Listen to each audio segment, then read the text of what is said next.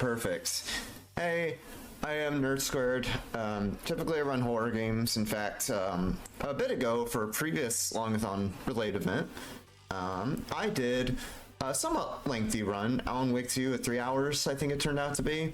But we're gonna get even longer with this one, you know, fitting for a really, really longathon, of course. This is Master Detective Archives Rain Code.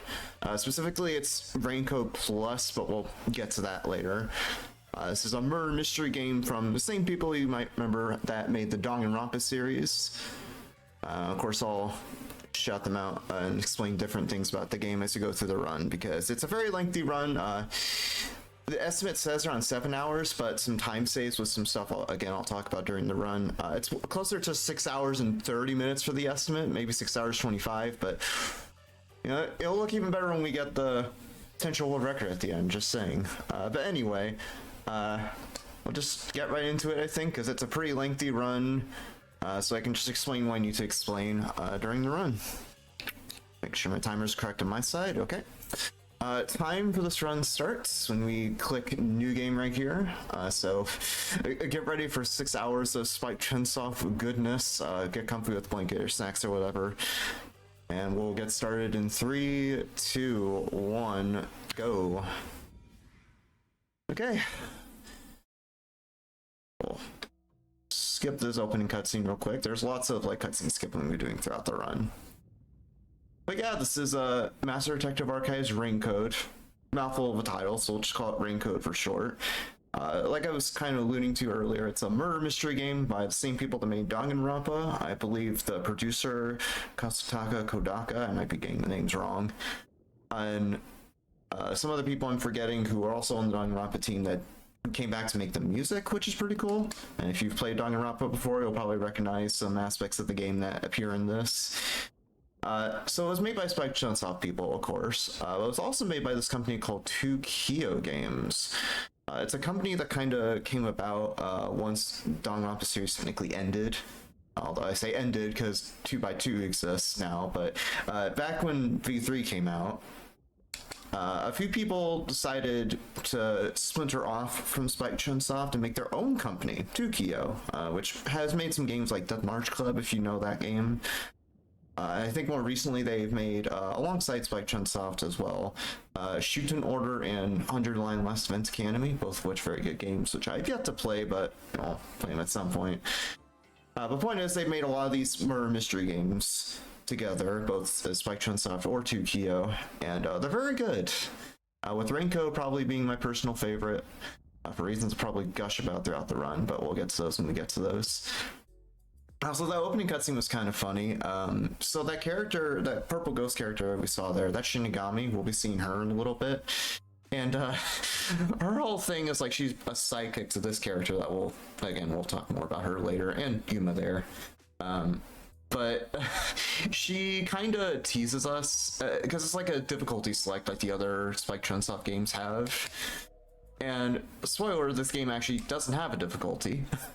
So in the opening cutscene, Shinigami there kind of teases you and says, "Oh, that difficulty you picked? Well, that's how difficult I'm gonna be with you." Just like all that good stuff.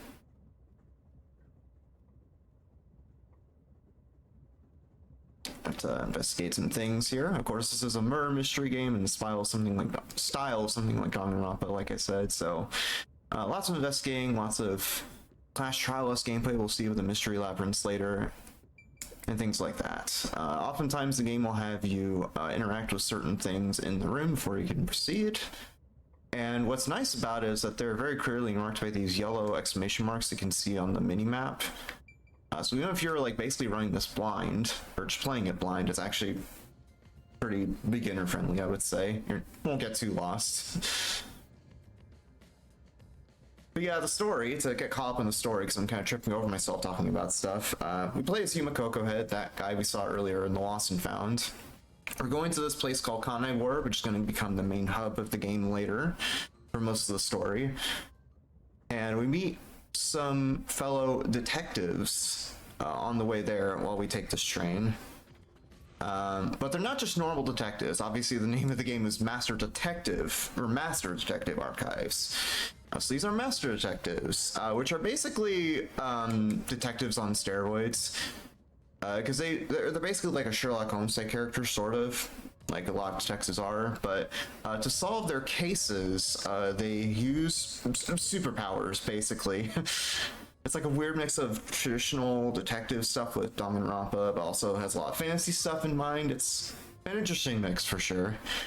Of course, we don't actually know these master detectives yet, so we have to actually introduce ourselves to them. And in classic Spike Chunsoft fashion, we'll get the fancy, dramatic title card for each character. And something I should explain, since this is just going around talking to people, is the whole Raincoat Plus deal. I kind of alluded to that at the start. So this game originally released on Switch 1 back in mid 2023, and it's been teased actually since basically 2018, so quite a while. However, around a year after it released as a Switch 1 exclusive, Spike Chunsoft decided to release Raincoat Plus, which is basically an enhanced version of the game with some added features. For example, there's some sub-stories you can play in the game that give you bits of backstory behind some of the beside to some master detective characters we'll meet later. And also, it's an enhanced port. It runs a bit better. If you play on like a PS5, for example, support for up to 4K and all that good stuff. It's just a much better running and much better looking version of the game. Because I can tell you from playing on Switch 1, the game does not run the best on that console. The frame rate is slow for one, which would be important for this run for reasons I'll explain. And the load times are really long. But yeah, I'm playing on I mentioned all that because I'm playing on the Raincoat Plus version now. Specifically, I'm playing on the PC port of the Raincoat Plus port. And that saves a ton of time throughout the run. Because to give you a point of comparison, this run on Switch 1, it's almost 2 hours longer because of the slower load time. Because of slower load times from playing on Switch 1 hardware. I don't know if it changes too much on Switch 2. I think loads may be slightly faster, but you still have the problem with the lower frame rates. So you save a lot of time on loads, and you also save a lot of time because of the frame rate. You can kind of probably see the frame rate counter in the top left there. It's this little green thing in the top left. That's telling me my current frame rate. And I have it at 140, capped at 144 FPS. Because I have a 144 hertz, I have my monitor at 144 hertz right now, so I've set it to uncapped, so I can set the FPS higher than 60, and then I have VSync turned on to cap it at 144. So we can stay at a pretty solid 144 throughout most of the run. Anything above that, and it tends to be a little inconsistent. So I just decided to stick with 144. That saves a ton of time. Obviously, we get faster loads, like I said, because we're playing on PC, but it also significantly speeds up the text in the game, because obviously there's a lot of dialogue with this being a visual novel type game, like a lot of Spike Chunsoft's games are. And so there's going to be a lot of text we have to sit through. And the speed at which that text goes is dependent on the frame rate. So if you play at 144 FPS like I am now, you save a buttload of time on text. So it's about an hour and a half faster than Switch 1.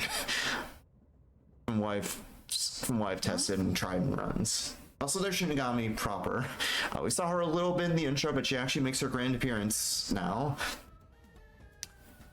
She's basically, as the name implies, this kind of death god character that'll help us be solving these murders throughout the game.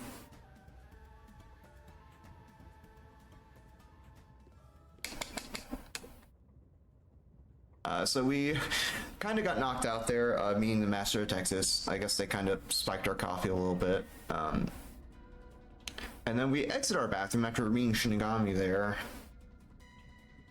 And it turns out there's a fire on the train, so we have to go put it out real quick.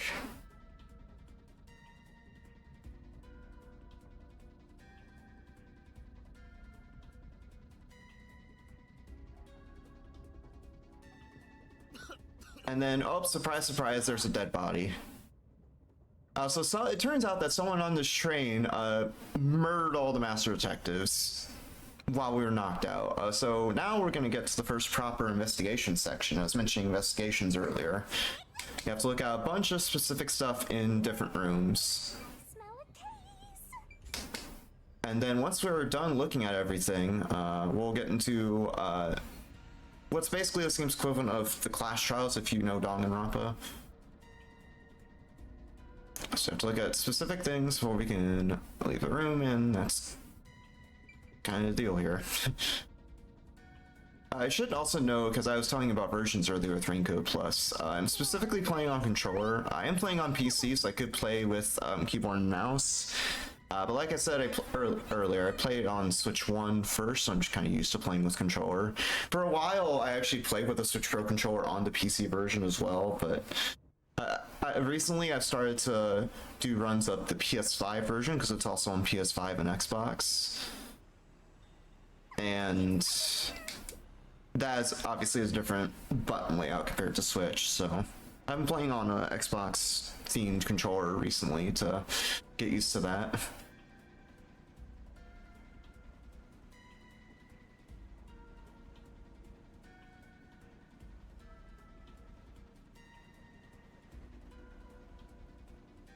You also might notice with some of these cutscenes, there's no text at all. You're just watching the characters kind of speak, but it also looks kind of weird because it's a fast forward. So what I did is I turned off subtitles in the game. Oh, I'm supposed to look at this. I turned off subtitles in the game, both for just normal dialogue in those animated cutscenes, and also for some cutscenes relating to a mechanic we'll see later. That just saves a couple minutes for every time we go into a mystery lab, and for reasons I'll touch on when we get to that point. So we'll go in this control room. We have to look at absolutely everything in here. First, we'll check the intercom. Like I said, we're just looking at specific things in different rooms in the train, so it'll give us clues for the mystery labyrinth later.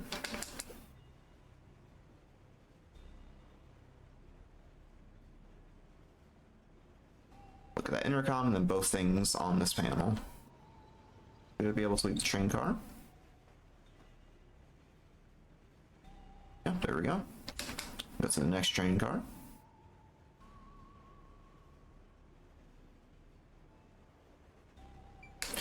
In some rooms you don't have to look at anything, so like this room, there's nothing there, so you can just immediately exit. A lot of what this run kind of boils down to is remembering where to look when investigating. And when we do reasoning death matches later, doing those efficiently. It's kind of what this run comes down to. So in some ways, yes, it can be kind of boring, but I like to run the game anyway just because I love this game to death. It's probably my favorite of Spike Chunsoft's murder mystery games, besides AI Somnium Files, if you've played that. So one of those run once in a while for fun kind of runs, for sure.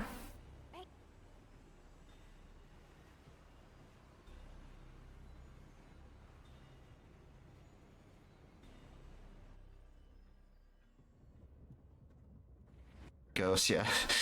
Shinigami can be annoying, and I know some players who have played the game don't really like her too much, but I like her. She has her charm, and I like her for that. Also, just the design is great.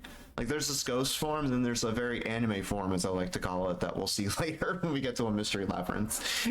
You'll see what I mean when we get there. But yeah, we find supposedly a fifth corpse there, so according to Yuma right now, somehow everyone on the train died besides him. Because essentially the person that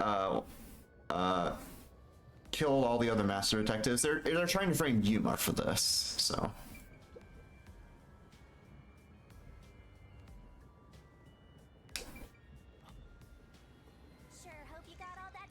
So this time around, it's the things I need to look at aren't marked on the map, so I just need to look at certain things and remember which things I actually need to look at. Got everything in the train car there, including that main control room, and that's technically the investigation done. So now that we've looked at everything in the train, we're actually just about to get to Kane Warp, or actually getting into the station there. Remember Amaterasu, by the way, that will become pretty important in the plot later. And we got our first sequence of QTEs, because this game will do... This is essentially the game's way of doing action sequences. There's specific buttons I have to press, which I do have noted down here, just so I don't forget. The YA, coming up here. And left up. And right on the left stick, and then down on the left stick, here. Right, and then down. Shouts to Parkour Master Yuma there.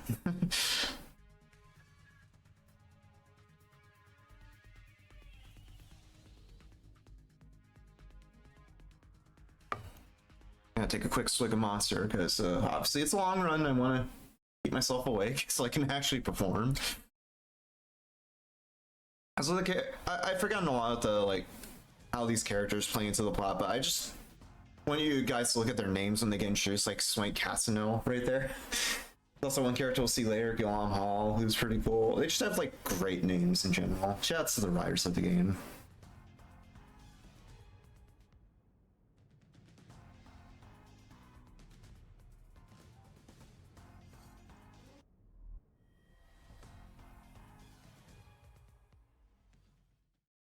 So we'll get in a bind here. These peacekeepers is what they're called, are about to attack us after we just got off the plane, or the train, I mean, because we got framed for that murder that just happened on the express.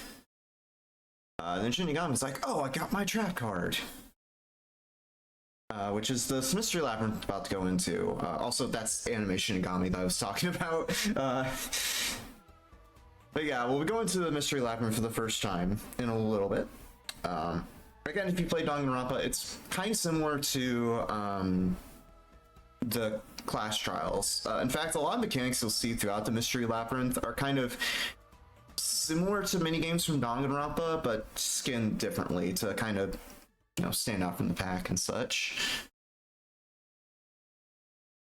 So our first investigation done. Right there, we are now in the Mystery Labyrinth. The way these chapters kind of go, for the most part, is we'll do an investigation there after some murder happens, which usually takes 20-30 minutes. In that case, it took 16. And then we'll take the Mystery Labyrinth, which takes another 30 or so minutes. And then there's usually like an epilogue section of the chapter after that before we move on to the next one. And there's 6 chapters in the game, plus a prologue that we'll see. So that's how the 6 hours comes into play. Chapter 0 and Chapter 3 that we'll see later are pretty short, just because they're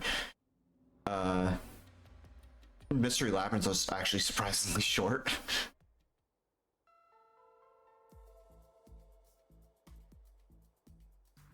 And yes, you saw that right, she puked up what are called solution keys. It's basically the clues that we collected while we were investigating on the train. I'll use those as we go throughout the Mystery Labyrinth.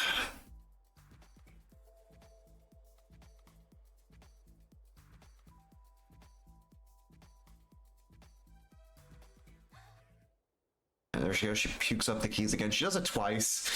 I don't think that's exactly sanitary, but you know, it's magic puke. I guess it's fine. Another thing, oh, speaking of controllers, because I was talking about the controller I use for this. I also, on top of, you know, trying different controllers, I also did some binding shenanigans. Because you can see that RB, the right bumper in the top right there. That's how you cutscene skip in the game. You hold down right bumper. But holding down right bumper for 6-8 hours if you're on Switch, obviously not very comfortable. So what I've done is some binding shenanigans in Steam, because, you know, I'm playing PC version, where I basically swapped the bumpers and triggers, just to make things a little more comfortable for me. Look at our first Mystery Labyrinth. Our reasoning deathmatch here. These are like the class debates if you play Danganronpa. And I'll just let this play out because I have to do a bit of counting here, and then I'll explain after. I'm counting to 6 here for this one, and I'll explain why in a bit. 1, 2, 3, 4, 5. I have to hit this statement here. See, that's like debates where you have to pick out the statement, pick out the contradiction in the opposition statement. 1, 2, 3, 4, 5. Some of these statements get a little delayed. 6, 7, 8. Didn't mean that pun. There we go. So yeah, it's like debates in Danganronpa. You have to pick out the contradiction in the opposition's statement in order to proceed. And you have different clues you can pick from. They occasionally have to swap between to actually hit the statement, otherwise you don't hit it. And I was counting there just to count which sentence in the statement I needed to hit. So for that first one, I needed to wait for 6 statements, and then hit the 6th one. And then the second RDM there, reasoning death matches, I had to wait on the 9th one and hit that. So that's kind of the main thing about the run is just, you know, memorizing which statements in the RDM need to hit. For the first few chapters, really for the first 3 or so, or I guess counting chapter 0, it's not too bad because like you can kind of just like mash mindlessly to hit the statements. But some RDMs later in the game, especially in chapter 4 and 5, are going to get really mean. For instance, I'll explain after these next 2 RDMs. 3 on this one. 1, 2. Let's hit that one. Some of the later RDMs put in a lot of white noise. It's this red text you'll see on the screen. And for some of the RDMs later, 1, 2, 3, 4, 5, and hit that one. For some of the RDMs later, they put a bunch of that white noise, red text on the screen. And for some of the later RDMs in chapters 4 and 5, they'll put a bunch of white noise in the way that makes it really hard to hit the statements you want to hit. So you have to like real quickly get the white noise out of the way to be able to hit the statement. You also kind of saw there that I was like alternating the sides of the screen. Sometimes you have to do that to hit the statements, and like in some cases, like they'll just like quickly swap the statement to the other side of the screen, and you have to react to it because they're trying to trick you and make you go to the wrong side and not be able to hit it. So yeah. Also see what are called multiple choices. It's sections like that where you're presented with a question regarding the case. And it's a, you know, simple multiple choice. Where you have to pick the right one, and obviously have the right answers noted down. Like, we do skip through a lot of the cutscenes with fast forwarding, and even some walking sections in the mystery labyrinths, but there's some cases where you can't, and you just have to mash through them. We'll do that later. Yeah, Shinigami was a dum-dum and got us to the wrong choice, even though we knew the correct choice all along. So we'll actually go to the correct choice right there.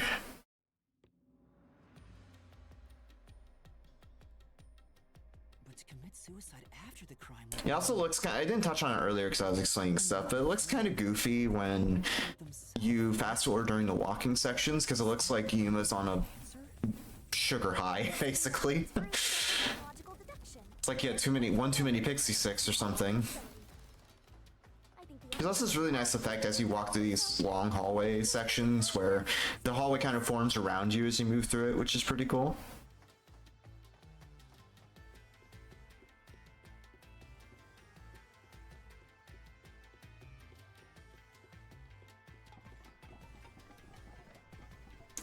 So we'll have our first QT multiple choice. It's kind of similar to the action events that we did earlier. But this time with the multiple choice concept I talked about before.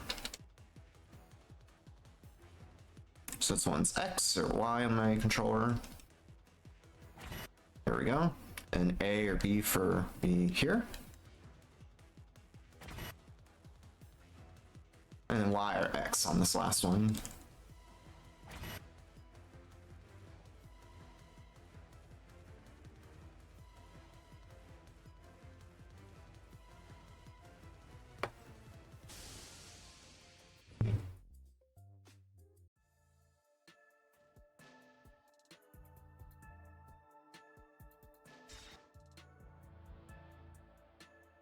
Yeah, our running theory right now, according to that door, is, oh, we think Zilch might have set, Zilch, by the way, one of the Master Detectives on the train, might have set himself on fire after killing all the other Master Detectives. But of course that's false, so we're going to get punished with 2 RDMs again. 6 for this first one. 1, 2, 3, 4, 5, and 6 right there. And I have to switch solution keys here to one that says coffee and dining car. I really quickly eye it as they show up on the screen right there, just so I know how many times I have to press CL. 1, 2, 3. In order to actually real quickly select it and not overshoot. But yeah, this is Master Detective's right. Master Detective Archives ring code where you learn how to count.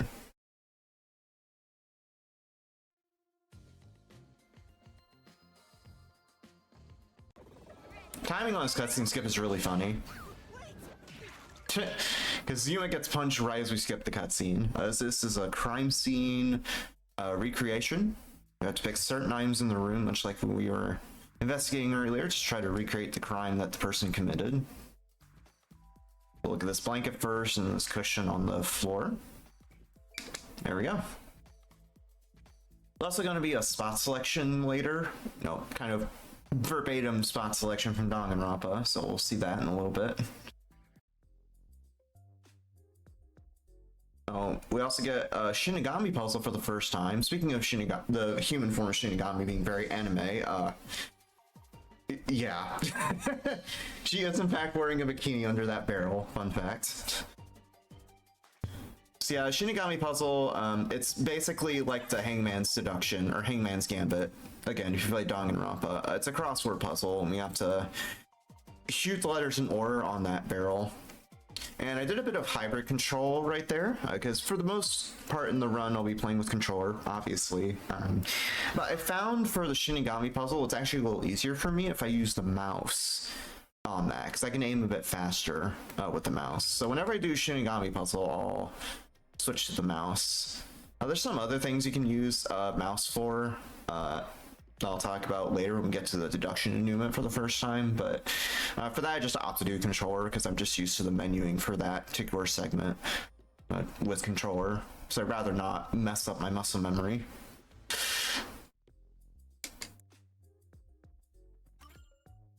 So I got that in there where we're going to say the keyword to get back, which is zoom. Try that in real life, definitely works, trust. Another multiple choice, it's red herring for this. Go to the bottom there, pressing down 3 times. This is one of those cases where you can't fast forward through the text right there, so you have to mash through it. It will be fast forwardable though once this cutscene finishes where this bridge forms.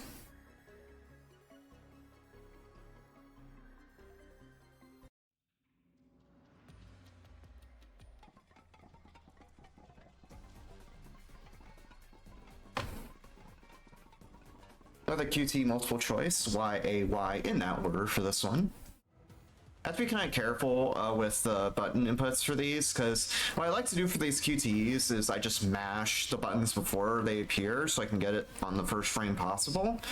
But for QTEs like this, where where Y is part of the sequence, I have to wait until the actual QTE sequence starts before I actually start mashing, because the Y button in this game is the button that brings up the menu. So if I started mashing before the QTE sequence actually started, it would just brought up the menu and wasted time because of it. So this is one of those spot selections I was talking about before, and we have to look at the bottom part of the blanket here. Right there. Some of the spot selection spots can be a little finicky, so I just have to watch out for those.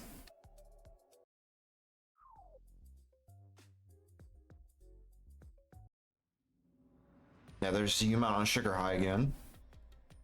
Occasionally we'll get these animated cutscenes that show how the crime scene, as we understand it at that time, happened. So just skip those by holding down R, like with the other animated scenes. One RDM here. It's 10, and I guess like the solution blade that says Apex's corpse. So 1 ZL press. I use ZL to cycle through the solution keys. 2, 3, 4, 5, 6, 7, 8, 9. So you use UCL to cycle through the solution keys. Like I was saying earlier, when keys or RDM start where I need to change solution keys, I look at the solution keys as they pop up on the top left, and just kind of eye where the solution key I need is, so I know how many times I need to press ZL.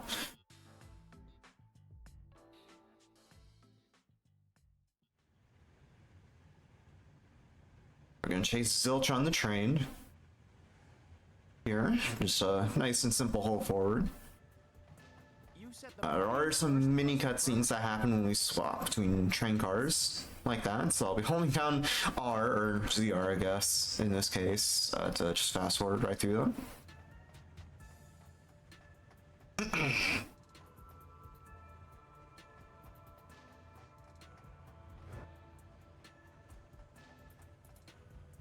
By the way, thank you, Vic Speed, for the good luck. I didn't catch it earlier.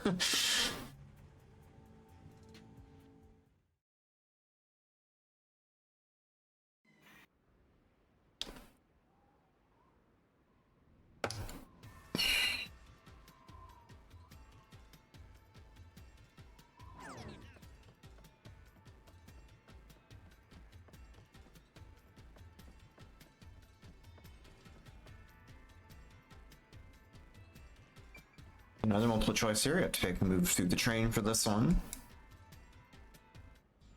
Because we're basically deducing right now how Zilch was able to pull off the crime and make it look like everyone, including him, died. I'll try to go over story a little bit. We'll definitely get to that in full force when we actually get to Kanai Ward in a bit. But for now, more RDMs. It's a pretty big one because we have 3 in a row. This one, I don't have to actually hit any statements, though. I just have to dodge out of the way.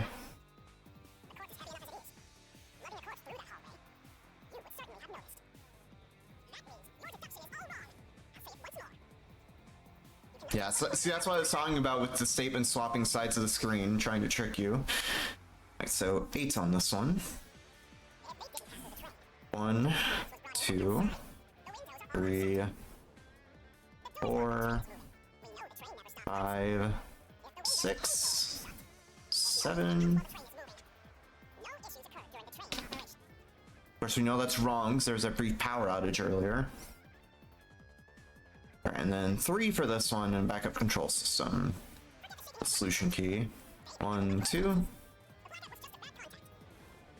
Like I said, you can just pretty much mash mindlessly to hit some of these solutions, because there are some white noise that get in the way, but like, at least for these first few chapters, you can just kind of mash through them with the rebuttal button.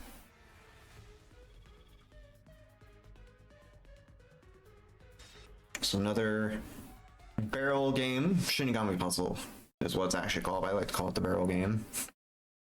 Thank you, by the way, Happy Coco. Detached is the word we have to spell here. It's a little faster to hold down fast forward while this barrel game is playing, because like the letters you want will show up sooner. So you do actually have to hold down. Oh, nice. I do actually have to hold down the button, or hold down ZR while I'm doing the game. And that's why I use mouse, by the way, because you can just barely grab one of the letters if you hit it as it's swinging, if you hit it as the barrel is swinging around.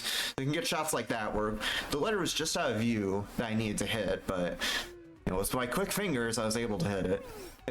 And that's why I use mouse, to be able to hit the letters easier. It's a little hard to do that on a controller.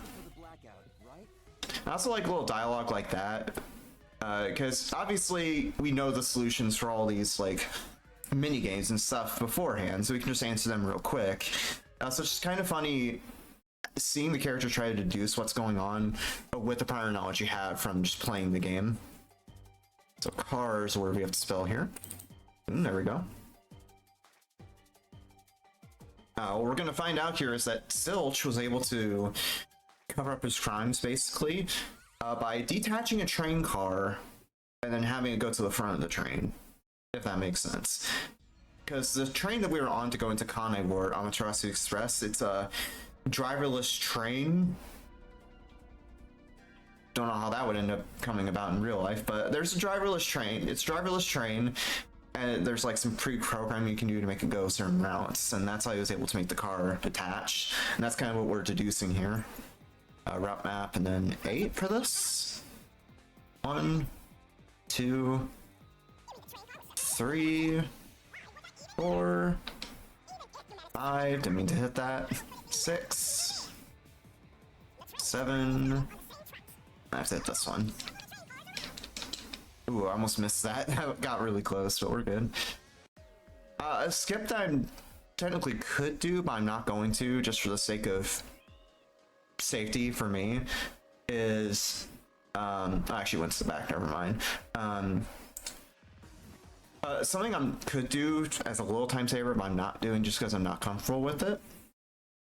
Also, this one, the answer for this one's pretty easy, because it's literally just number 4. Boom, there we go, that's minigame done. There's a time saver I could do, but I'm not doing during the RDMs, where that white noise I talked about, if you do not get rid of them, there's a little bit of lag where the person you're fighting against in the RDM does not say their next statement. It gets a little delayed. So if you get rid of that white noise, it can actually make them say their next statement a bit sooner if you hit the white noise on certain lines. I typically don't go for that though, because I just typically during the RDMs I'm just focused on hitting the correct statement, so I don't have to watch them talk again. Because if you do that, it ends up saving a few seconds during every RDM. There's obviously a lot of RDMs that we'll be doing throughout the run, so in a high level run you would do that, but where I am with this game now, because like I said, I mostly run this game for fun with how long it is, I just opted to not do it. Just not very comfortable with it. If you want to see that in a run, I recommend watching Yoshi Master Atomic Yoshi's record on Switch 1. Eventually I do plan to do a leaderboard sweep basically of the 80% run, like what I'm doing here for all versions of the game. Obviously I have record for PC because hardly anyone runs it.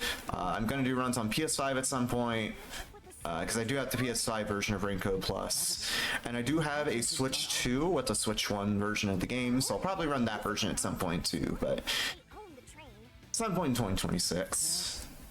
For now I'm doing this PC run for you all, and that's what counts. Which, I'm not gonna lie, has potential to be world record pace. I'll just spoil that right now.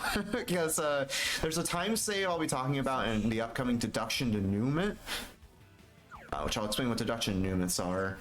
That ends up saving 2 minutes, and it has to do with the subtitle tech that I talked about earlier on the train. So we're gonna confront Zilch here. He's on his wit's end, so our last resort here is gonna be a new type of minigame called God Shinigami Rush. It's exactly what it looks like and sounds like. We're basically gonna ride a giant Shinigami to the end there to confront Zilch. And it's another one of those QTE type games, but there's a little bit of leeway with it, because the game doesn't actually care which buttons you press, as long as you press the correct button in time. So I can basically just mash buttons and get through this every time. And the game's not counting against you for mashing. You just have to press the button before the object hits you. In that case, that metal ball and this wall right here. So it's actually pretty tense when you're first playing this, but in practice it's actually really easy. And occasionally we'll have to select a solution key. Smash A for that one to get sorted plate.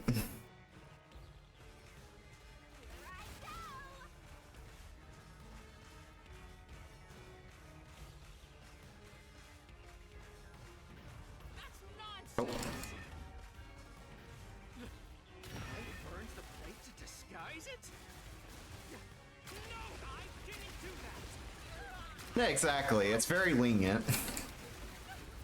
And speaking of being lenient, so there are actually upgrades you can get in the game. If you've ever played something like Danganronpa 2, and I think V3 has this as well, and just the Danganronpa game in general have this, you can upgrade different aspects of Huma to make the RDMs and also these GSRs a bit easier. But we don't ever bother with upgrades in this run, because one of the things you can upgrade is the amount of health the Yuma has, the amount of incorrect keys that are shown on screen during like the Shinigami puzzles and RDMs and things like that. But obviously we know the solutions beforehand, so those aren't really too useful for us. So we don't ever bother upgrading in the run. You have plenty of room for error before you actually straight up die.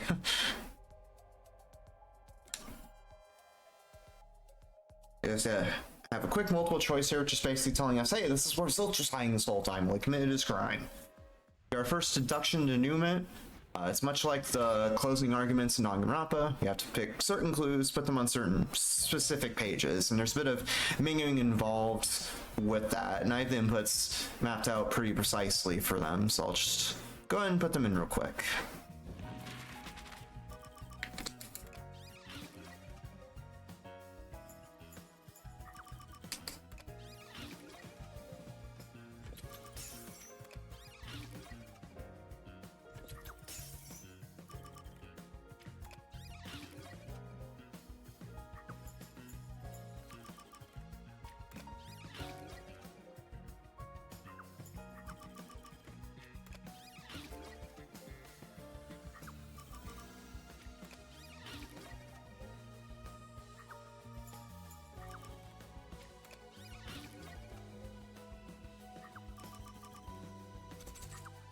Oh, didn't go up far enough.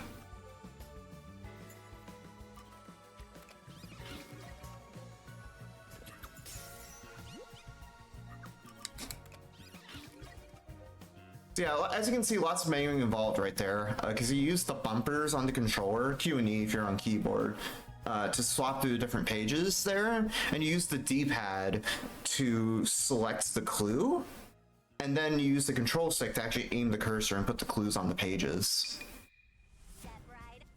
So lots of manuing involved right there. I mapped the amount of times you need to press the bumpers to make sure it goes to the right page, and also the amount of times you need to go up or down on the D-pad to select the clue that I want. So it might not look super impressive, I did make a mistake there, but like when you get the deduction and denouement mingling down, as simple as it looks, it's actually pretty satisfying. And then much like in closing arguments again in Danganronpa, we'll get a summary of the crime as we understand it from going through the deduction and denouement and the mystery labyrinth before it. And this cutscene is why I turned subtitles off, because if you have subtitles on during these post-deduction denouement cutscenes, the speed at which these like still images transition to the next one, it stays on screen until the subtitles go away. So if there's no subtitles, then the still images here during the deduction and denouement scene go by really quick. And for each deduction and denouement, it saves, I believe, around 2 minutes. So pretty big time save, considering there's like 6 deduction and denouements we'll do throughout the run. So that's like a 12-minute save just from that, on top of the faster loads and text and stuff from the FPS and playing on PC.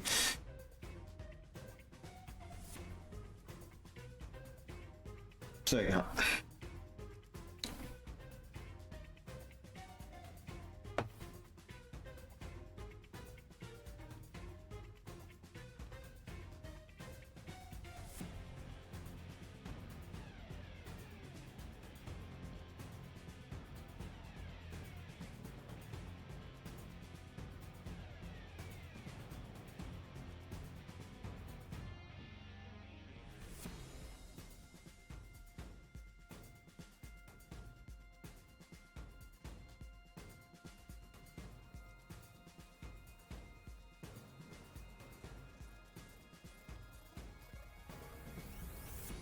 I also like how they like catch the guy in the act at the end of the deduction denouement, because they just point at him really dramatically, like they're from Ace Attorney or something. Like, Mr. Zilch, it was you. Like I said, very anime game, because it is Spike Chunsoft after all, so.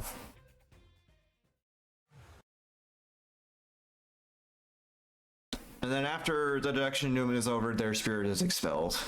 Because the idea about the Mystery Labyrinth is that once the person is caught in the act and we actually definitively say they've done the bad thing through the deduction denouement, you know, Shinigami is a death god, so the culprit ends up dying at the end of it all.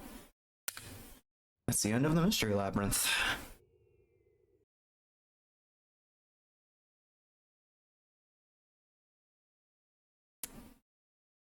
So it looks for a second like going through all that hullabaloo in the Mystery Labyrinth didn't actually help us that much. But we're gonna get a last minute save here.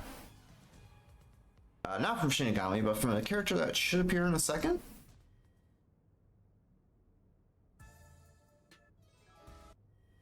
Should appear shortly, in a little bit. Right there he is. That's Yako Furio, or Chief Yako.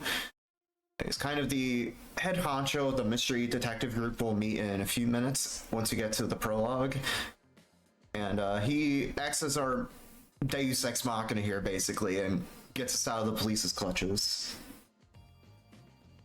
And I should talk a bit more about the world we'll be going into. So the Kanai Ward we'll be going into in a second. We'll definitely see it once we get to the prologue. It's this, like, very much cyberpunk city, as you'll see when we get into it. It's isolated too, for reasons we'll find out way later in the game. And there's this corporation that kind of oversees it, Amaterasu Corporation, hence Amaterasu Express. And then there's also the Peacekeepers, which are basically this game's, it's basically a police force that kind of works in tandem with Amaterasu to keep order in the city. We'll come across them a few times throughout the story. Yeah, like I was saying earlier with the name title cards, there we go. Yeah, there's Chief Yako.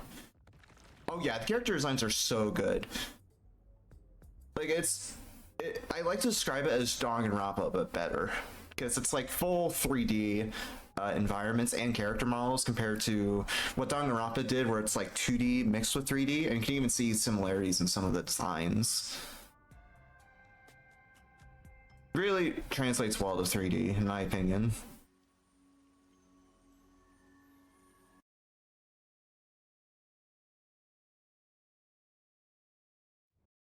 So we'll get this one last cutscene where Straggler appears on that final train car.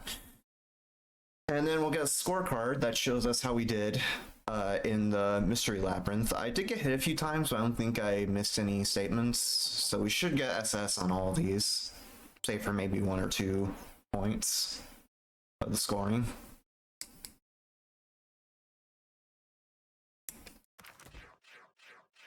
There we go, all SS's. That is just past 47 minutes, which I think is close to the IRL world record, or might even be an IRL world record. So there you go. In my PB, and this is why I was saying we might get on world record pace here. Earlier during that deduction denouement at the end of the Mystery Labyrinth, I was not aware of that no subtitle time save during the deduction denouements. Shouts to Enov or Enova, either one, who let me know about that mid-run when I did run on Halloween. Which, by the way, I did do a run of this on Halloween, and keeping with the Halloween season, I did a cosplay of a character that will be seen in a bit for the whole run.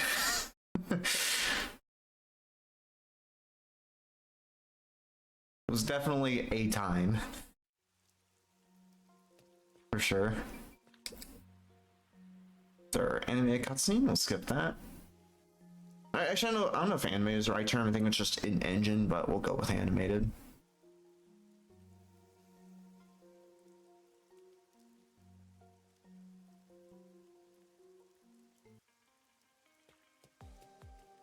Alright, so we'll talk to Chief Yako here.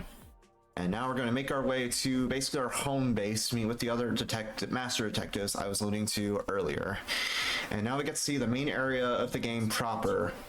Kanai Ward, which honestly might bring me to tears at some point during this, because like it's so freaking good. I almost cursed. It's so freaking good, because I mentioned the cyberpunk style of it with all these neon signs, and it looks gorgeous, especially on Raincoat Plus with the better graphics. And also the main music that plays when you explore this area, as you're hearing now, it's a huge mood. I love it to bits, and the soundtrack in this game in general is really good. Looks like they have a good drainage system. See? Masafumi Takada, I remember now, I think is the composer, so shout out to Masafumi's music. Creeps me out. Really freaking good. Of course, he did the soundtrack for the Danganronpa games as well. There's a clown in the sewer staring at you. A clown? But yeah, the music and just atmosphere in this game is a huge mood, like I was saying earlier, and it's a huge, big reason why I love this game so much. Besides the main cast, of course, that we'll see later, because like, out of every Spike Chunsoft game I played, even some of the more recent ones, like the new AI, the Somnium Files that came out, it's probably the most immersive environment and just setting in general out of all of their games. And I don't say that lightly, because all Spike Chunsoft games honestly are really good, but this one definitely takes the cake for me. Like, it's the most immersed I felt in the game for a while, which is definitely a plus. Pun not intended with the name of the port, but yeah. Yeah, we'll be walking with Chief Yako to get to our headquarters. It's a bit slow because we're kind of locked behind Chief Yako during this whole thing. If we go ahead of him, he'll just stop in place until we get back behind him. So we do have to keep pace with him in order to not slow the run down. Alright, we'll take a quick walk to the sewers. I don't have control of Yuma, by the way. He's just doing this on his own, so I just have to hold down right bumper to fast forward this sequence.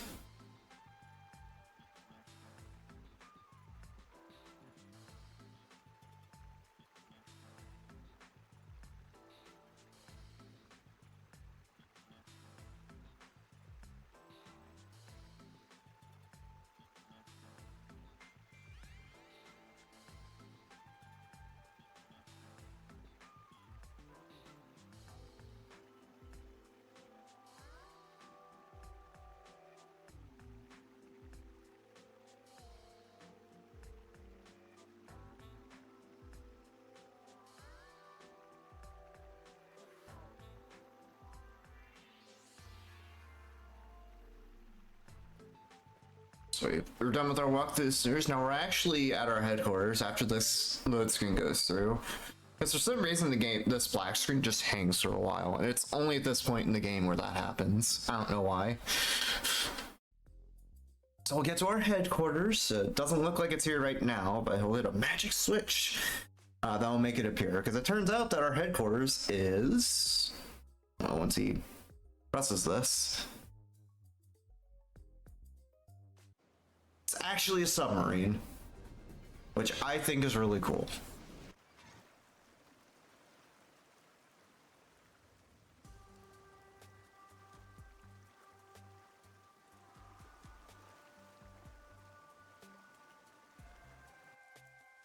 Alright, so we'll go into our headquarters and we're about to meet the master detectives, actual master detectives. The other master detectives we met in the train,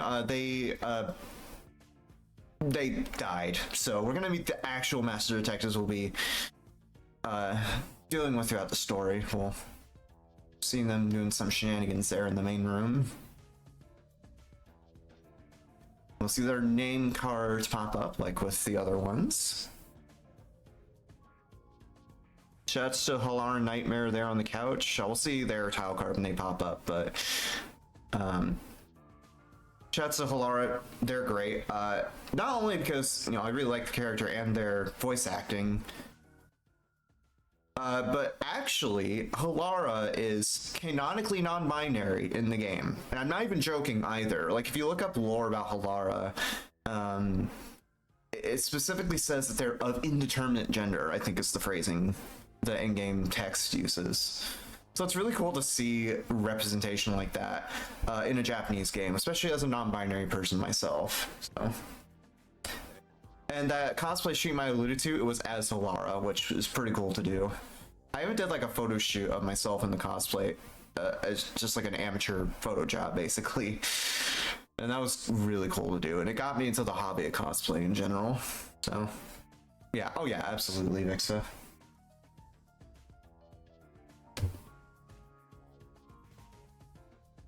Sit down right here.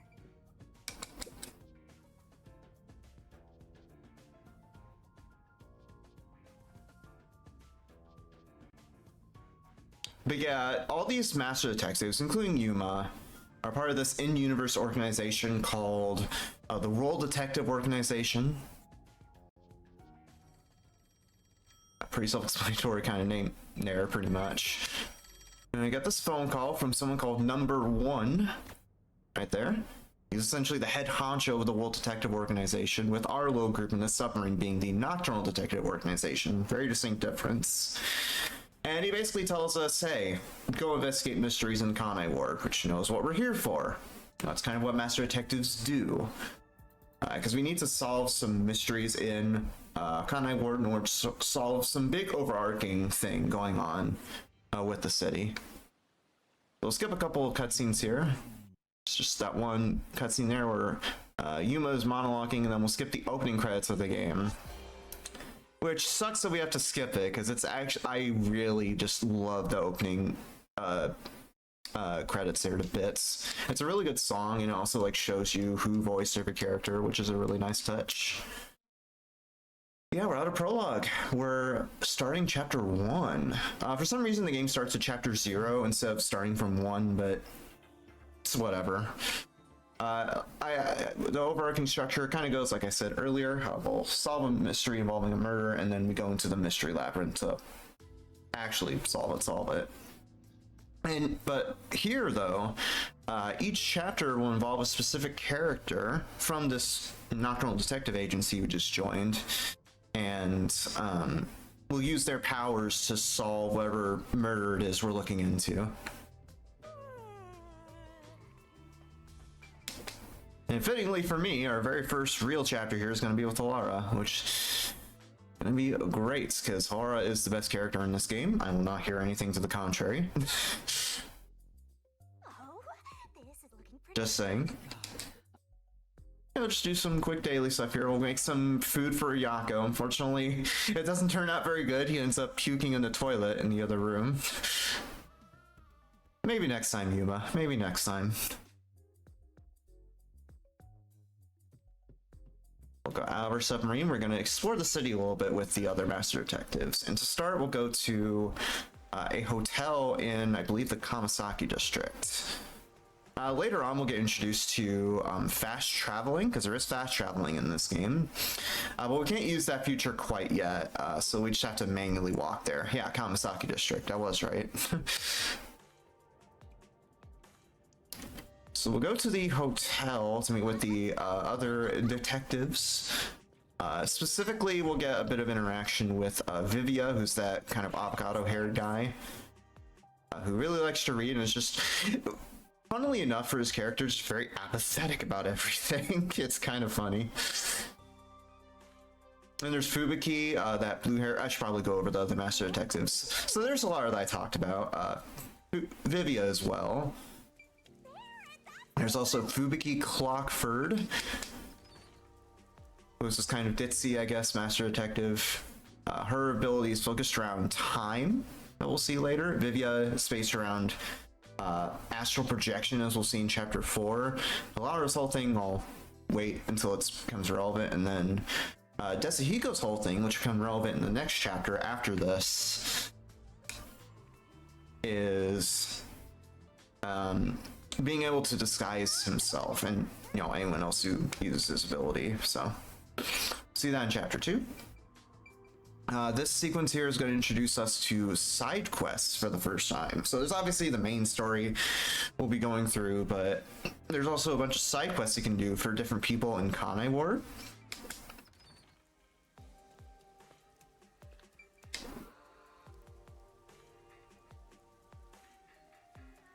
And you can and by doing those quests, you get what are called detective points, basically this game's currency. for the Yuma upgrades I talked about earlier for the Mystery Labyrinth. And at some point, I do want to do a speedrun category where you do all those side quests. But for us, obviously, they are completely optional, so.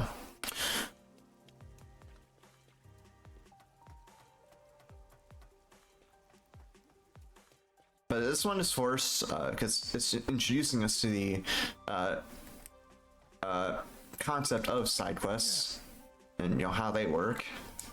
This one's pretty simple. It's just going to this bookstore to get a book for Vivia. We just got the book there, so we'll take it back to him.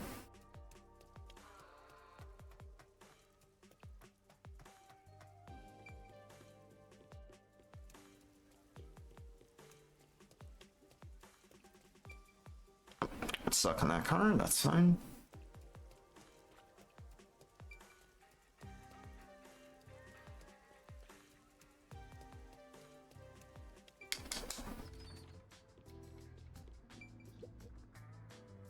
Go, and we got his book to him, and that's the first quest completed.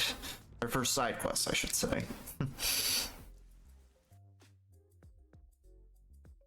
So now we're gonna go to this clock tower off in the distance. It should appear shortly. That's essentially where our next murder that we're gonna be investigating is gonna take place, or at least one of the places, because we'll actually be going to several different places throughout this chapter. Because the main murder of this chapter is going to involve something called the Nail Man.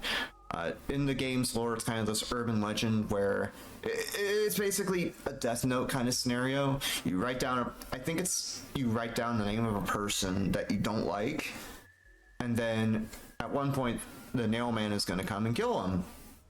And we'll see the results of that in some of the places we'll be investigating.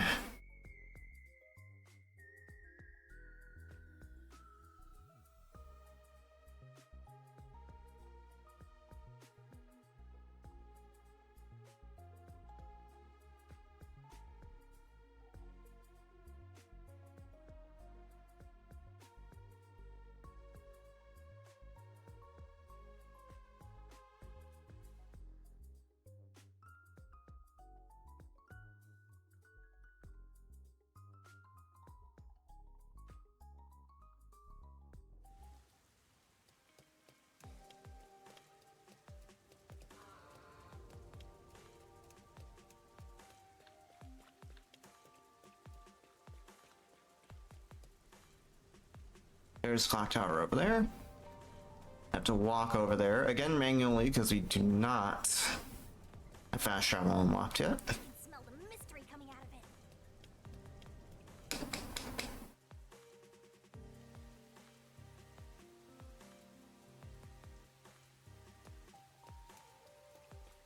Look at all those rubberneckers.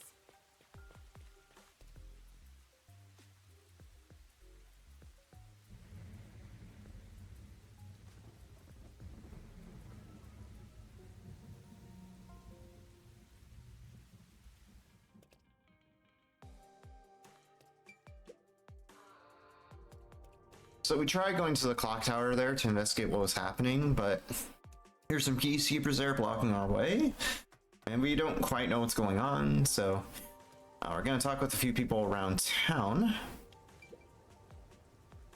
to try to deduce what's going on there and get some intel. Like I said earlier, the game is very clear about which things you need to interact with. Like, so I'll mark it on the map with a yellow exclamation mark, and we'll even do so in the overworld. So you don't have to worry too much about getting lost, honestly, if you're playing this casually.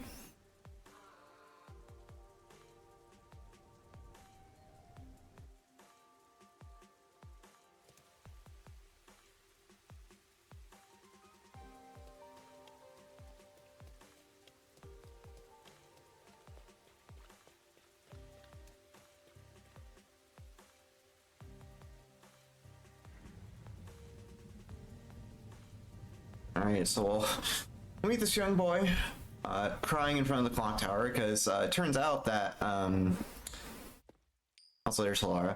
It turns out that this kid's father's looped into this whole crime because he gets framed as being the mailman himself. Yeah, we also get attacked by peacekeepers, but in that cutscene we skipped, Halara saves the day by, funnily enough, just like yeeting a coin at them. That'll be a common theme throughout this game. They'll attack peacekeepers with coins.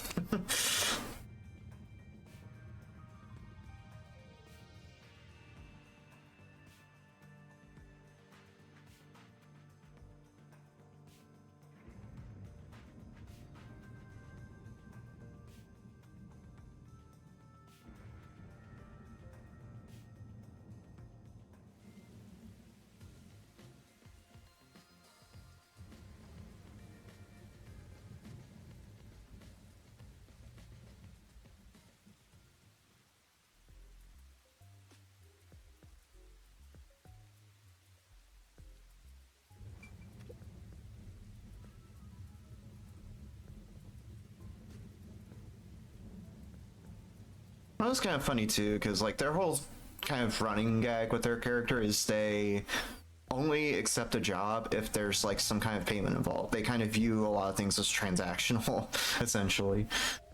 So that becomes a recurring thing. So that little boy was like, "Hey, will you accept this ball as payment?" And they're like, "Nah. I only want the moolah."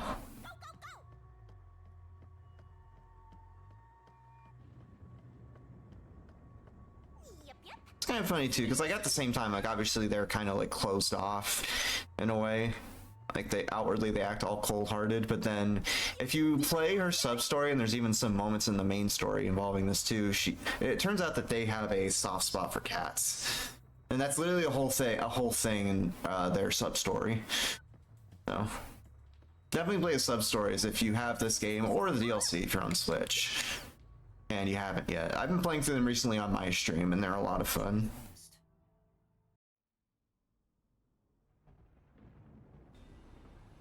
Come across our first nailman killing. There's that woman unfortunately nailed into the floor. Signature pink blood, of course, because Danganronpa type game. And much like in the train, we'll be looking at specific things in the room here, and then we'll be able to leave. Once we've looked at everything, the game will prompt us to press B to end the investigation, so of course we'll do that.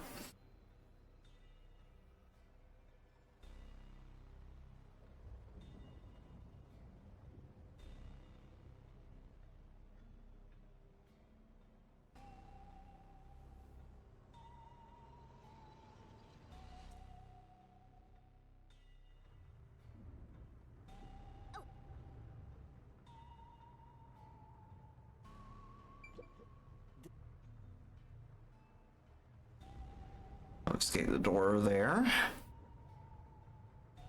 Look at the lady's corpse. Look out the window.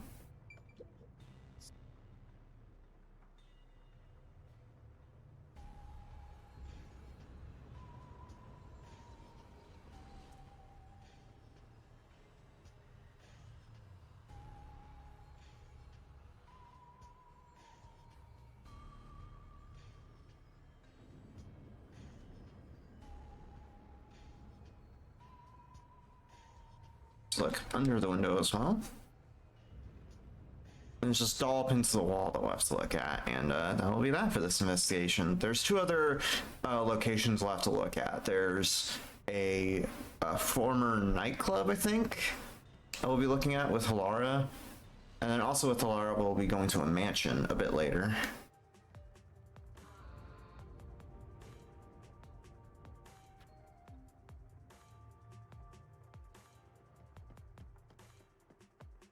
Play it for the first time. Hopefully we'll make a second. Oh yeah, like I absolutely would love there to be a Raincoat sequel. And we have Danganronpa 2x2 to look forward to as well. And also Shoot to Nora and 100 Line, like I said. I'll tie this over until then. Yeah, this boy picked up on some clues outside the church, like some footprints here at the bottom of the tower, so just be looking at those real quick. Wake up, they'll be sure to pay you back for this. Oh yeah, 2x2 is gonna be sick.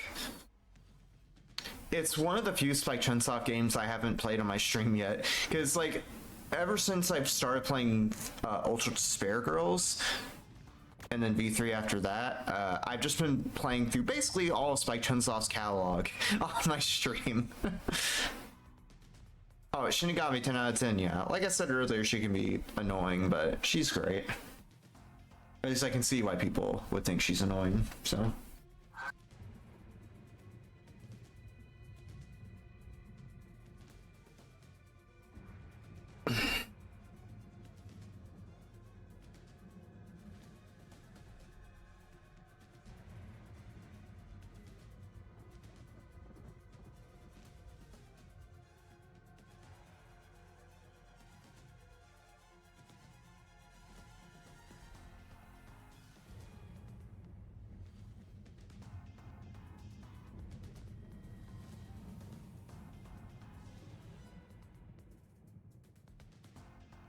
Me too.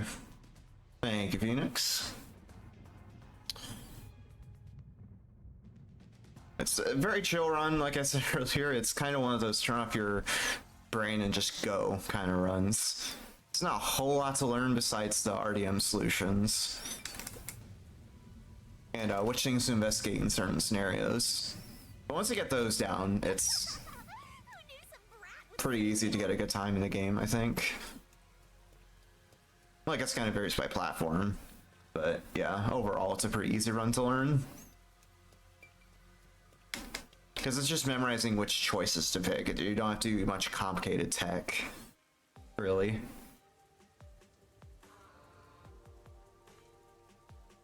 If you let them take the lead, you're gonna be out fighting and Oh yeah, like she's annoying, but it's annoying with a purpose. money master? Or are you gonna go into debt? Yeah, we'll go back to this cafe because Alara's there. We're gonna enlist their help, basically, with the Nailman murders we'll be looking into.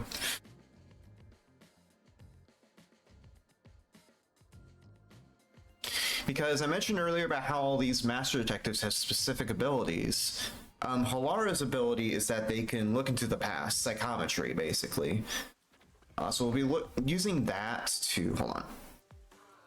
Yeah, I have to open the map here and then go to the Kamasaki district.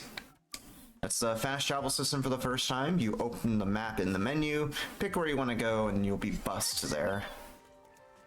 I want to go to the Kamasaki district because there is this nightclub we want to look into. Oh, actually, no, not quite yet. We need to go to our headquarters.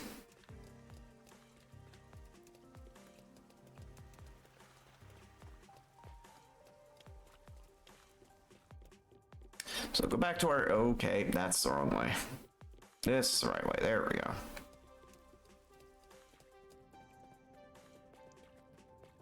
Master, you gotta hurry! Oh wait, actually I think it's this way. I moves up. That's fine. Yeah, as you can see, it's a little, you can get lost pretty easily, so yeah. Also, can I remember where to go, please? That would be lovely, because I'm trying to go back to my headquarters. But I'm just like having a huge brain fart. Yeah, whatever, that's fine. We have such a big lead over my PB, that's probably fine.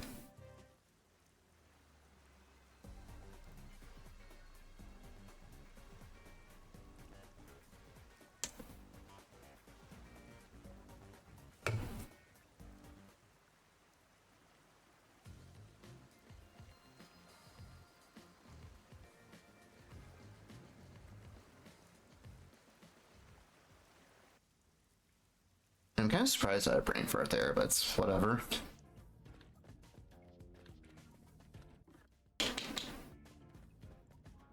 You can get to the church from Kamasaki district. Kinda short. Let's No, I'm not using a new route. I just got, I just had a brain fart. See, like right there, I thought I could take a shortcut there, but it turns out that was just a dead end. let's hurry to the church!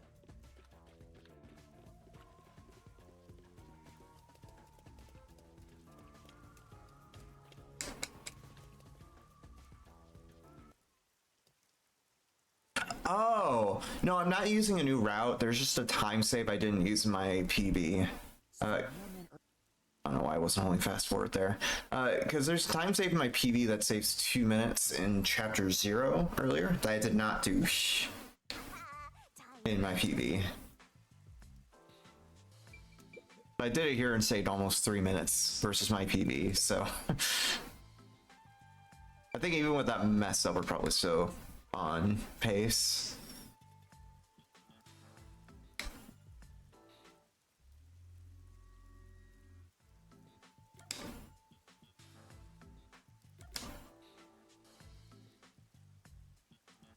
Yeah.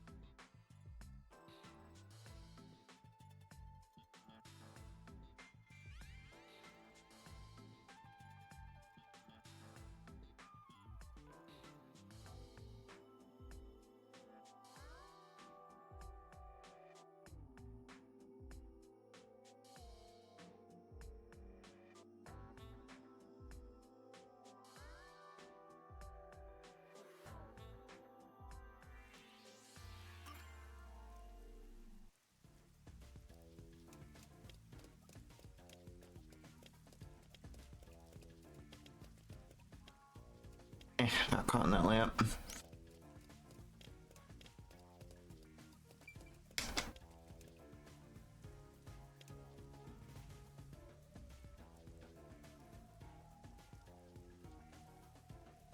Where's the secret club? So I'll actually be going to that secret club. Smell a mystery. Like, for real this time.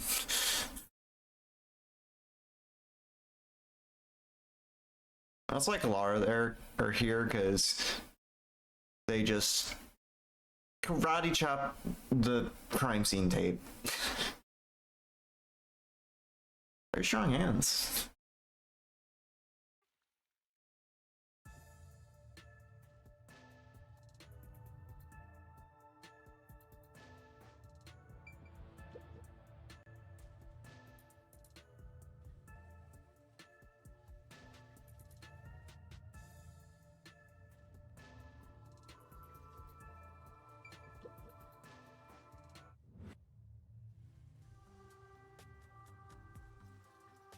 Talk to Halara after talking to Shingami.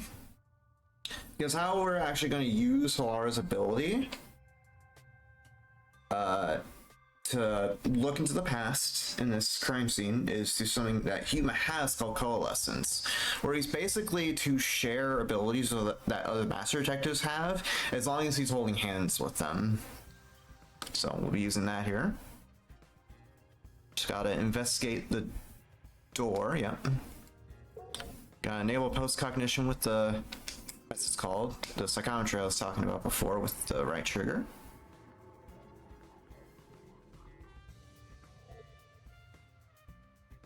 There we go.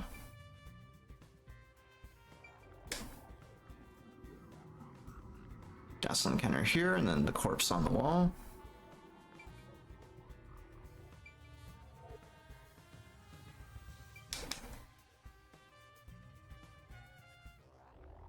It's kind of annoying with the post-cognition, because once you're done investigating the thing you're looking at, you can't back out of the scene until you disable post-cognition, for whatever reason.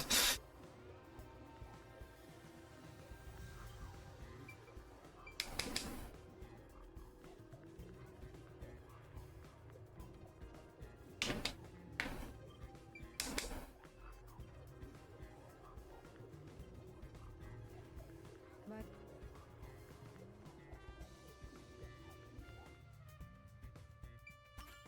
That's that.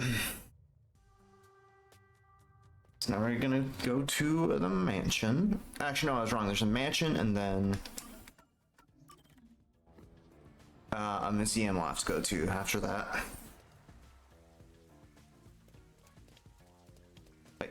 Oh yeah. Here we go.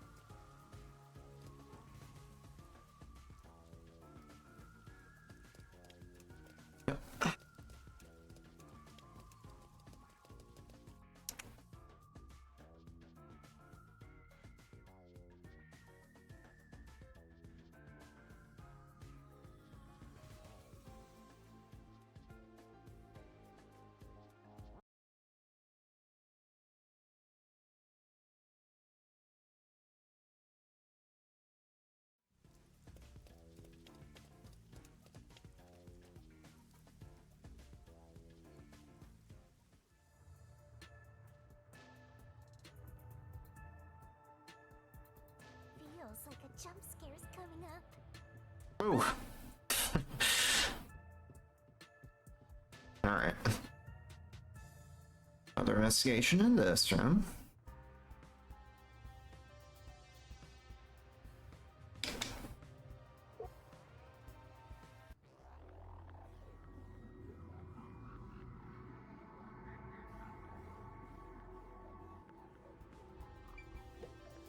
Through the door and then the vent above it. That's a funny gag here. Like I was talking with Aura being a cat person. They have a cat photo in their jacket, apparently.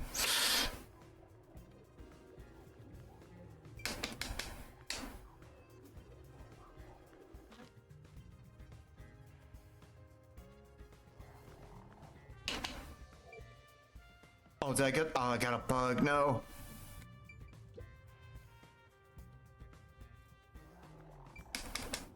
Okay, I'll explain this in a bit, but there's a weird camera bug going on.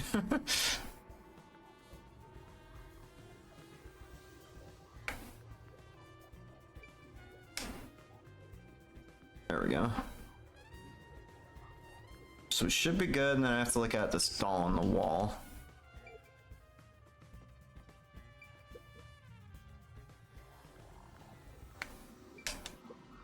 It should have hit the doll on the wall there. And we should be able to finish the investigation. That's a nice zoom in on the eye. It's definitely not creepy at all.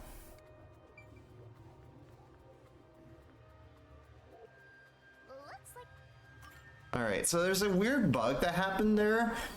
Sometimes when you investigate that door at the end of the room, the camera can just get stuck with that cut in where it shows the key next to the guy.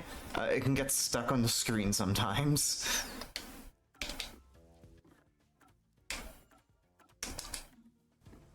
So I had to like, and the thing with that cutout being there is that it obfuscates some of the prompts on screen that I need to click. So I had to like just move the cursor wildly and hope that I selected the thing I wanted to. That happens sometimes, but it's not like super unfortunate. I can work around it.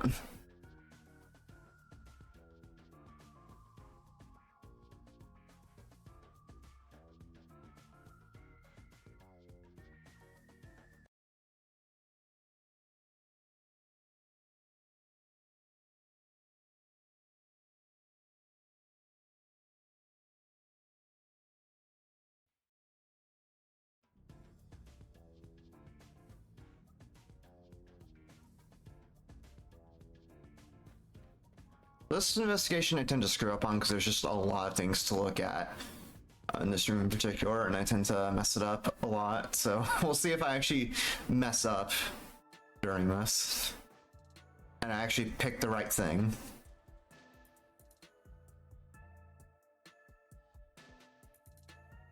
Because like at one point I'll have to look at a doll nailed onto a painting, and I tend to like pick a random painting that I think it's supposed to be on by mistake. It's the whole thing. Honestly, mood second I get a new phone, taking a cat or dog pic, right?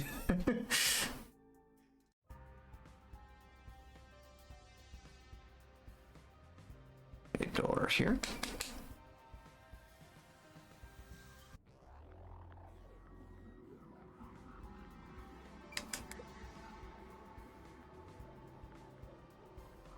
Spill paint down here.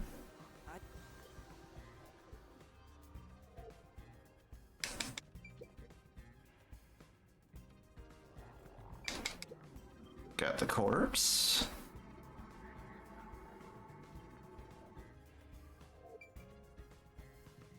I'll find out for you.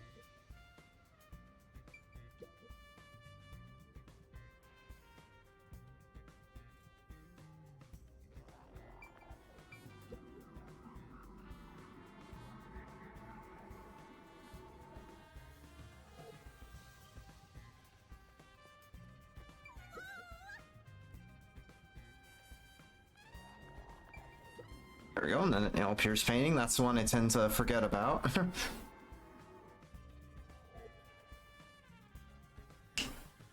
So that's technically the end of the investigation, but there's one piece to it. More piece to it. So there's a painting with a key attached to it that was at the crime scene. That was knocked down, and we don't exactly know how the culprit knocked it down, which turns out was done by throwing the key back here onto a hook at the back of the painting. I was just having fun pushing you around.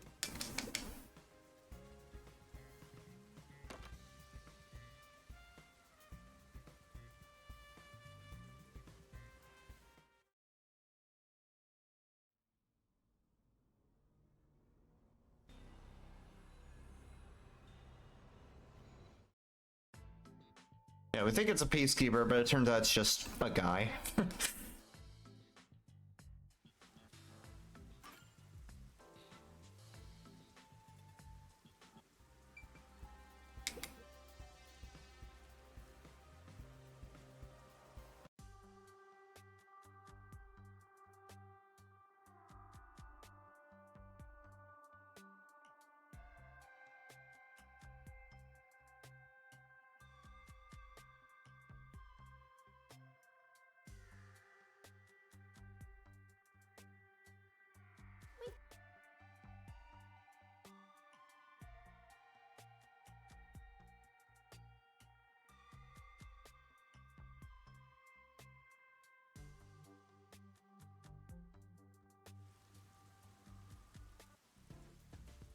I need to...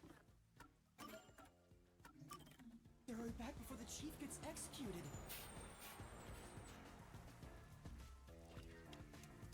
We find out while we were there at the museum that Chief Alka's in a bit of trouble. He's about to get axed by the peacekeepers, as you might have heard in that dialogue from Yuma, so But you're still we gotta chase him down, and that's where we're gonna start our next mystery labyrinth.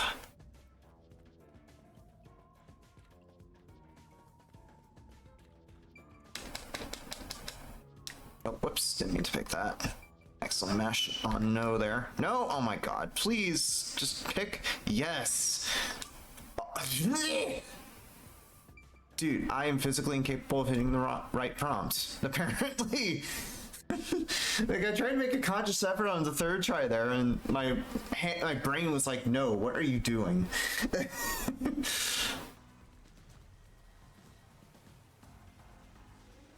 Menuing master at work here, if you couldn't tell. That's fine, only wasted a few seconds, but still.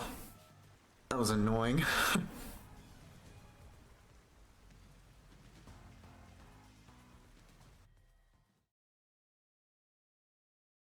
Wait for Halara, and of course, they make short work of the peacekeepers.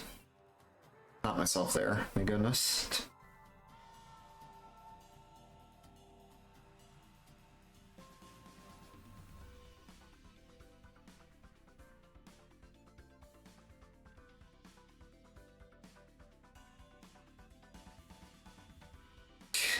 It's kind of funny here too, because Chief Yako's like, "Hey, let us go."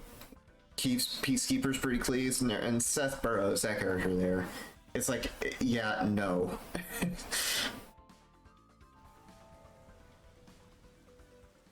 Oh yeah, and also the people from the church, who spoilers turn out to be the actual nailmen,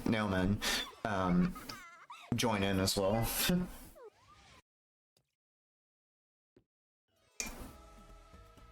And also, when we do these mystery labyrinths from here on, whoever's helping us on our investigations, they're gonna get dragged into the mystery labyrinth too. So, Halara will be joining us, which makes me happy, of course.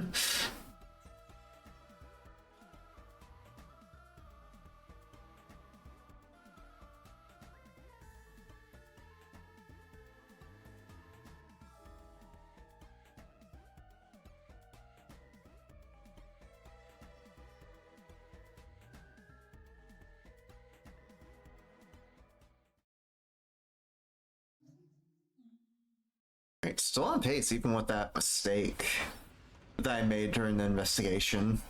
And also me being allergic to pressing yes on that one prompt, trying to go to the riverbank. Yeah, I've seriously never done that before. I don't know how that happened. Actually, I have an idea because of why that happened. Because there's a little bit of lag in this game, specifically input lag. Because on certain prompts, like that yes/no prompt I did earlier when going to the riverbank, it takes like a split second before you can actually move the cursor with either the D-pad or the analog stick. Which, you know, casually, obviously, it's not a huge deal, but when you're trying to go fast, it can be a little annoying. So yeah, back to Yuma on a sugar high.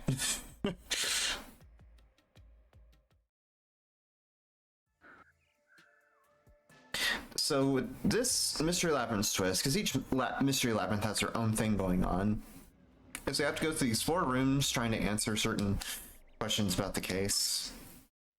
We're going to go from right to left here, so we'll start with room 4. First one is a nice and simple spot selection. You gotta pick the window here.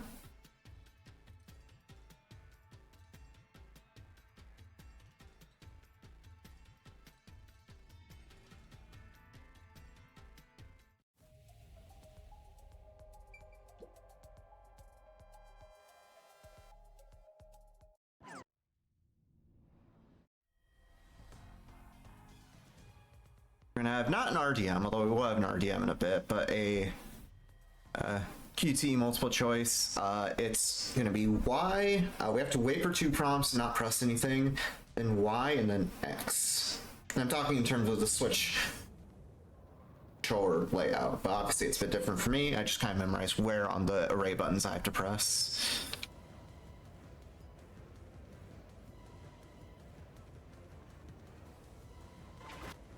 So Y there, or X I guess in my case. Avoid 2 prompts here and then press Y again. So 1, 2. And then X or Y for me on this last one.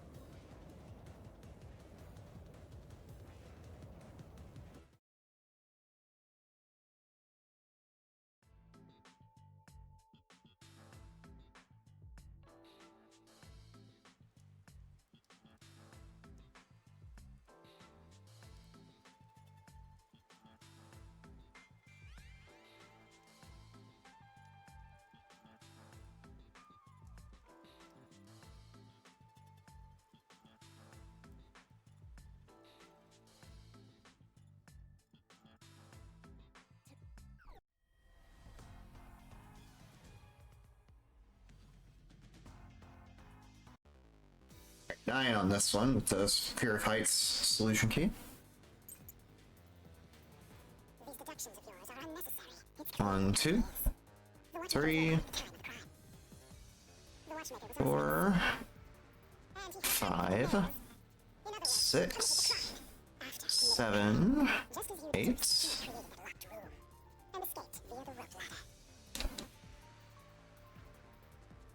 That's the 4th room.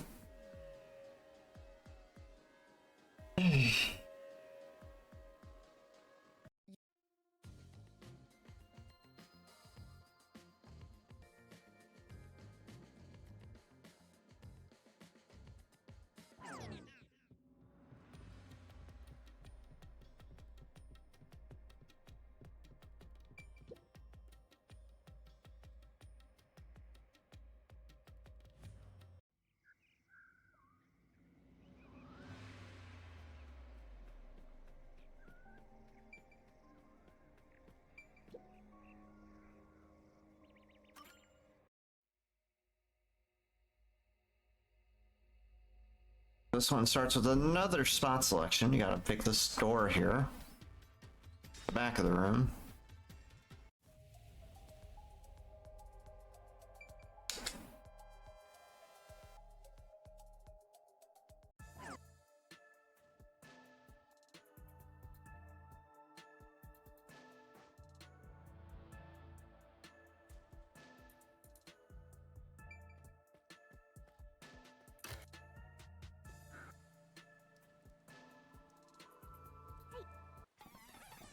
There's another QTE multiple choice type thing we have to do here. And the actual correct solution is just do nothing. So I'll just sit here, hands off the controller. Your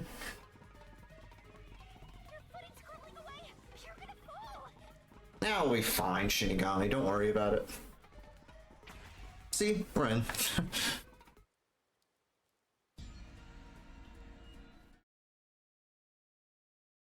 Alright,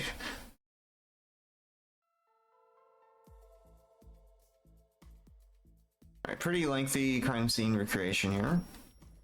Just gotta look at this painting on the right here. Go ahead and nail the doll to it.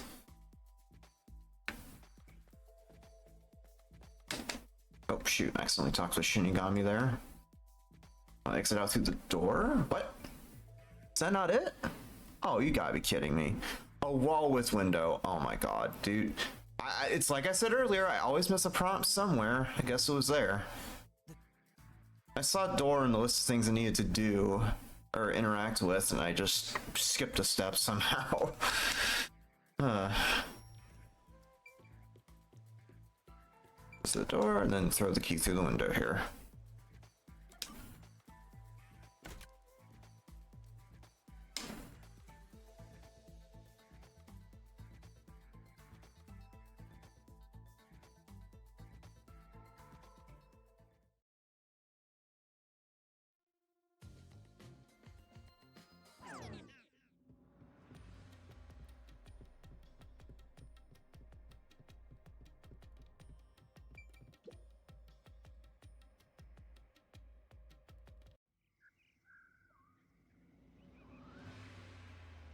Alright, on to door room number 2. Oh, come on. Interacts with the dang doll. The prompts went just off screen. I had to move my camera up to actually interact with it. Every one of these rooms, by the way, starts with a spot selection like we did earlier. One's going to be the door at the end, right there.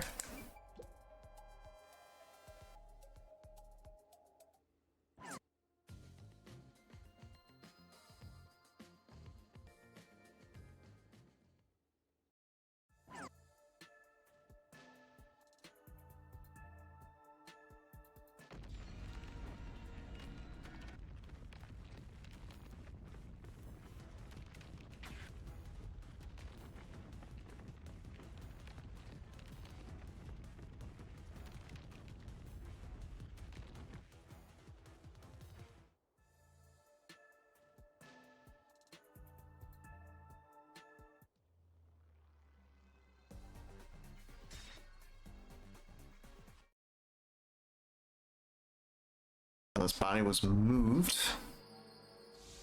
The culprit could escape with the key. And the solution? String. Somehow. Yeah, some of these murder mechanisms get kind of convoluted. Not gonna lie.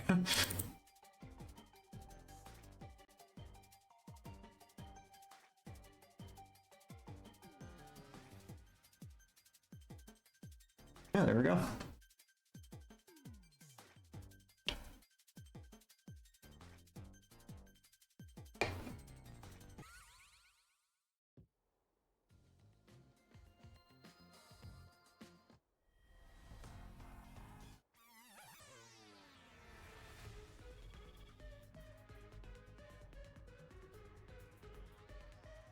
Click already on here. 6 for this one, and it's the bloodstains on corpse solution key. There we go, so 1 down. 1, 2, 3, 4, 5, 6.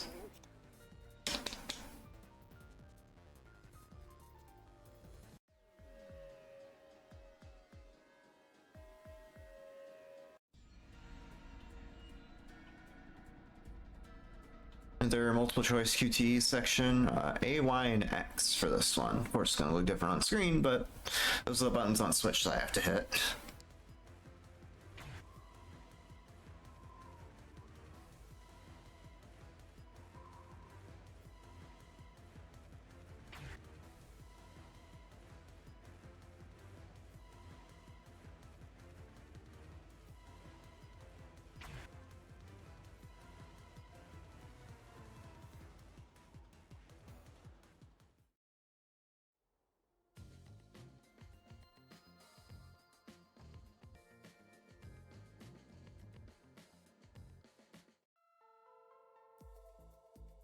crime scene recreation.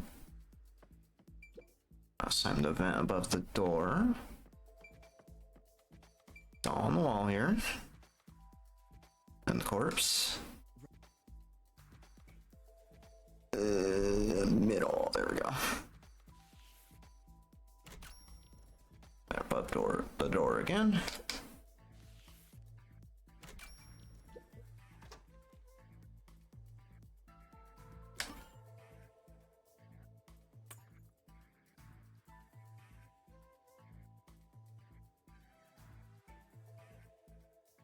As you can see, they're a very convoluted mechanism for the murder. Obviously, it's a fantasy game, so some of these like mechanisms behind the murder are gonna get a little weird.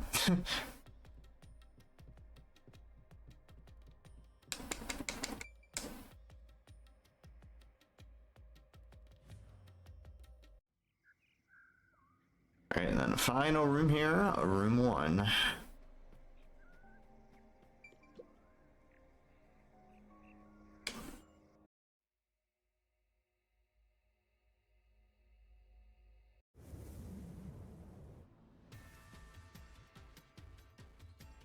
Our spot selection start off, of course.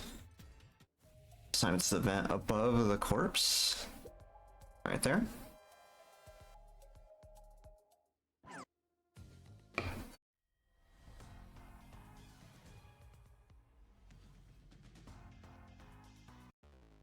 Another RDM, 8 for this, nails beneath vent for the solution key. 1, 2, 3, 4, 5, 6, 7, 8.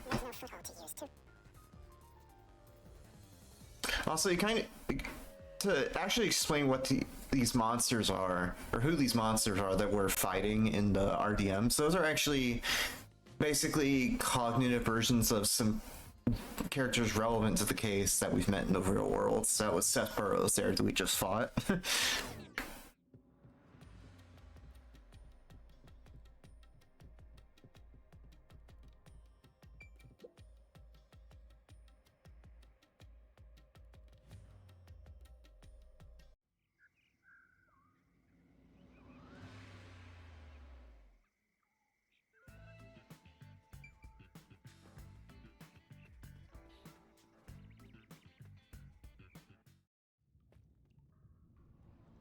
Don't be afraid to roll the dice. You must keep pursuing the truth. Emotions must be discarded to reach a perfect solution through a perfect deduction. Isn't that right? Yes.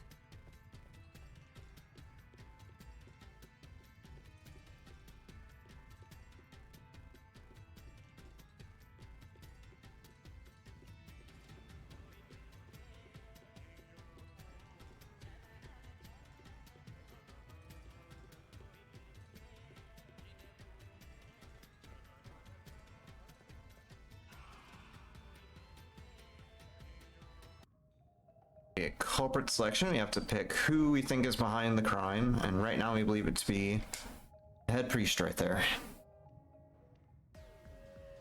So I'll pick that. So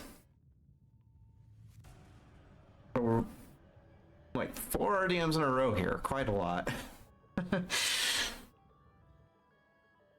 He's really trying to defend himself, I guess. So this first one, it's 7, access to incinerator. Solution key there. So 1, 2. Let me see him. We'll throw multiple statements at you like that. 3, 4, 5, 6.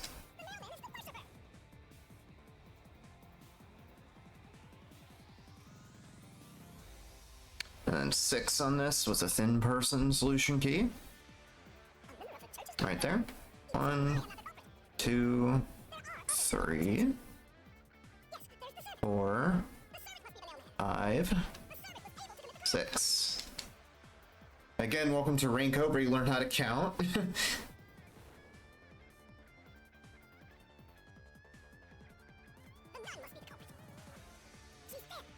1, 2, 3. Almost missed that one because I accidentally activated my Gemini on my phone. Because I have notes on my phone for where to look for investigations in the real world and then which prompts I need to pick in the RDMs and deduction movements and stuff like that.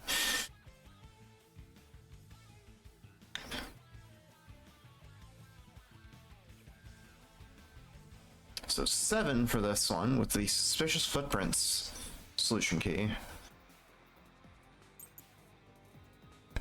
Second one there. 1, 2, 3, 4. Camera threw me off there. 5, 6. And there we go.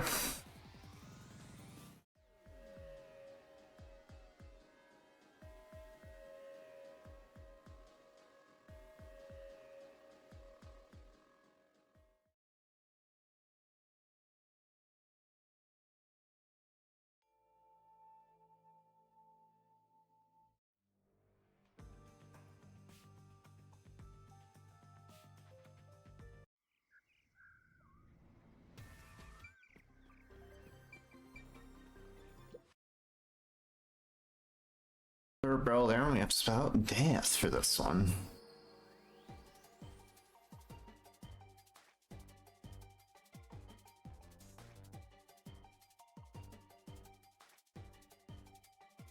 Just slow down there with the fast forward, just to make sure I hit that final letter, or otherwise have to wait for it to loop around.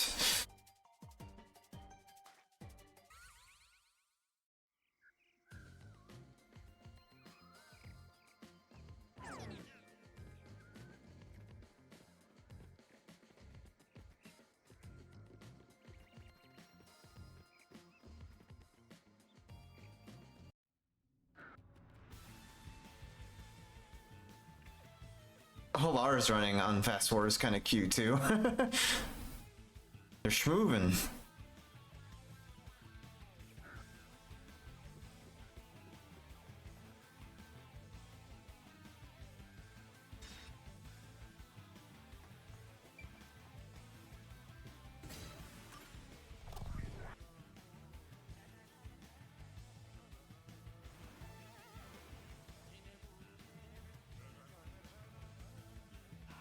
The strangulation was faked to imply this crime had the same perpetrator as the other 3 incidents.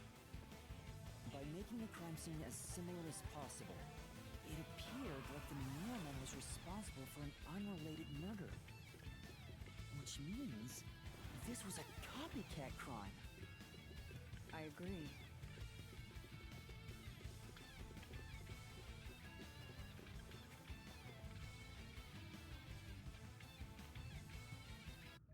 Who we think the copycat is, which we believe to be the worshipper. I'll go 3 to the right there, pick the worshipper.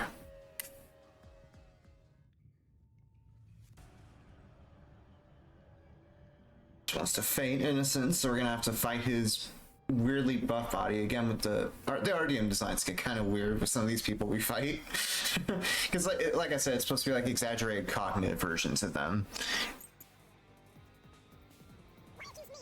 Public information. 1, 2, 3. I have to go a 10 for this. 4, 5, 6, 7, 8, 9.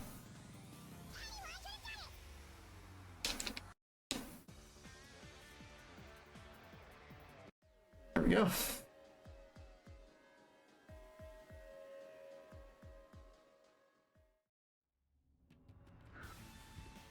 He was always suspicious, but because the real mailman was someone else, I didn't connect the dots.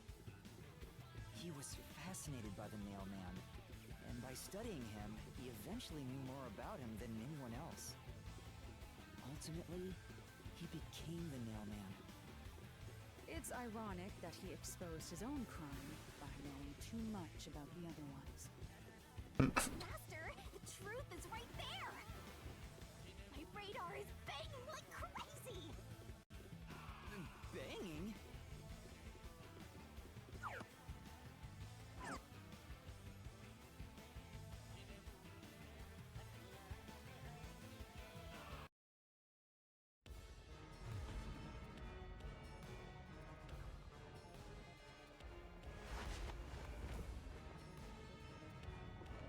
Love a another God Shinigami rush here. Let's do some more mashing. Master.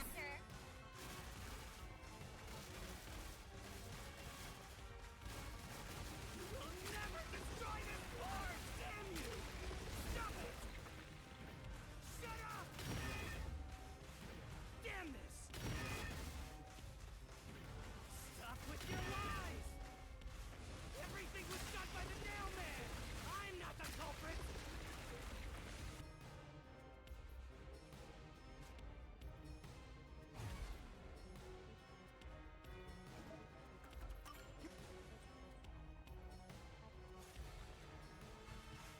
Time to end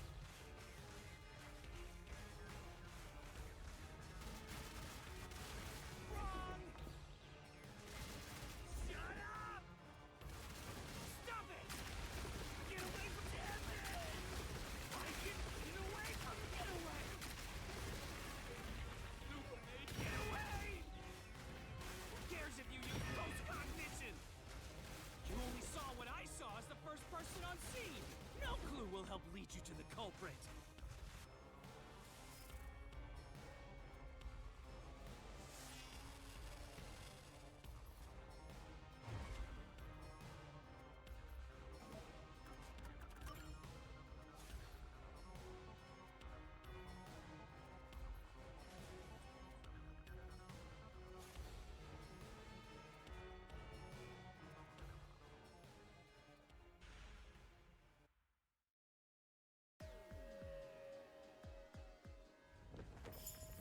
Another quick deduction movement here. Thankfully, the mending week isn't as intense as the last one.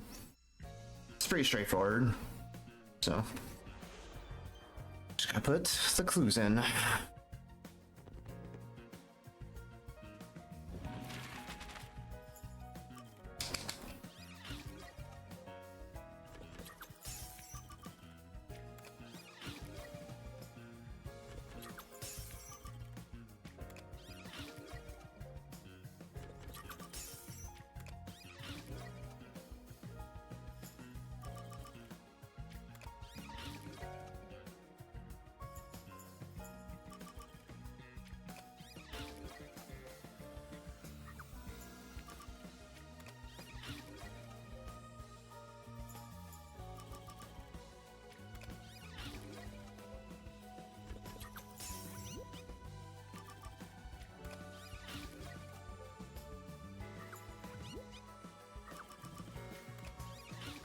Alright, there we go. Pretty clean menuing. I think I'll be ahead of my PB segment, or behind my PB segment here, but we still have a good lead. We're fine. 100% happiness in those rushes. Easily one of the best. Honestly, not even just in the God Shinigami rushes, but just the whole game. Because, like, when you find a corpse in the while you're investigating a murder, she's like, "Oh, so mysterious." Like, it's ridiculous.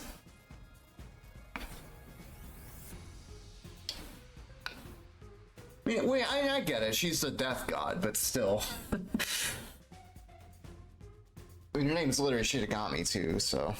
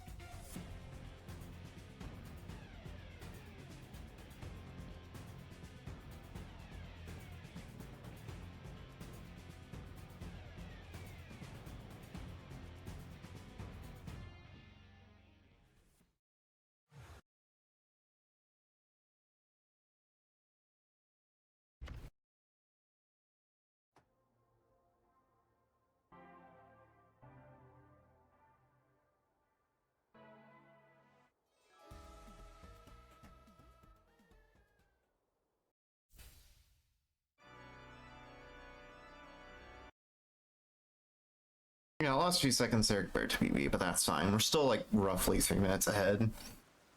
Like I said, world record pace potential. I mean, by default, if I PB, this run's gonna be world record, because, like I said, no one else runs the category, which is a darn shame, by the way, but still. Where is that?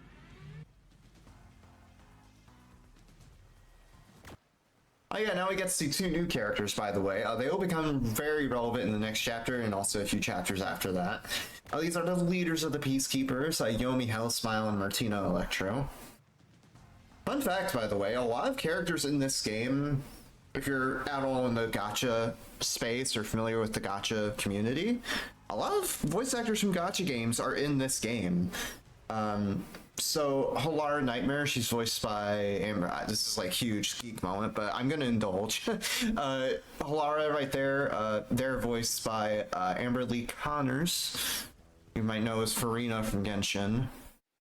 Desuhiko Thunderbolt, who we'll get to see in a little bit in chapter 2. He's voiced by Koi Dao, who is Albedo in Genshin as well.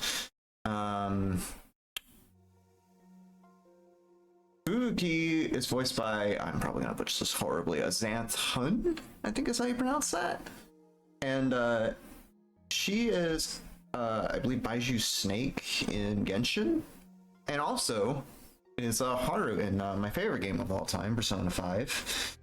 Shouts to Fubuki. We'll see her later in chapter 3. Yomi there is voiced by Howard Wang, who is Uka, I believe his name is, in Honkai Star Rail. And Martino Electro is Jenny Okobori, who is, I believe, The unending rain. Yoimiya in Genshin, and I think Zuei in Starville. So yeah, lots of gacha characters, or lots of gacha VAs in this game, as various characters, some of which I didn't even mention because there's just so many. I got an SS there because I remember taking quite a few hits. But yeah, that's chapter 1 done. And move on to chapter 2, I believe it's called Final Curtain Call. Or Silent Curtain Call, sorry. So in this chapter, we'll be investigating with Desuhiko this time. Of course, we don't know that quite yet. And this murder is going to involve, for an interesting setting, I think, for this game, and you'll see why when we get there. It's an all-girls school that I'll talk about when we get to that point. For now, we're just kind of lounging around in the submarine waiting for Chief Yako to get back.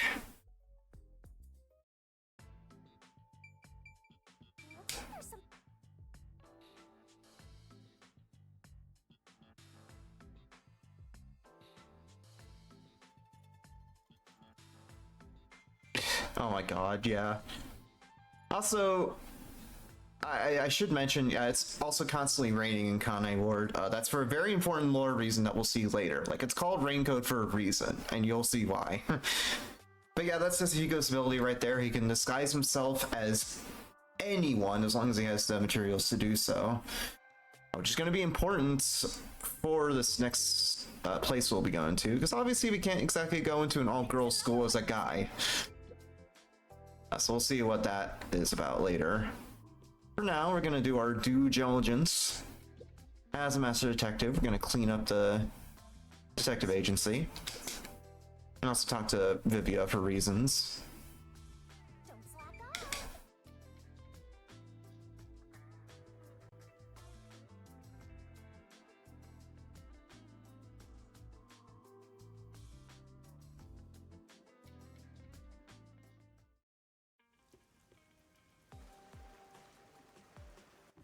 Alright, then we have to go to Kamasaki here for my fast travel. We're gonna talk to a bunch of people here. Just get a lay of the land in the city. First, we're gonna talk to this meat bun vendor.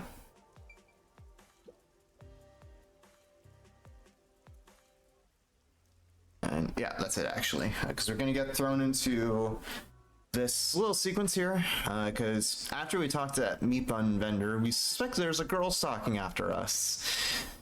So we kind of have to evade her through a quick QTE sequence.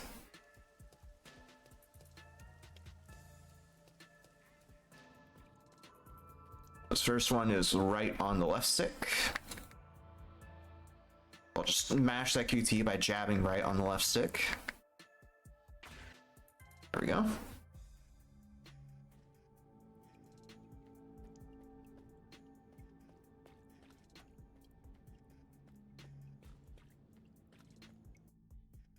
This one is B, but for me it's A.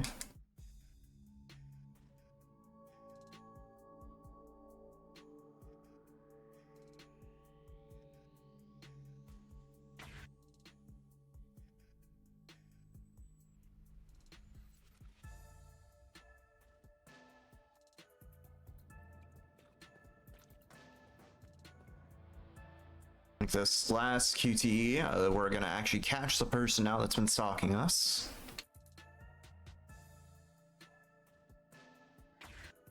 There we are.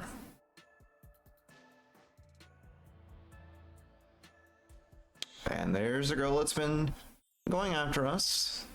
She's actually a client that wants the Nocturnal Detective Agency's help involving that murder at the all-girls school I talked about, which we're going to learn is Ethereum Academy. Great name, by the way. And the girl that requested us to look there, investigate there, is Wendy Kurumi. Weirdly enough, she has an American name for being in a Japanese game, but whatever. She is great. She actually is going to become like a pretty important character to the plot throughout the rest of the game. So we'll be seeing a lot of Kurumi throughout the rest of the run.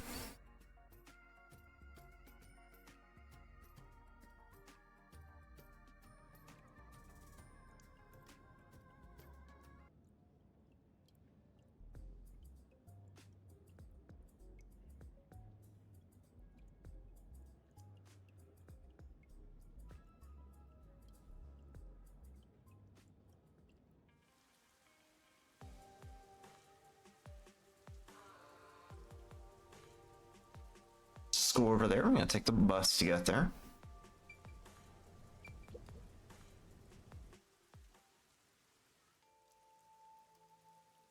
And there's the door, front door to the school.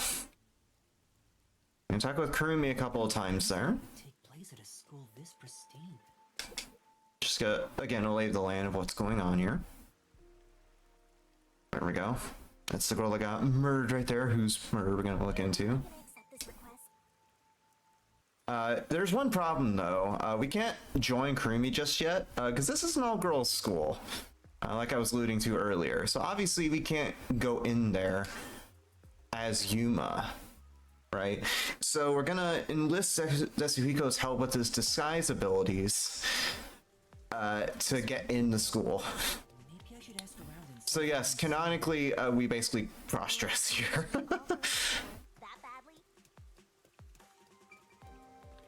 Which, you know, I'm down for that, honestly. Just to be fully transparent.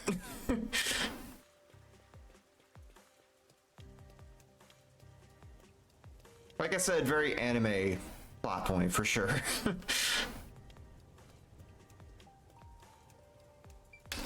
Also, we're supposed to decode who is actually Desuhiko here, because he disguised himself as a random person in a red raincoat.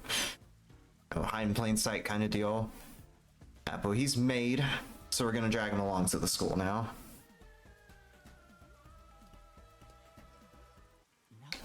I'm gonna bust to the academy. Now I'll actually go in and investigate. Just a heads up, if you are looking for a good breakpoint in the run as an audience member, this upcoming portion is probably a good place to do it. Because upcoming, before we really investigate a murder as part of this chapter, there's a play we're going to watch in a cutscene coming up. Because the person whose murder we're investigating, they're a part of that play. And the play is pretty long, even with fast forward. It takes around 5 minutes, I think, in total. Also, we're disguised now, so we can actually enter the school. I've seen people in the community for this game joke about Yuma being canonically trans because of this section. And like I said, like, I heck with that headcanon. I enjoy that very much. The theater hall is this way.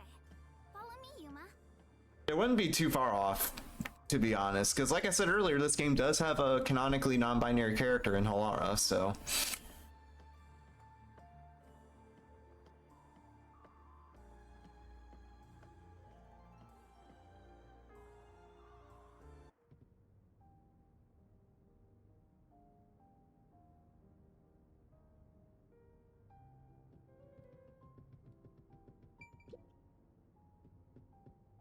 The theater hall here. They're rehearsing a play which is kind of tricky to describe. It's basically this game's version of like a Romeo and Juliet type scenario. You'll see as the play goes on. Well, you won't see some of it because the subtitles being off, but you'll get the gist of it through all the fast forwarding. And we do have to watch this play in full. It's not like an anime cutscene that we can skip. It's all in-engine stuff. So, like I said, if you're looking to like take a break, maybe get up and stretch, get some snacks or something, this would be a good point to do so, because it's like 4 or 5 minutes ish, even with fast forward. So from here, get up and stretch if you need to, because there's literally not much going on for the next 5 minutes ish. Before or after Desahito makes a fool of himself. Do like the cyberpunk aesthetic? Oh yeah. Kind of reminds me of I don't know if this is a good comparison, but it kind of reminds me of the cyberpunk setting in Stray a little bit. Kind of an in-between, I guess.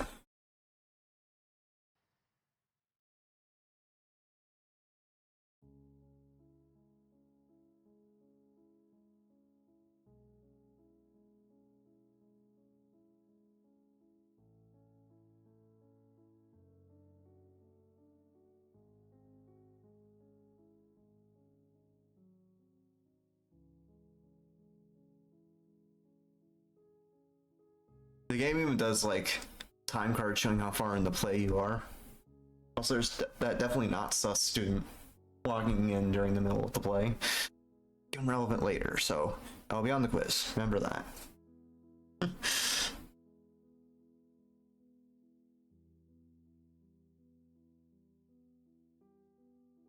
Oh yeah, for sure.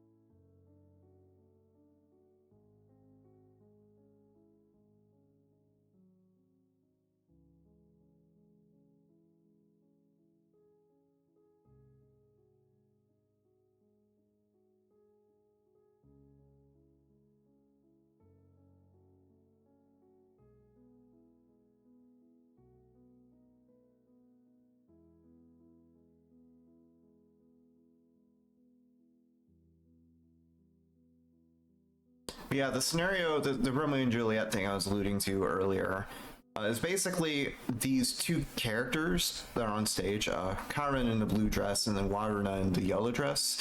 They're basically playing two princesses that are in warring factions that are warring against each other. And they come to a deal where they're like, okay, one of us is gonna die, so we're gonna basically put it up to chance. So we're gonna drink some wine here, and at random, there's gonna be a glass that's filled with poison, and so whoever drinks the poison is gonna die.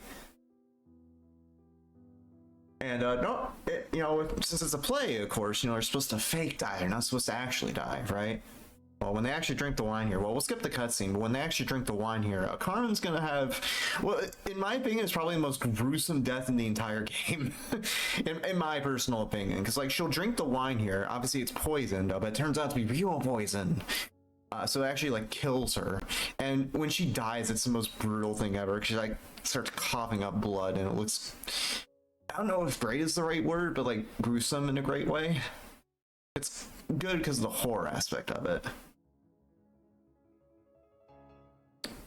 Yeah, there we go. Karen died off screen, I guess.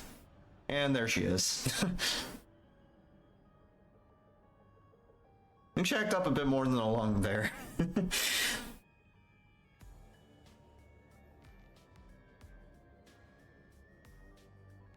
This is what's going to kick off our investigation. Because now we're trying to look into...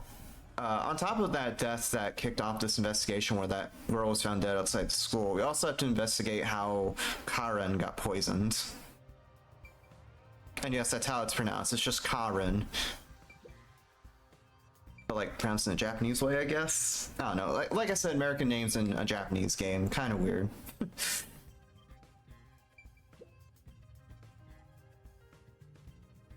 Investigate everything on the table. I'll have to ask Kurumi here about all the girls we'll be investigating as part of this little play incident.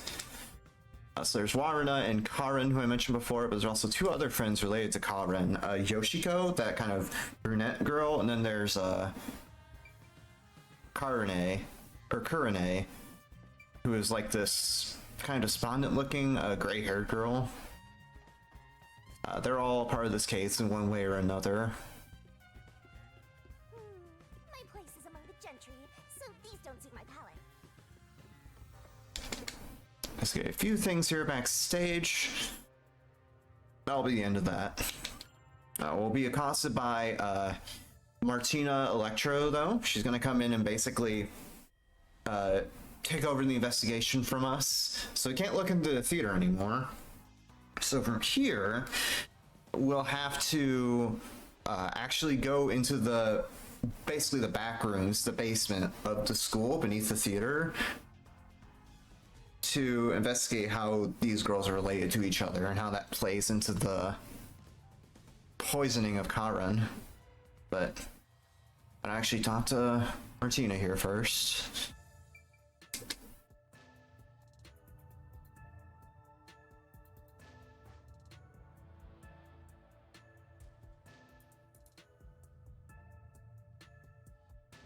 Yeah. Like, literally, when I played this game for the first time back in 2023, 2024, I was aghast when I saw Karen's death for the first time. Because, like, it's seriously brutal if you actually watch that cutscene the whole way through.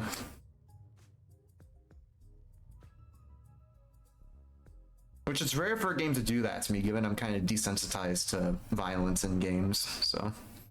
Anyway, so like I said, we're going to investigate the basement below the theater. We decided to do that as each of the three girls, besides Karen, of course, to get a look into, you know, how all three of the girls play into the crime. See, I wasn't joking about the cross-dressing comment earlier. It's literally a canonical thing that Shinigami even addresses there.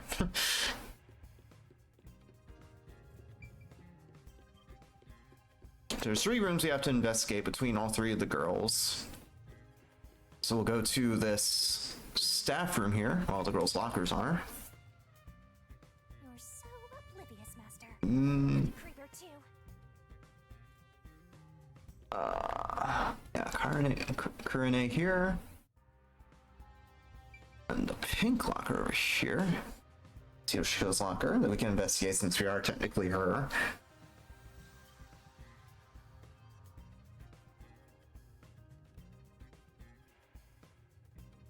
Back to this girl next to Yoshiko's locker.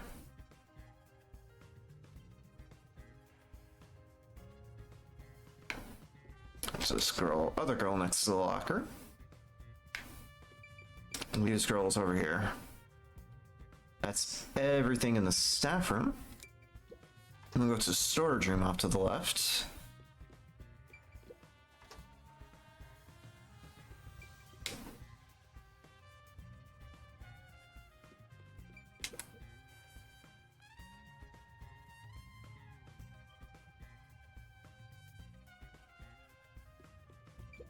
look at this water gun. And then after all that's done, we'll go to this dressing room in the middle of the corridor. And that'll be the end of the investigation. Once we get there. And that's pretty much how the investigation is going to go as all three of the girls, with some minor changes between the three. Like at one point at the end of this, when we disguise ourselves as Kurine, we'll have to like create a diversion to get Kurine out of the staff room so we can go investigate there. Little things like that. Go back to Desuhiko. Now we're going to disguise ourselves as Waruna, who's basically the mean girl of the group, pretty much.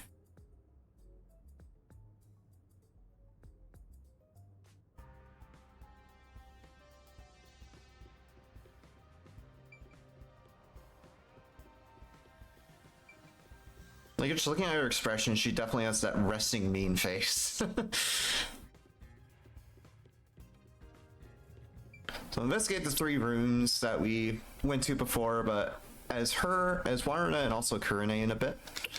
Talk to Yoshiko, who's just sitting on this bench here. Yoshiko's a little scared of us right now. Like I said, Waruna is definitely the mean girl of the group. No, it's this one. There we go. Yeah, so when you go in the staff room, you have to look at the girls' lockers, and it obviously differs depending on which girl you're disguised as. So far in there, we have to look at that yellow locker with all of the stickers on it.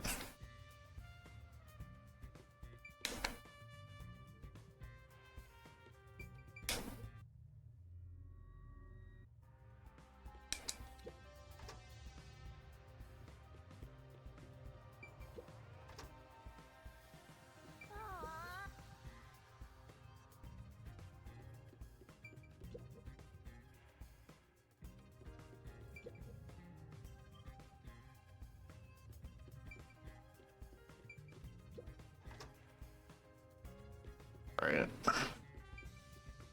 Oh, whoops. Wrong way. Went the wrong way on accident.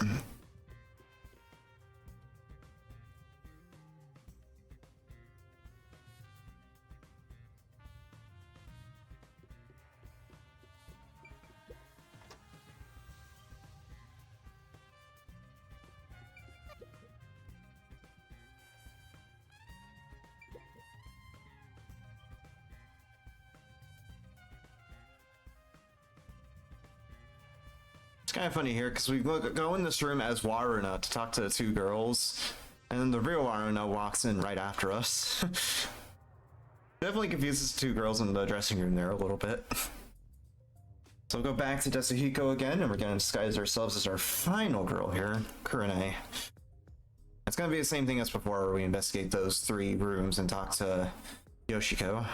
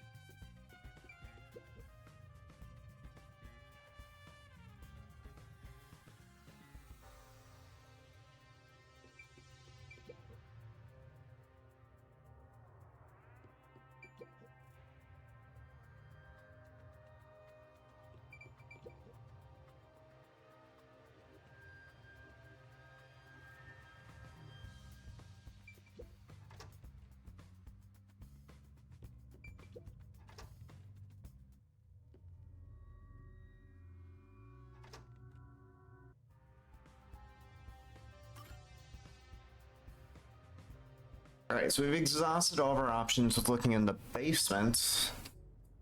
But of course, Martina accosted us earlier. So we're actually, to actually be able to look into the rest of the school as part of the investigation, disguise ourselves as Martina. This final stretch here. There we go.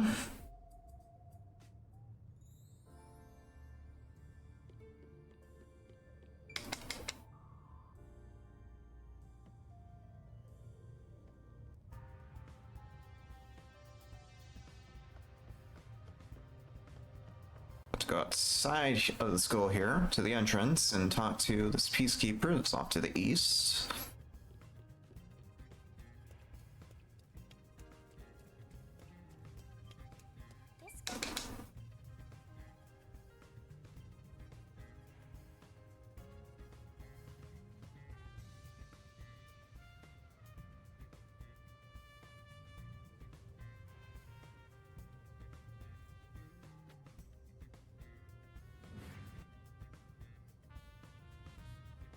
Talk to this peacekeeper that's in this lab, as well as a few things that were used to drop the poison in the glass that killed Karen earlier. There's an eyedropper there, a paintbrush that was dropped here, and then an open chemical cabinet, or medicine bottle here. That's the poison that was used to kill Karen. Funnily enough, it says, "Be careful of powerful drugs" on the bottle. Time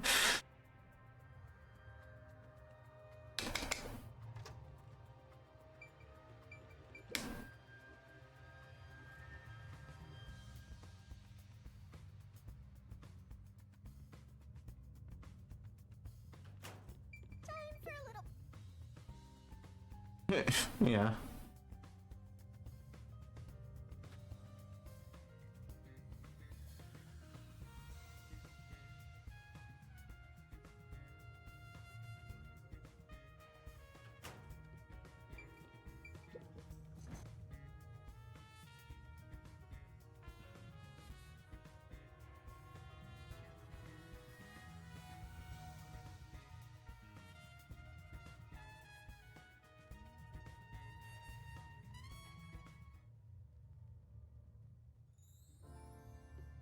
So you've pretty much investigated everything there, and I'll be going back up to the admin room. This direction, I believe. No, this way. Wrong way for a second, but, you know, the game corrects us there, thankfully.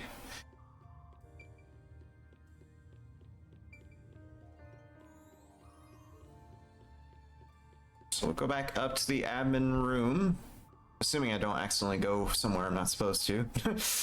And, we'll find out that Martina got there before us, and we've been made, so I'm gonna get Jason to the theater here, and that's how we'll get into the next mystery labyrinth.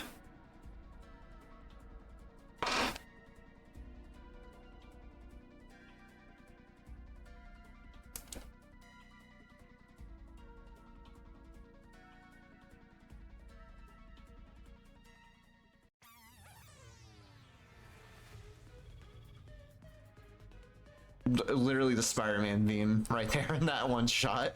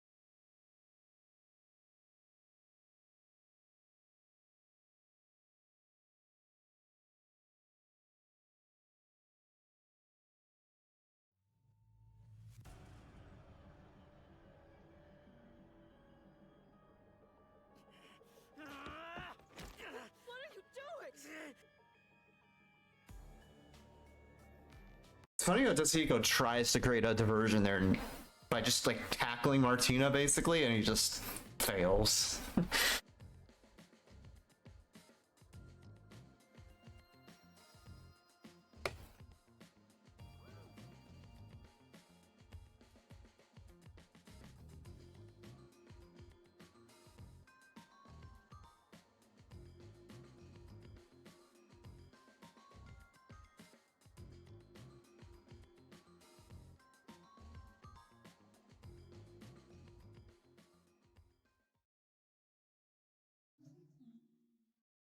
I think I had some mistakes there in the movement investigation, but that's fine.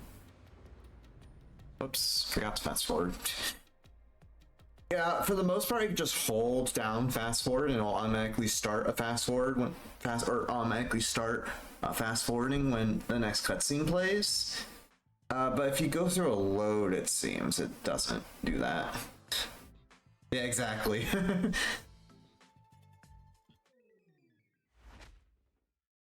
Master?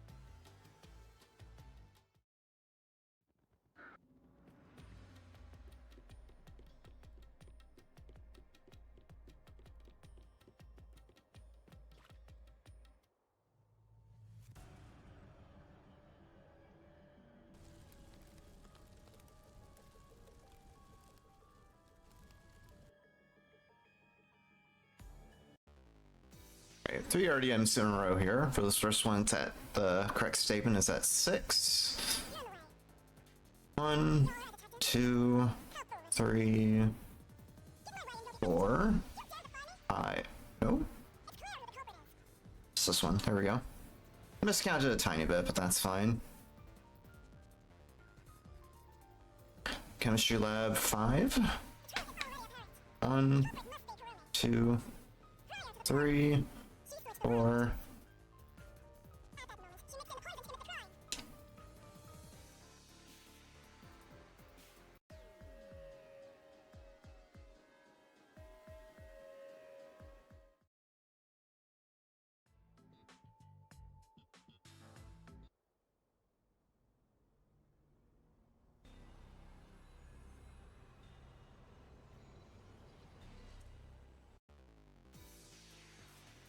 Six for this one with the poison vial solution key. The second one there. 1, 2, 3, 4, 5. Wait. No, that was miscounted again, but it didn't really count against me, so.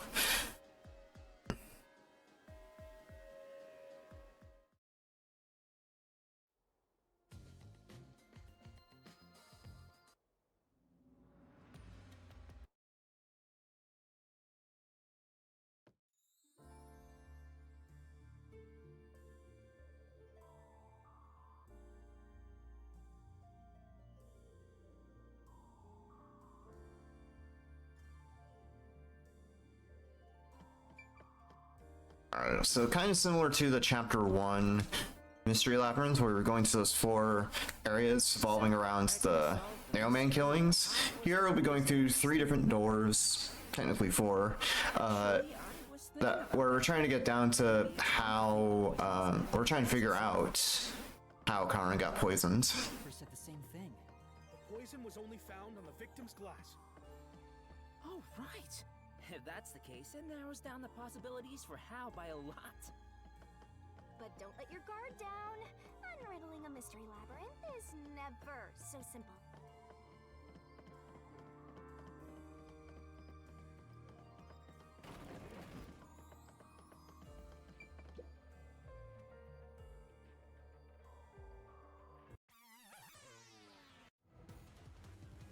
Using multiple choice here. X and then Y, or not, other way, on switch. There we go. Yeah, this particular mystery labyrinth is very long, because each of these doors we'll be going through are pretty lengthy on their own, and then there's an overarching puzzle involving all of the doors that'll eventually let us get to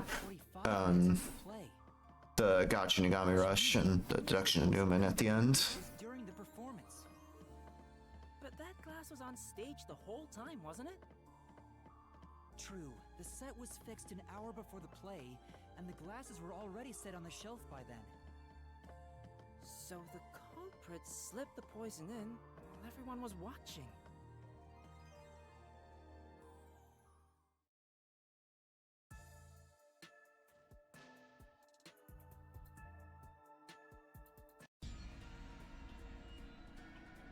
We have 4 RDMs here. So the first one, there, it's 5. 1, 2, 3, 4.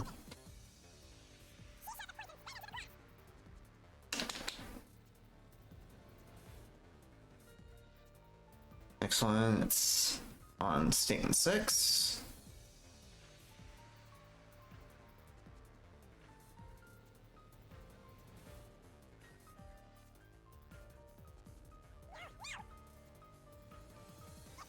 One, 2, 3, 4, 5.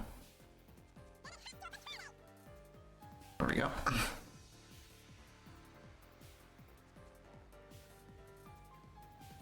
Playing stat testimony, solution key, and it's on 8 this time. So 1, 2, 3, 4, 5, 6, 7.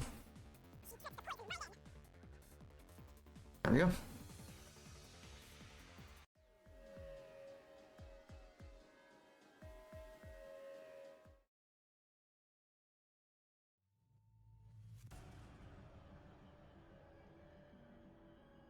This last one, no solution key switching, and it's on 5.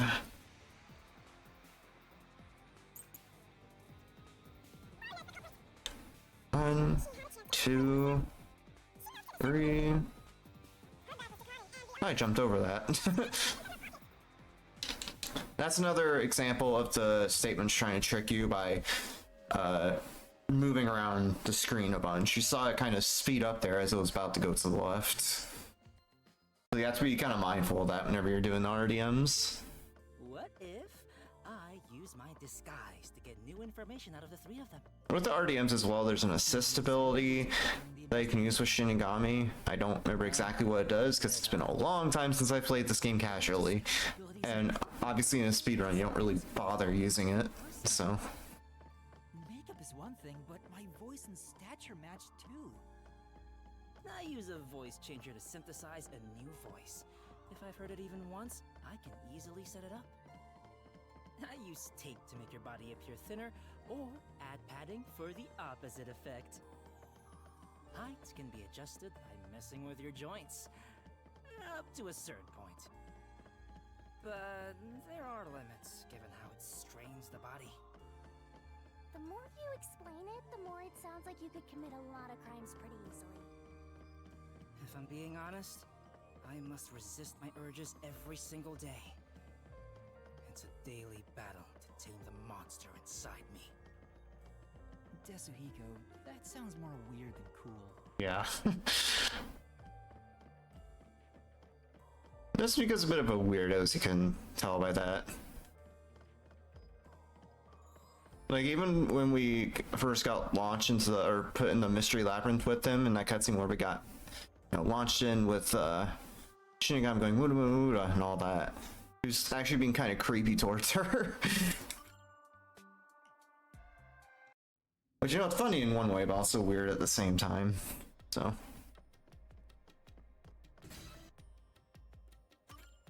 Anyways, on to the red door. So, Every door has these walking sections that we have to do. You can't really speed them up all that much. Speaking of, where did the poison used in the murder come from? The chemistry lab in the school. It's a highly toxic experimental chemical. Why not just take it from the chem lab and keep it hidden in your clothes or something? The chemical's bottle was huge, so it's difficult to carry around in secret.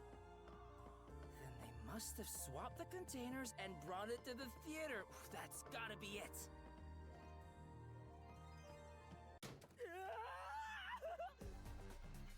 What? I thought I fast forwarded that. Yeah, sometimes it just drops your fast forward input for whatever reason.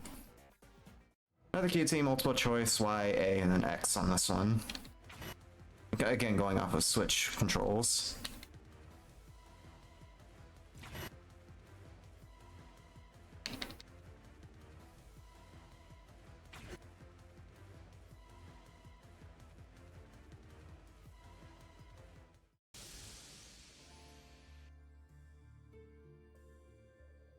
At least we now know how the poison was brought in. The culprit used a paintbrush from the chemistry lab and directly applied the chemical onto the backup glass. Yeah, if it's the same kind of glass as the prop on stage, it could be brought into the theater without suspicion. But the chemical is only lethal for 30 minutes, right? Even if it was prepared before the performance, it takes about 45 minutes before the Duel of Poison Cup scene. That's way too late! Right, so how about that, Yuma? Hang on. There is one person who could have brought the poison in before it expired.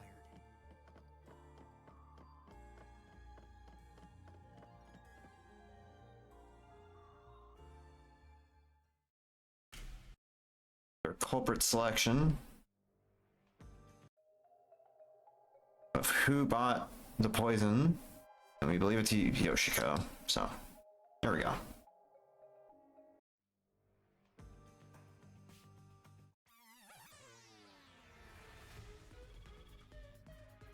Hey, you can't get away that easy! My master loves hunting down prey on the run! Not a dog!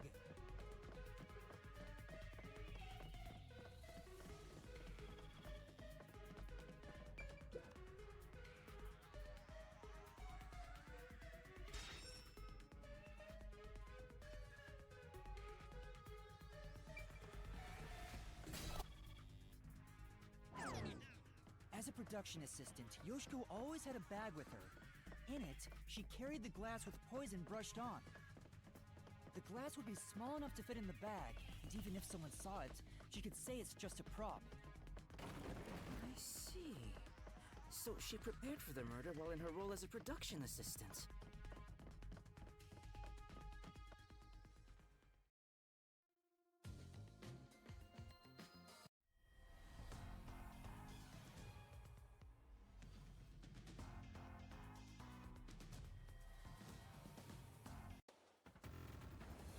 With RDM, it's on the 9th statement and Yoshiko's actions for Solution Blade, or Solution Key.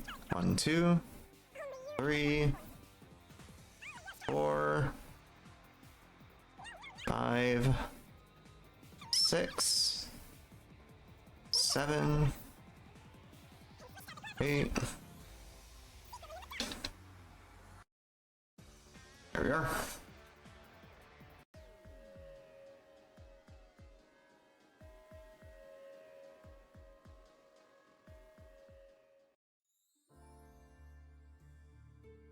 All this is making me scared of women. I wish Shinigami would comfort me.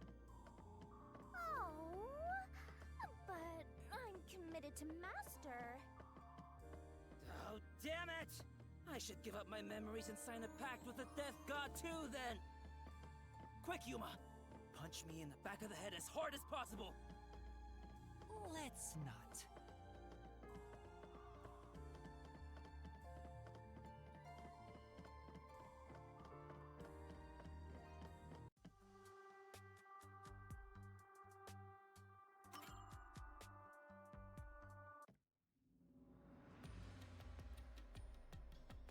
One final door. The yellow door. about how the poison was inserted in the glass. Everywhere we go is mega creepy. Is there somewhere we can take a break? Rest wherever you want. In fact, you can rest for all of eternity.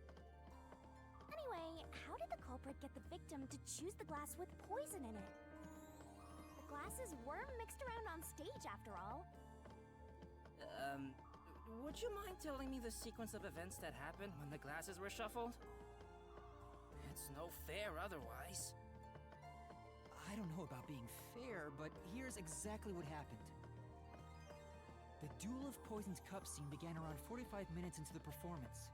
At the start, the victim, Karin, brought the glasses and bottle from the shelf that's on the set.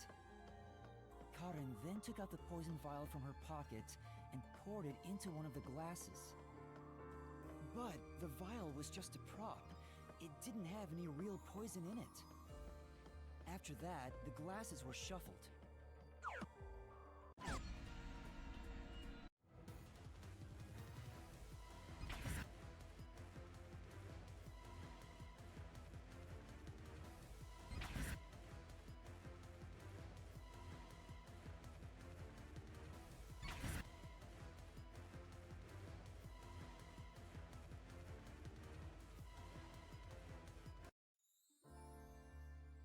Hey, are you sure that only the glass Cotton took had poison in it?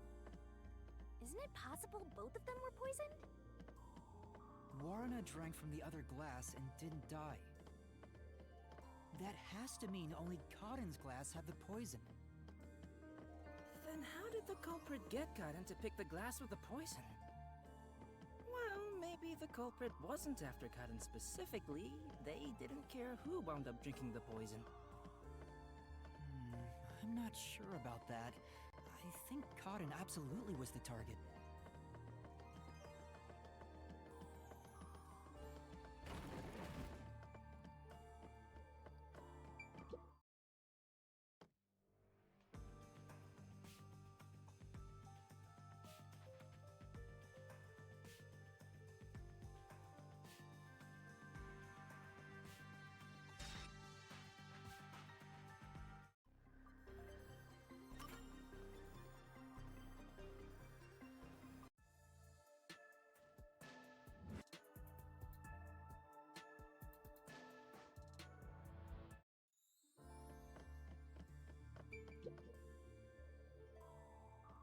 Anyway, the two glasses got shuffled, right? So the odds were 50-50. Maybe she just relied on luck. If she hit her target, perfect. If not, who cares? I doubt it. But it's impossible to get the victim to pick a specific glass after shuffling them. Man, why did the culprit even do this? It's way too much trouble to pull off a murder in the middle of a performance.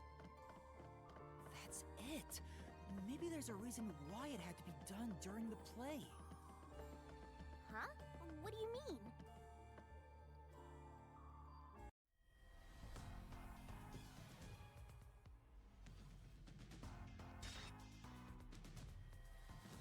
Spot selection. Gotta look at some spotlights up here.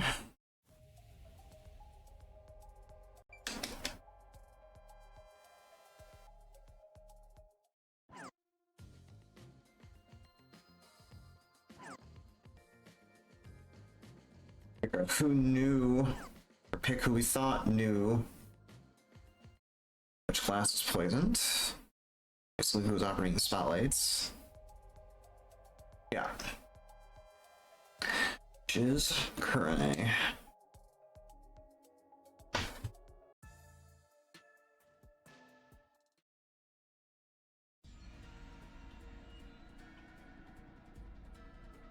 Alright, another RDM.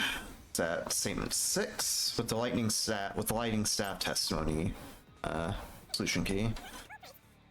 1, 2, 3. Those 3 you don't have to dodge, but these next ones you do. 4, 5. Moves kind of fast, so you kind of have to be wary about it.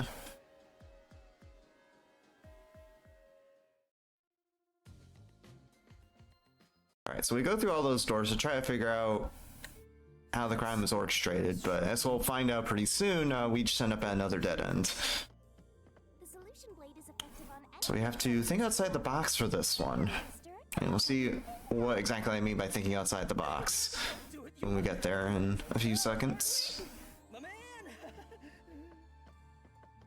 I'd never do anything like that. Yeah, I know that. I just had a gut reaction to what she said, you know? Ugh, we could have threatened him into becoming Master's loyal slave.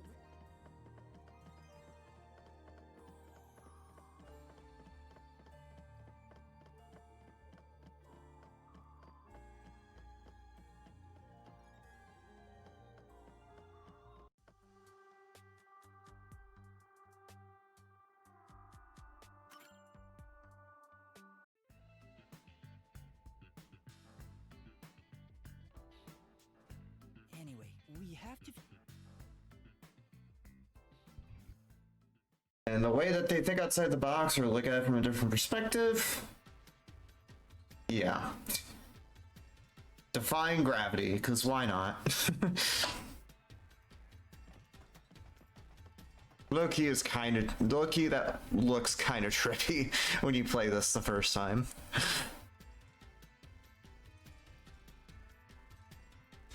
And this next door that we have to go through, at one point there's going to be a spinning hallway right there, and what you're supposed to do is just walk through it.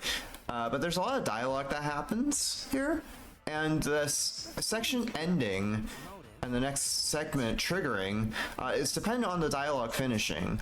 And when you go back to the entrance of the hallway, the game's like, hey, what are you doing? Please go down this hallway. That's a cutscene that you can fast forward. And so we just go backwards a bunch at the entrance of the spinning hallway to speed through all this dialogue with fast forwarding. Just like that. And it looks really goofy. Probably one of the few cases I can think of where there's a legitimate, like, skip in the game. Because, with the way the game progresses normally, there's no real, like, skipping or sequence breaking you can do. It's just a lot of playing, it's just basically playing the game casually. So, it's nice to have an actual, like, proper glitch in the run. Actually, I don't know if that's really a glitch, but it's an exploit, we'll say.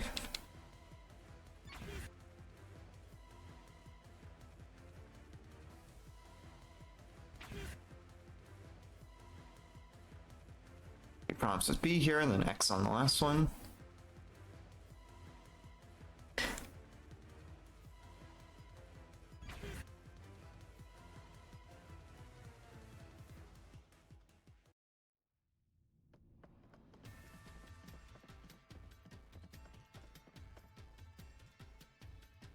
I can tell Aiko's death wasn't a suicide from the evidence photos. Her shoes were kneel. But you have evidence that Karen did it? If Aiko didn't die from jumping, Karen's testimony makes her highly suspicious. She said she heard something fall and went to inspect it. I get it. Hearing a sound that never happened means she's obviously lying. Karen lied. And the reason why she lied? She made it appear like Aiko jumped. If that's the case, then the one who killed Aiko...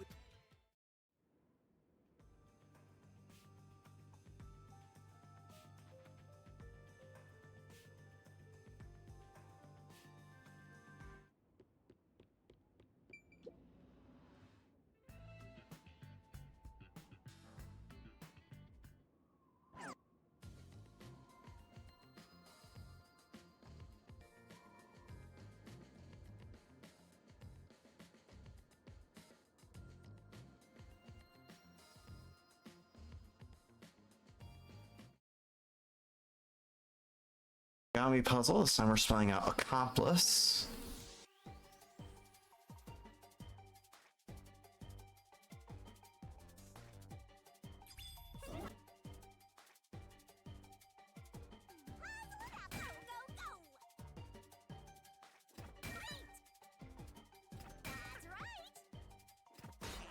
Oops. Missed that one. Oh. Oh, nice. Got it on the backswing. There we go. It's kind of worried I'd missed that, but we managed.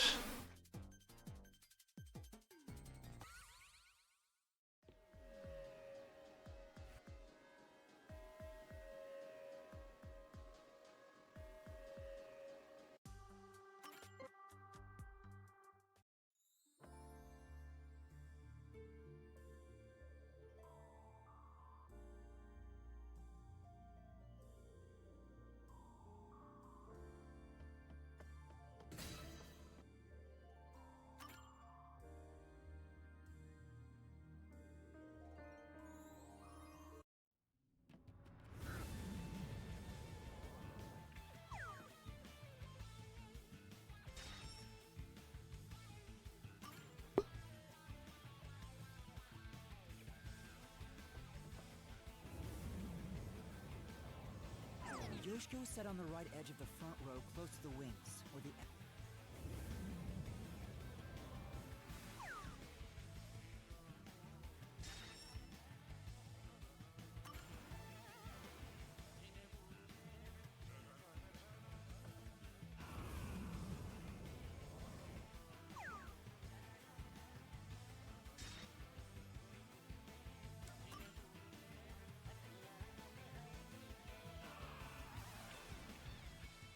Behind that door is the Who Room. We finally made it. It's time to end this, Master.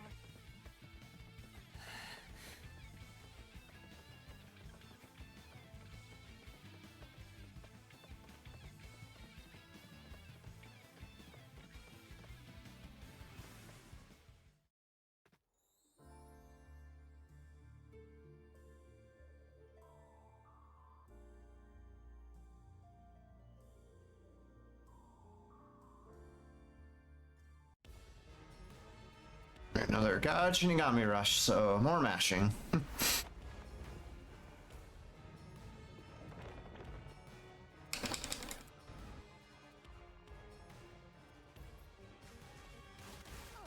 do this, Master!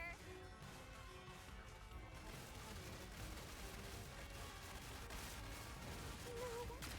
Stop! Overworked and accomplices! You're more not working!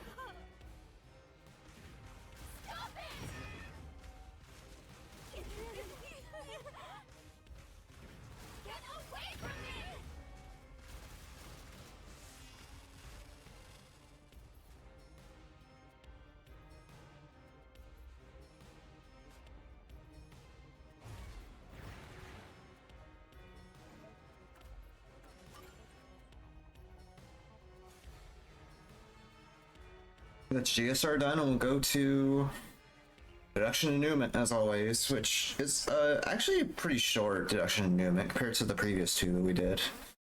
There's a couple other deduction and denouements later, I believe in chapter 5 in particular, that are kind of short, so it won't take as long to go through them.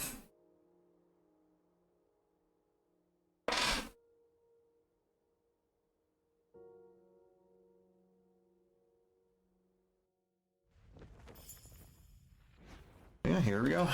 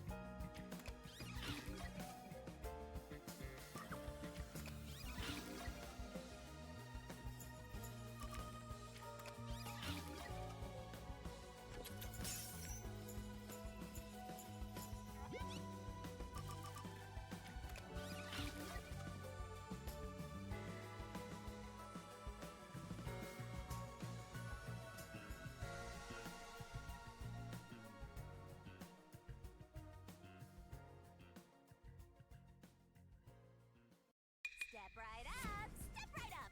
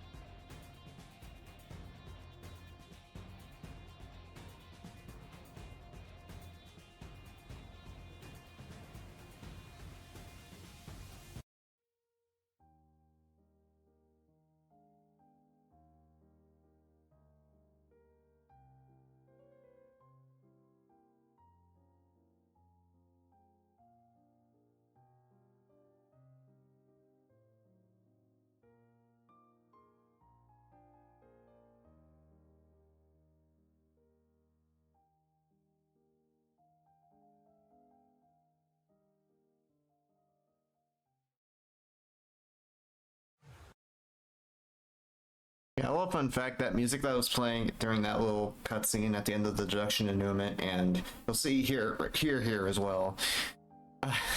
Yeah, that keeps getting my VODs copyright struck on YouTube. Thanks, YouTube, for that. Because it's just that one song in the whole game that gets me. So.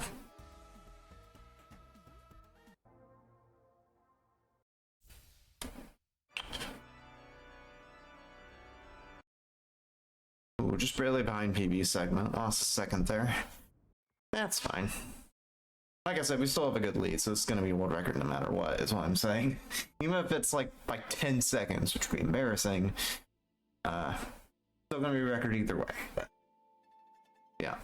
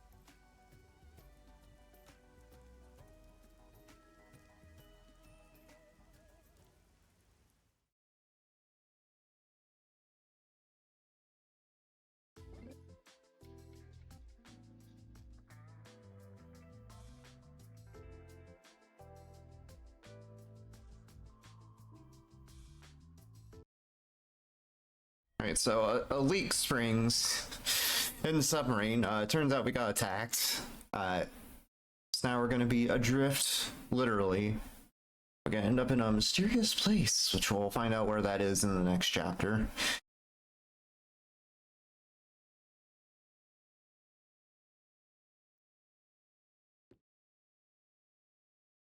Let's get a quick interlude here with the peacekeepers, because we'll see that Yomi betrays Martina and sends her to the gallows, basically.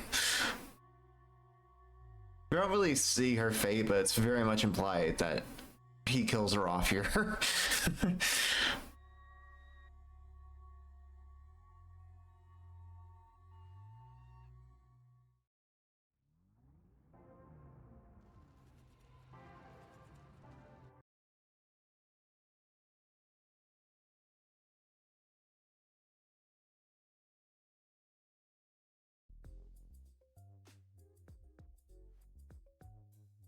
Where are...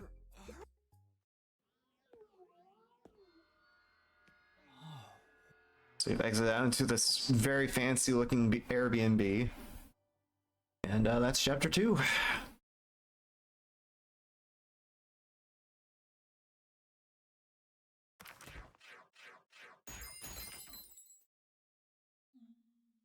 Alright. Lost a few seconds there from like bad movement, I guess, but not too terrible otherwise.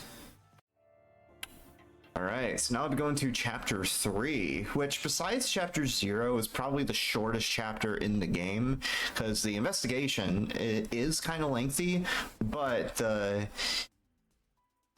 mystery labyrinth, once we actually get there, is super short. So it's because of that that ends up being the second shortest chapter, because to reference chapter 0 was around 47 minutes. And this chapter's gonna take 53 minutes, whereas most chapters are usually over an hour, or just over an hour. I should play this eventually. Oh, you honestly should. I would highly recommend it, even if you're not necessarily a murder mystery person. And it's also very accessible right now, because with Raincoat Plus, it's on basically everything. So even if you don't own a Switch 1 or you don't have a good PC, you still have a way of playing the game. So.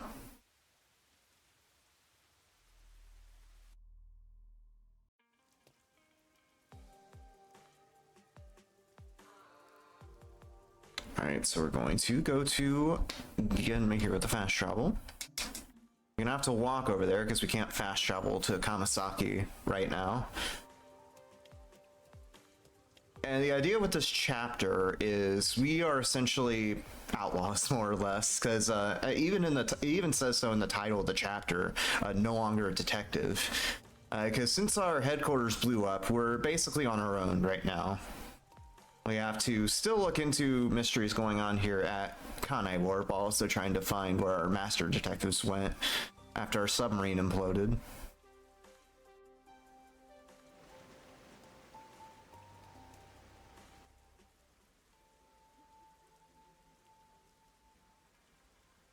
What was that? And why did they run when they saw me? Who cares? It's not like you're gonna figure it out by standing around here thinking about it. Shouldn't you be worried about Fuzzhead and the others? That's right. I have to get to the agency. Zoom!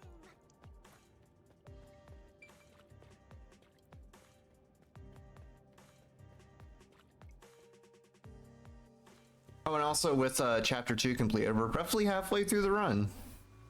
We're to say that we're halfway, we're on chapter 2, but again, the chapter numbering in this game is weird. Because it starts at 0 instead of 1 for some reason. Also, we got kidnapped by a random stranger in a van, so now we're here. Where am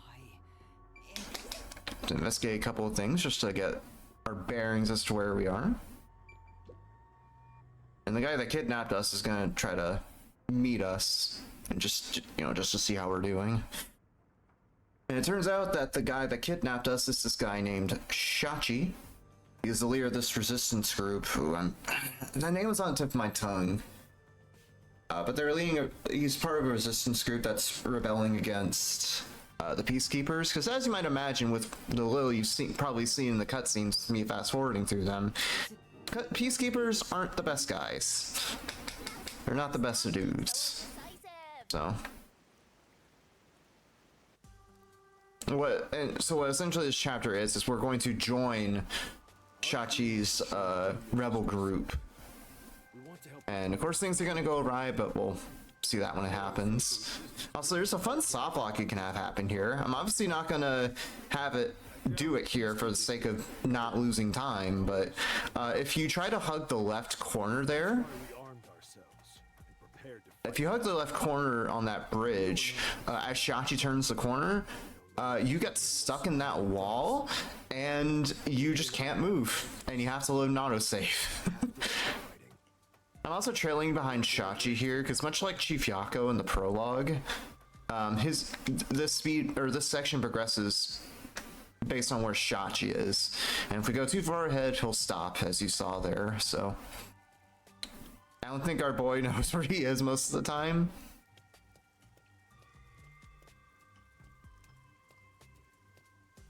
Yeah, I get that. Our silly Yuma. Yeah, Shachi definitely has the muscle. I mean, I made the comment about cross-stretching earlier, so comments like that are honestly fair game.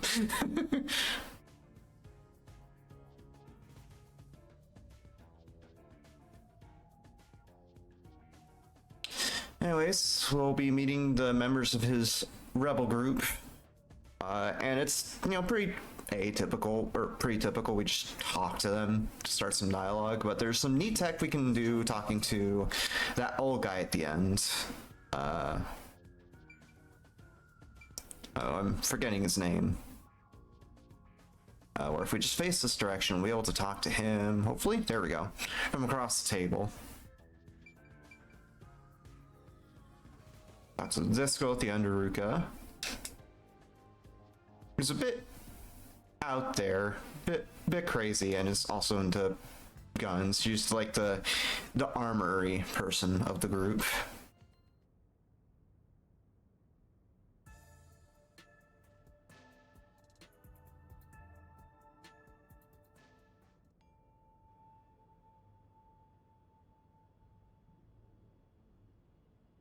And then there's also Servan there, who's kind of the quartermaster of the group. Hey, maybe you can keep talking.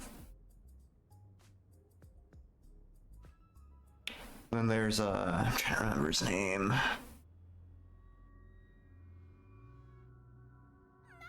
hurry up and run!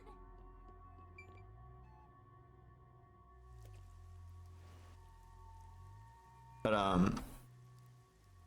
There has to be something yeah. I can escape to. I have to hurry before I'm found. Yeah, I'm blanking on the name. I'll remember it when it pops up, I guess.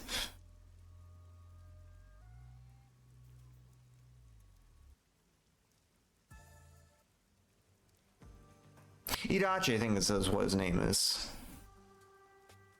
Actually, wait, hold on.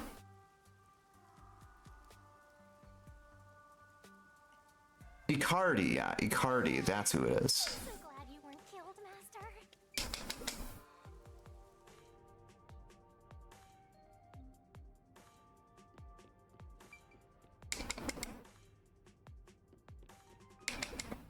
You have to talk to Servan there. Let's get a task from Shachi here, where we have to place a bunch of cameras, quote unquote, around town. So that's what we'll be doing.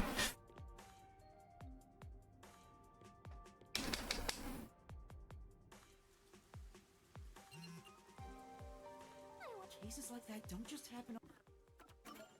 So bust the Kamasaki. Time. At least I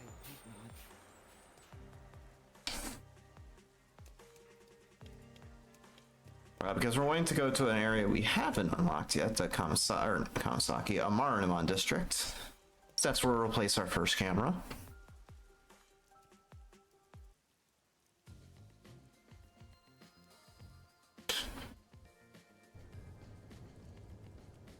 What? I thought I fast forwarded it, game. Come on.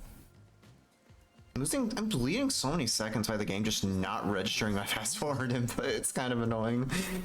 There are a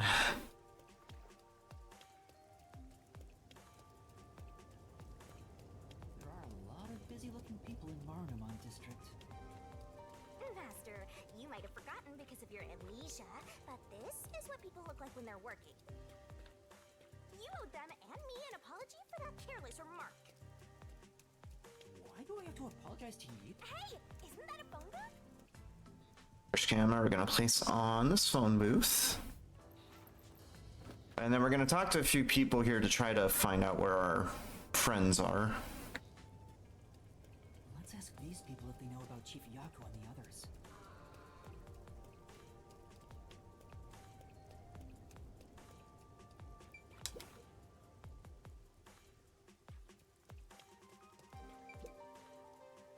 I need to gather a little more information.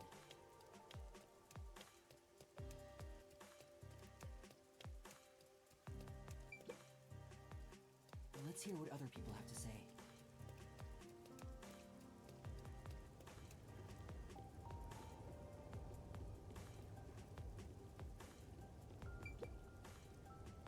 Maybe you should throw some more questions out there.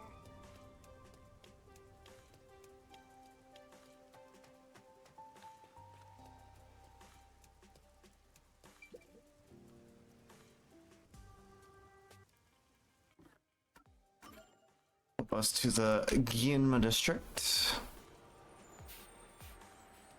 I'm gonna go to that cafe we were at earlier and set the camera there. In the process as well, in the process we need to go into the cafe to distract all the cafe goers so we can actually place the camera. And in the process, we find one of our master detectives. There's Fubuki.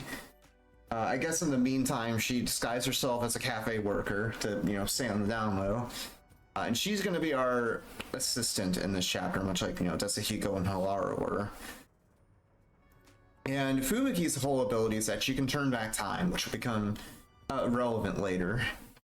Because it'll be used in this chapter, and it also plays a part in a mini game of sorts in chapter 4 later. I also like this animation. Her little shuffle she does there just looks ridiculous in the when fast forwarded.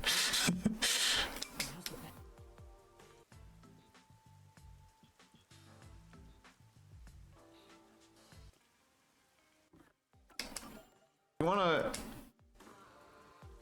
more Fubuki content that's just ridiculous, definitely check out her sub story if you have the DLC on Switch or have Raincoat Plus. It's pretty good. Same with Alara's as well. All the sub stories are really good because, like I said, it gives you more backstory on all the master detectives. So, like, you get to know the characters a bit more, which is pretty cool.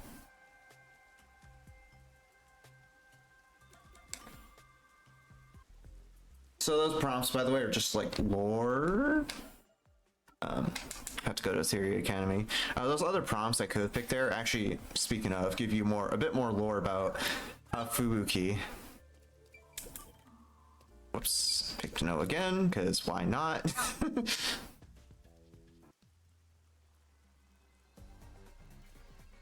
Alright. They're going back to Marunamon District. Because you might have seen it with that mention of explosions and also that brief camera shake. All those cameras we just placed, yeah, just kidding, they're actually bombs. We were tricked into planting them somehow by Shachi, so now we have to go all around Kanai Ward disarming the bombs. Unfortunately, we couldn't disarm that one in time, but we will be able to disable the other 2 or 3. How many times has she had to turn back time after dropping glasses on the floor? Knowing Fubuki, probably a lot. Well, yeah, because we didn't have the knowledge that they were bombs. Shachi never told us that, and Servan even, who gave us the cameras. It was kind of obfuscated from us.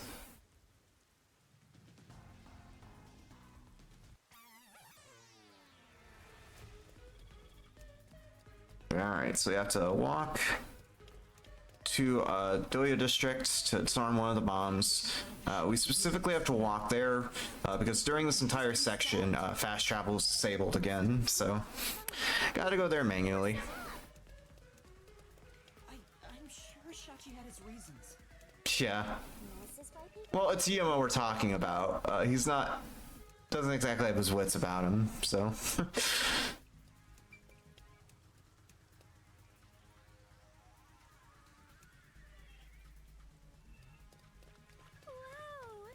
You must be quite famous to be shown on such a big screen, Yuma.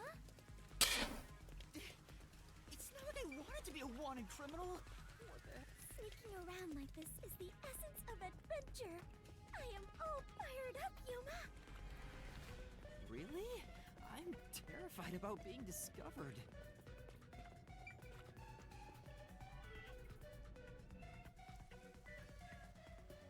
Master, it looks like that resistance woman hates your guts. Careful, or you'll... Sure, finally at the Doya District after a bunch of walking, so let's arm our next camera here. But before we get there, because we have to walk to the pier here as well, where we were earlier when meeting Shachi, we get introduced to Fubuki's time rewind mechanic. Every time we die, Fubuki just rewinds time, so we get back to where we were. So if we fail a QT, we're not really punished that much, thankfully.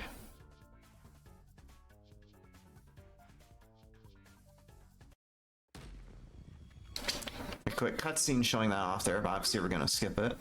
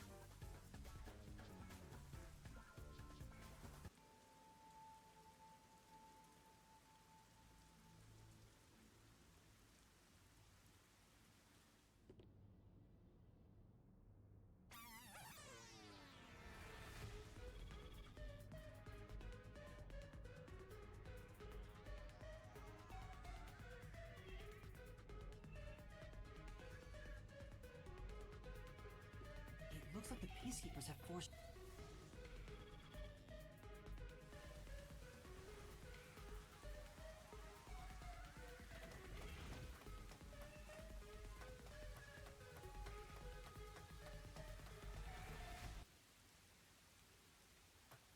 Go to the top.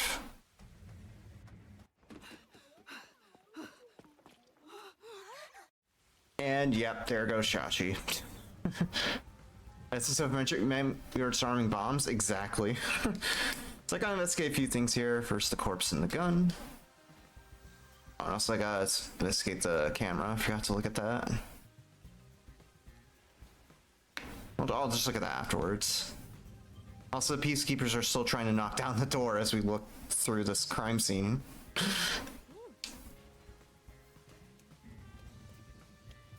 Yeah, over here. There we go. We'll look at the door, which the key seizures are still hitting, by the way. This building nearby. A couple scenes here over this edge of the building. Just the edge right there.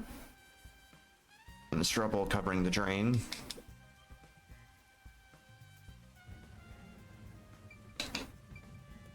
And this umbrella over here, and that should be everything. There we go.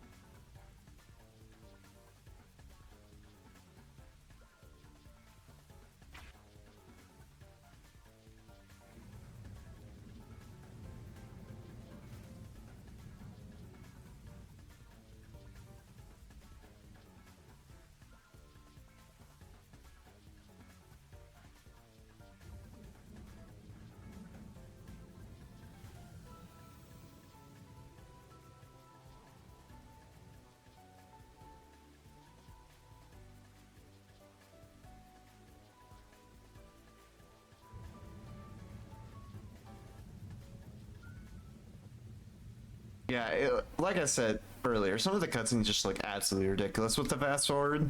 It's kind of funny.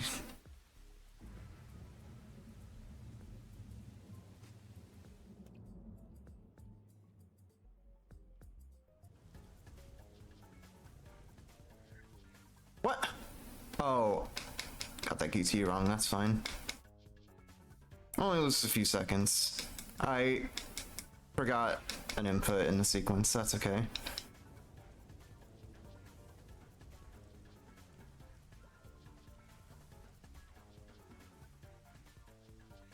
Yeah.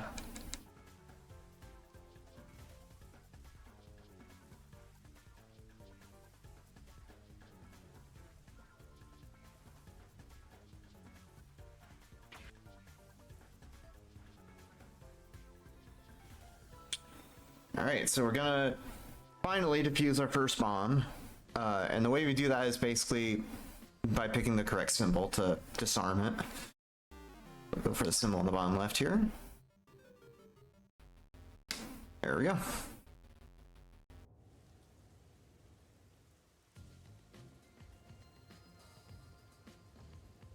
Smart QTs, Y, B, and A for this one. Or I guess X, A, and B for this. On my controller, so.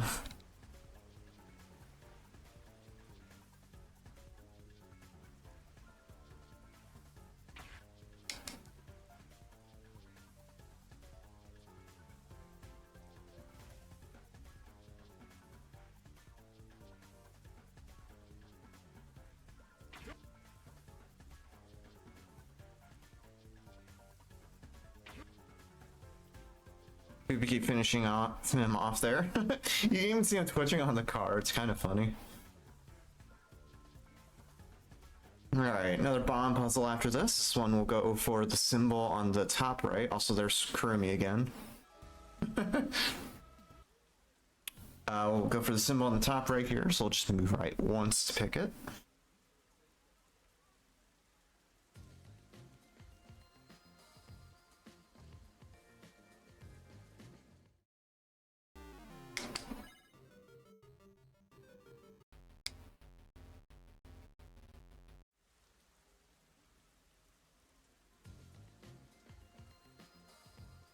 Oh, Margulu, that's the name of the old guy from the Rebel group.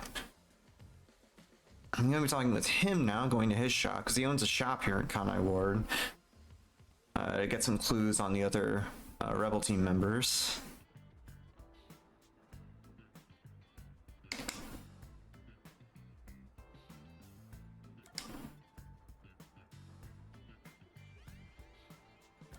Oh, Margula, sorry, not Margulu. It's misspelled in my notes for some reason.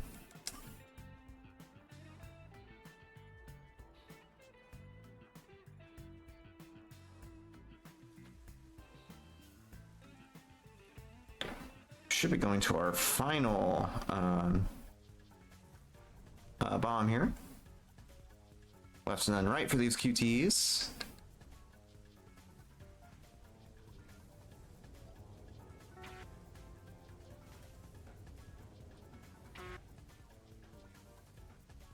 Ibuki almost getting us run over. Twice, no less. I'll go for the symbol on the bottom right for this, so 2 down, then 1 right. That's the one at the school, I believe. Yep.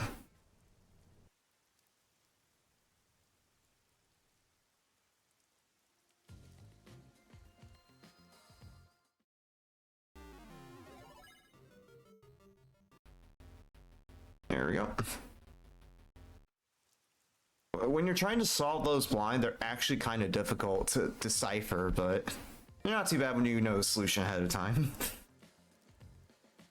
Alright, so we'll take a quick rest at the hotel, and then there's going to be a pretty lengthy series of QTEs here. There's like 6 prompts we have to hit for this. So one of the longest QTE sequences in the whole game. And in my PB, I failed this QTE sequence multiple times, so we have some time to make up here, assuming I don't mess up.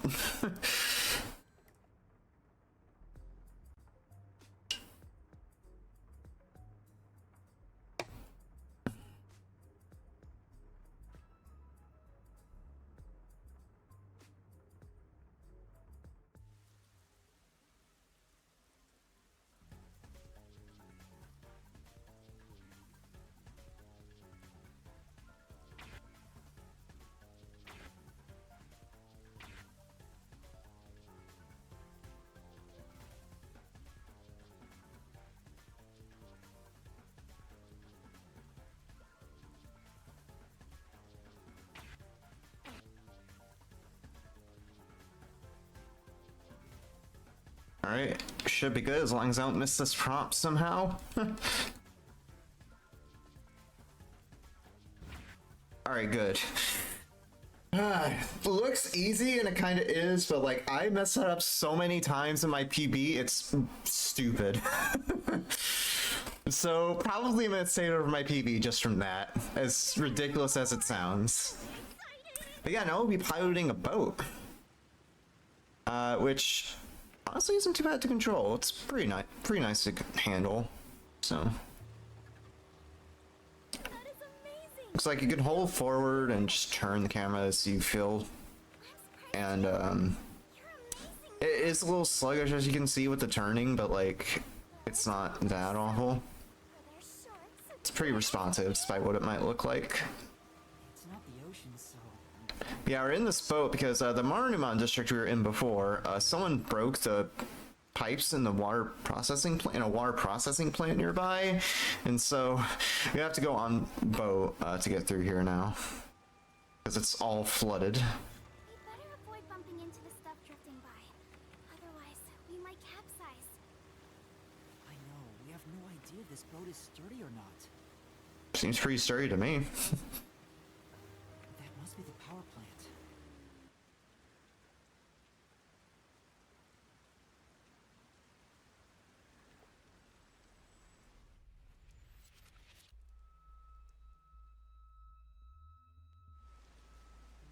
Alright, a few things here we have to look at. So, pretty short investigation sequence.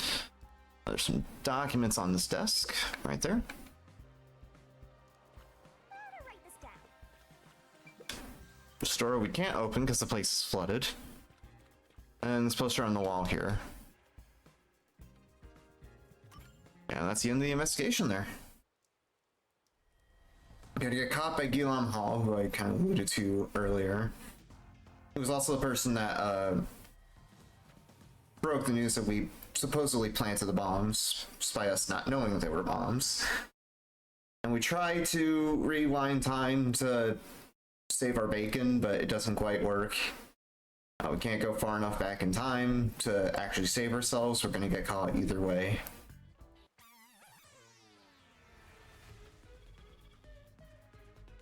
Oh, fine. After all, I have to help when asked. Actually, it's not a minute saved over my PB from the QT sequence going right, but still saved a decent chunk of time because of it, so.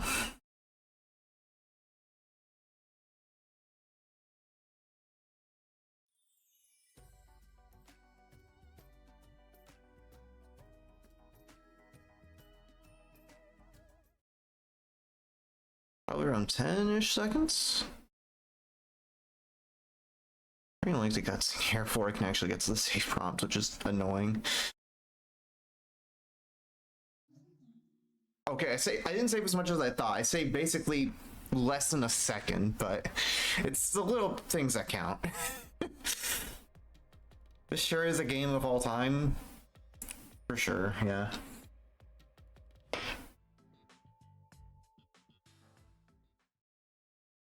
That'd be one of my favorite murder mystery games that Spike Chunsoft has made.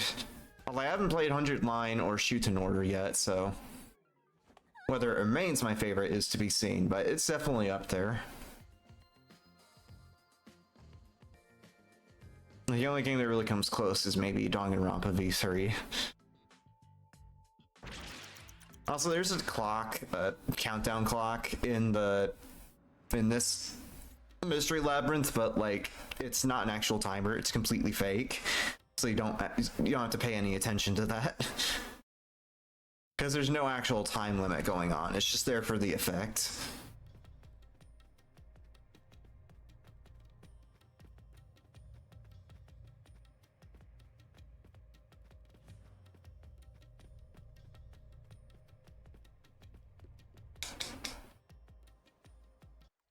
Yeah, I've definitely heard a lot of good things about 100 Line.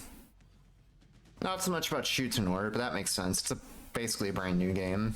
I think it only came out like 1 or 2 months ago. Anyway, an RDM, and this one's pretty short.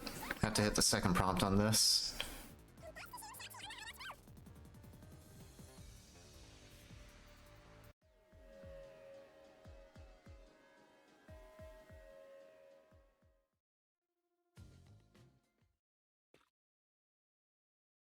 the way, Yuma, why were they accusing you of being the culprit?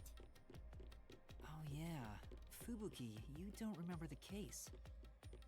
There was a murder, and I'm a suspect. There's no way the Warrior of Light can be a murderer. I was seen under incriminating circumstances. Not only was I a suspected terrorist, but I was also spotted next to a corpse on the roof of a building. Was there no one else on the roof? No one. There was nowhere to hide up there, and no other exits. Well, that does sound awfully suspicious, Yuma. Things would go much easier if you'd just confess.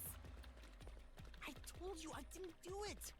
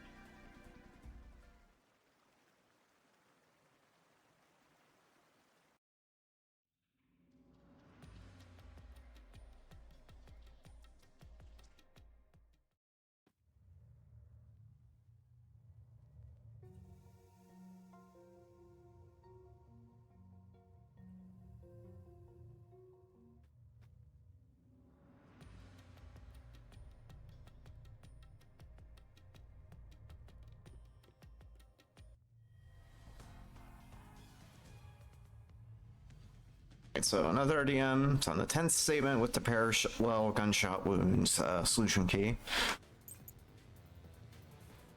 Right there. 1, 2, 3, 4, 5, 6, 7, 8, 9.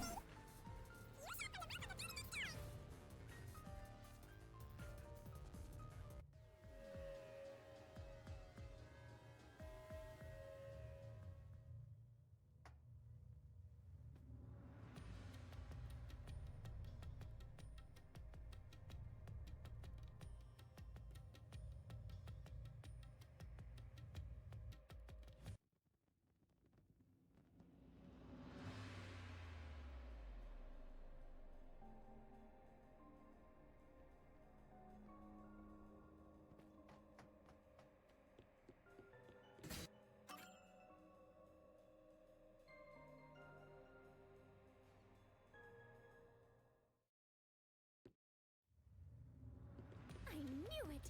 This case had to be a homicide. If it was a homicide, someone else had to have been on the roof, right? But Master, you were on the emergency stairwell, and the peacekeepers were behind the door. Which means no one could have gotten off that roof. How did the culprit shoot the victim and get away?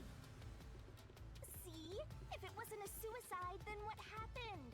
You'd better explain yourself. Very well, I shall. I completely agree with what Yuma said. I didn't say anything. So what do you think, Master? You mean why I think it's a homicide? I don't really have a solid reason why yet.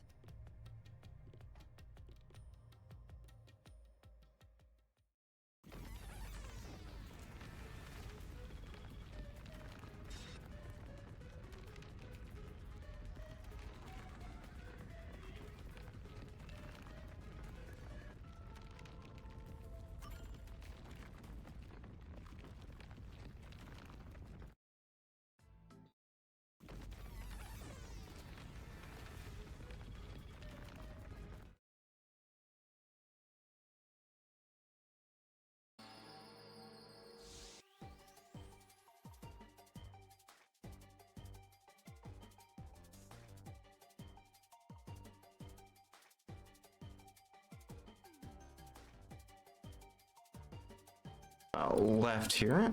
Ooh, nice. That. Getting that shot on the back again.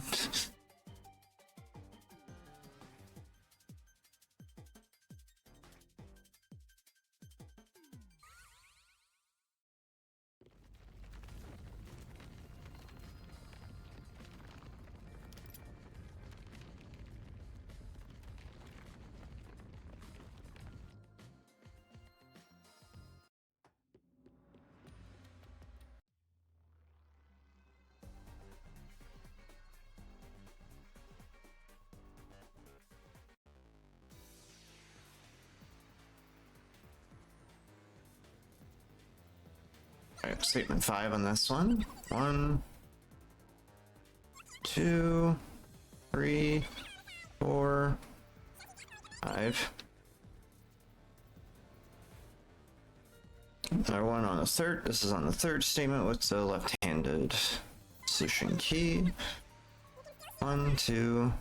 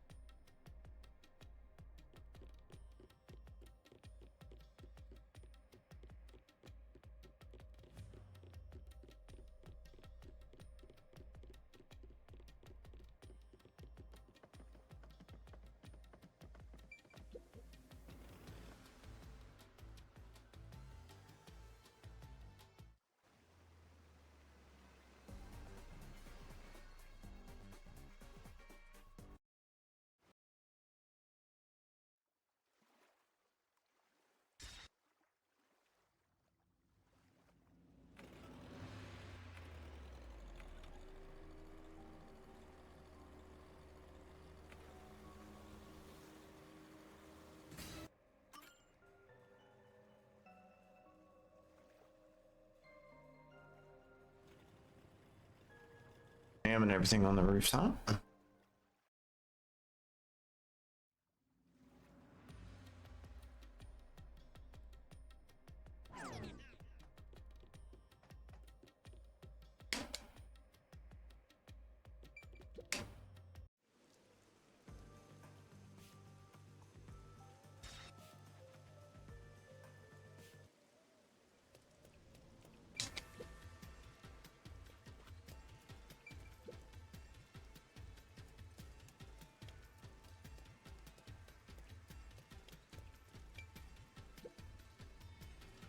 Oh, you didn't look at the door. Whoops. That's fine.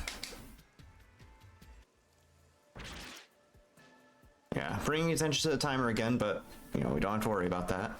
Whoops, wrong prompts. That's fine.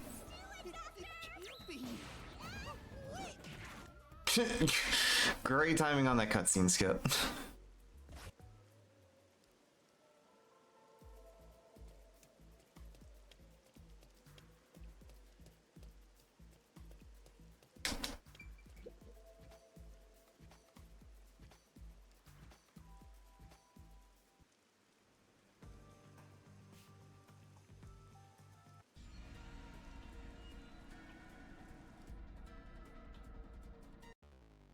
So, segment 5 is the one we have to hit here. 1, 2, 3, 4, 5. There we go. So on the 7th statement for this one with the drain solution key.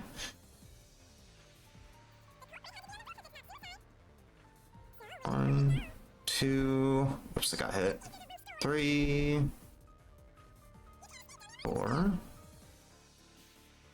5, 6.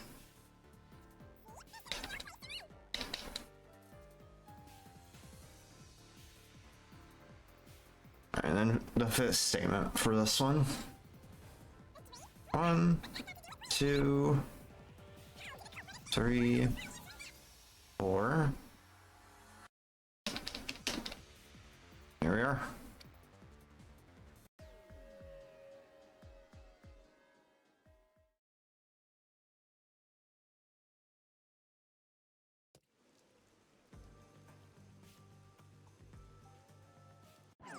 culprit opened the storm drain's grates beforehand and jumped from the...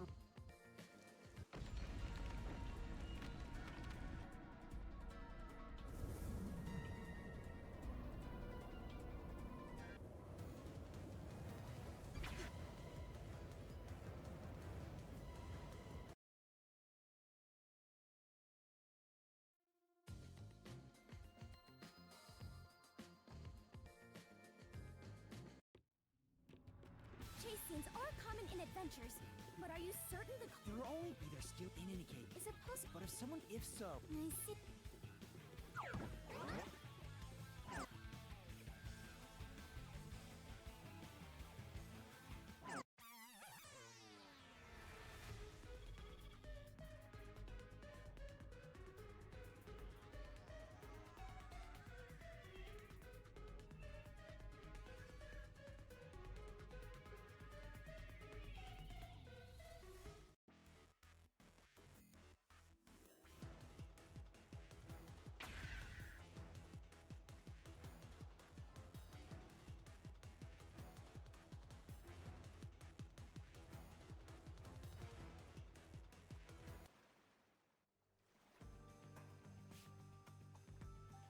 Who do we think the culprit is, which we believe to be Icardi, the swimmer dude of the team.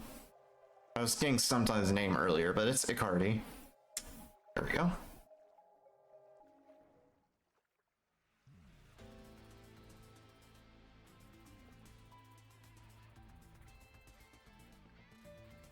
Alright, we have 3 RDMs back to back here, kind of like earlier. This statement here with the Margola's alibi solution key. The third one. 1, 2, 3, 4, 5. And the 5th statement again with the Shachi's gun solution key.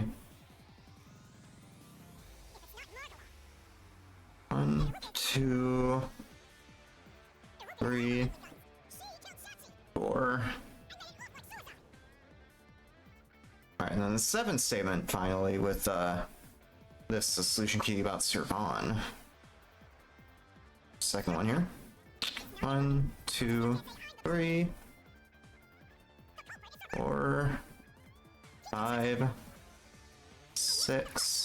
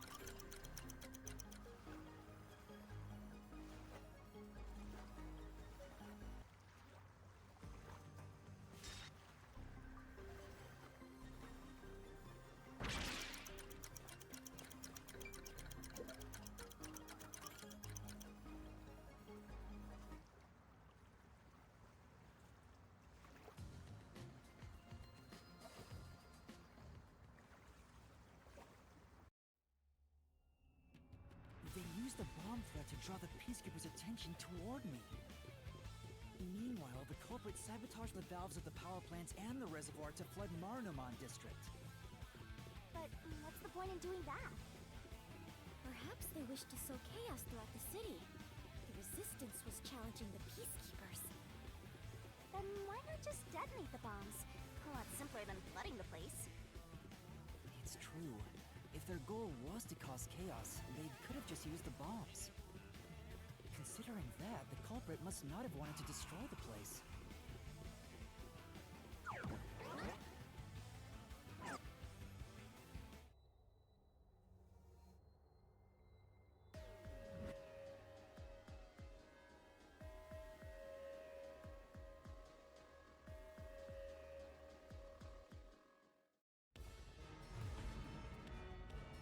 They got you got me rushed, so more mashing.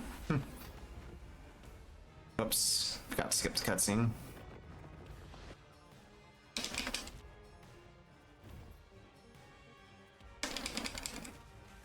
Let's head to the truth, Master.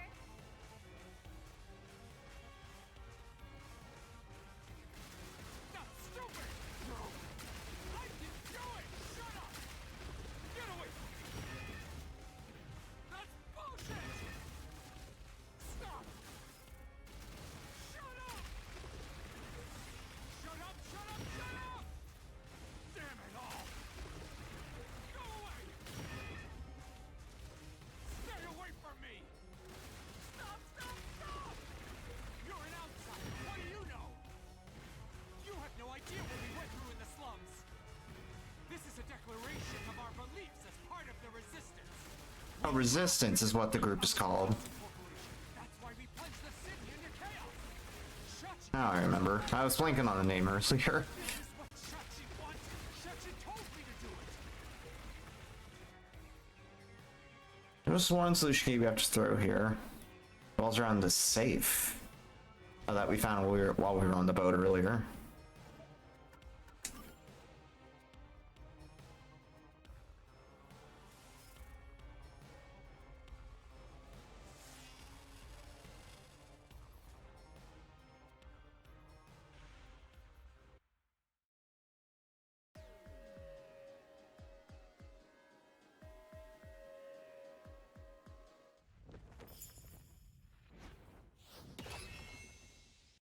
And another deduction movement. This one's pretty short, thankfully. Kind of like the previous one was. Not too many inputs to manage here.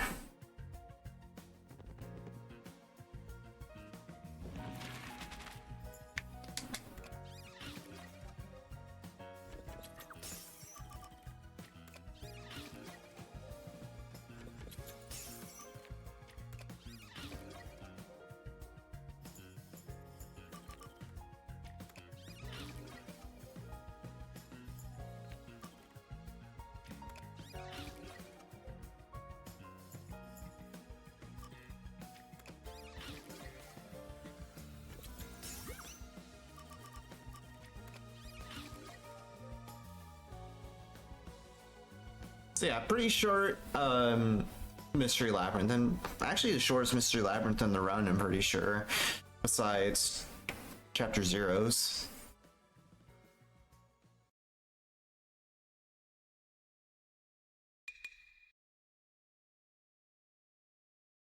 Oh, that's an interesting bug.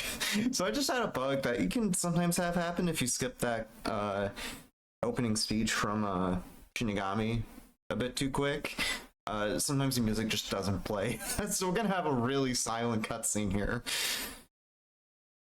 Don't think I've ever seen this before, so that's something. I don't know if that's what causes it, by the way. I totally just made that up on the fly. But that's what it seems like to me. It was like the music during these post-deduction denouement cutscenes, it starts when Shinigami's speech starts, before the actual recreation of the crime is shown. Which obviously I skipped her dialogue a bit quick, so that's probably why.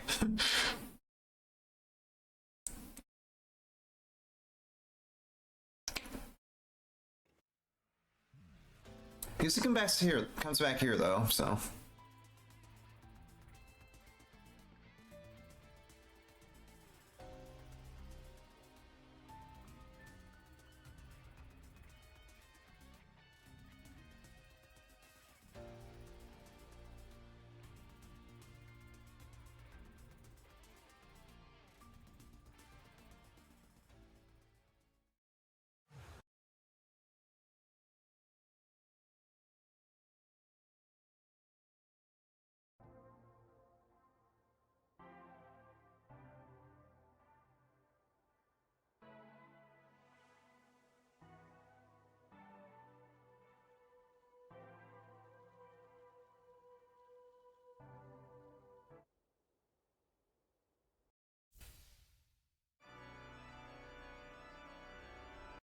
Nice, 15-second gold. Gaining a bigger edge. There's lots of times in terms of like time save potential for the rest of the run. Definitely in chapter 4 and 5, because as I kind of alluded to earlier, in my PV I made a lot of mistakes in the end game, specifically in the RDMs, because there's some really mean white noise I'll have to deal with in those RDMs later. But not too bad of a chapter 3.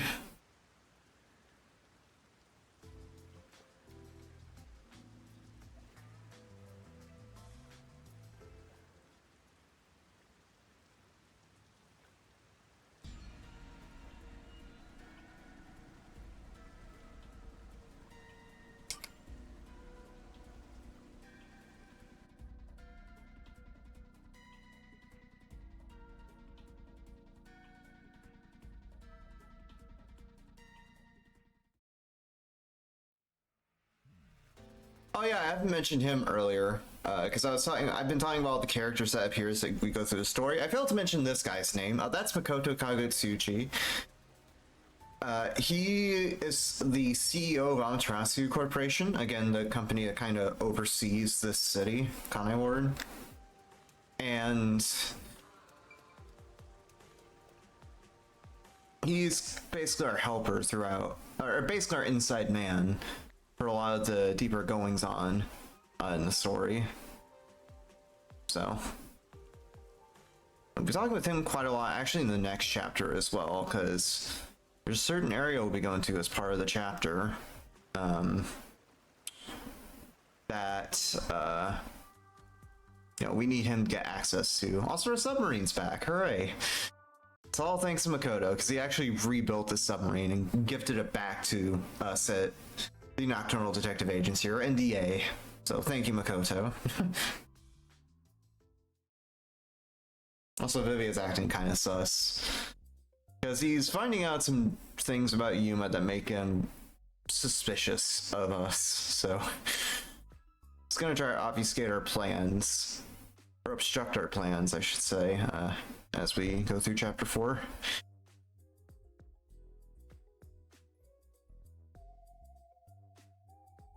wonder what information he got.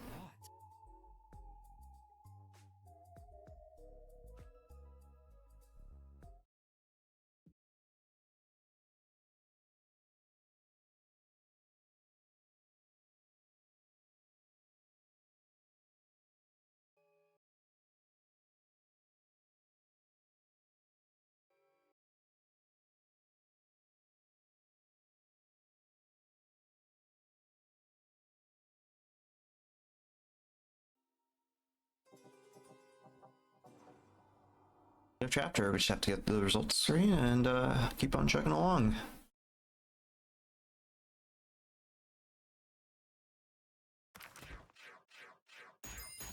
Wow, I'm surprised I got an SS, all SS again, despite the amount of times I got hit. The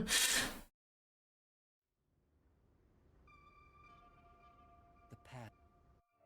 So now we're going to chapter 4, The Imperfect Insider, again relating to what I was saying about Makoto being our inside man. We'll be going to this secret lab that Amaterasu Corps has in Kanai Ward. Because throughout the game and some of the cutscenes I've been skipping, when we talk with Kurumi, we've heard whispers of research around something called homunculi in universe, which is basically super soldiers, more or less. So we'll be working our way towards going to that secret lab, which we'll be doing as part of this chapter. Have to talk with a few people before we can go there. They're spread all throughout Kamasaki district here, so I have to look really thoroughly. First I have to talk to that lady, and then there's this guy next to this beat up car. There's one person I have to talk to down in the basement here. There we go, that guy. You're actually doing the legwork like a real detective now. There's another person at the way far end of this tunnel. So I'll be talking with them as well. Is that, I guess, Hobo at the end? No, actually it's this guy in the corner. Here we go.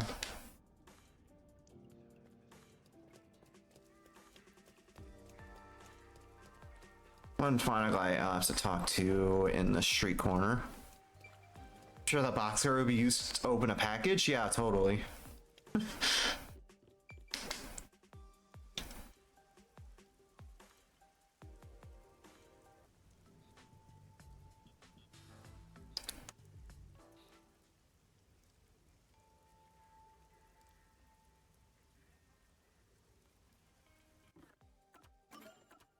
Well, fast travel to the Kanai Tower because we want to talk with Makoto to let him know, hey, we want to go to the secret lab. So that's what we'll do. Really appreciate how massive it is up close.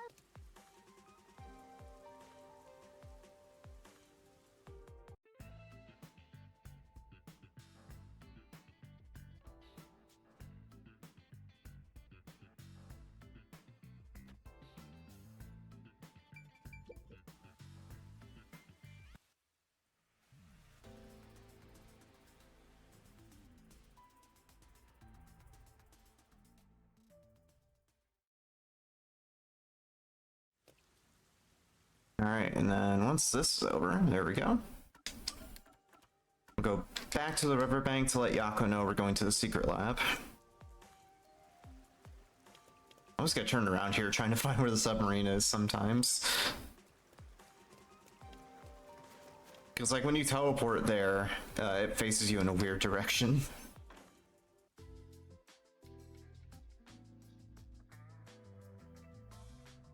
There's still some time before the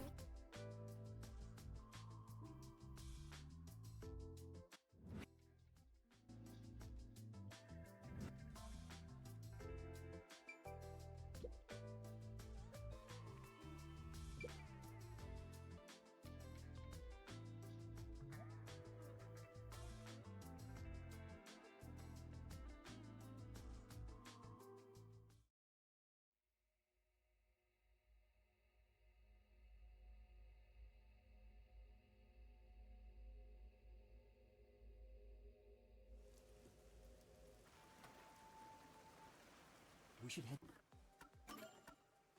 Go to Kanai Station to meet up with Makoto so we can actually go to the secret lab. Fast forwarding, hello? maybe he's waiting in a car.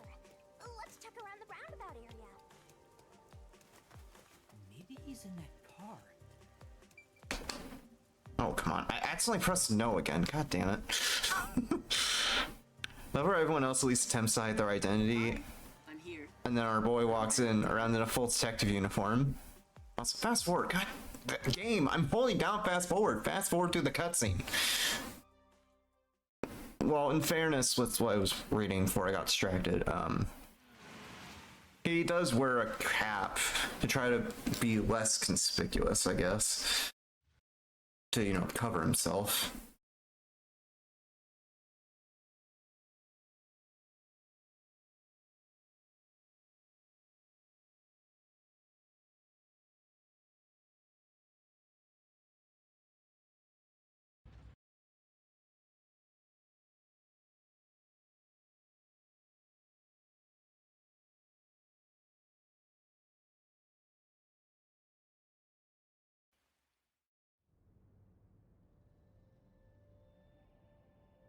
I was talking earlier about the like cyberpunk setting of this area, Kanai Ward. This Amaterasu core building is probably one of the best showcases of it because it just looks great. Especially like that, I guess, sakura tree in the corner. That looks kind of nice. Just like the massive feel of the place. So.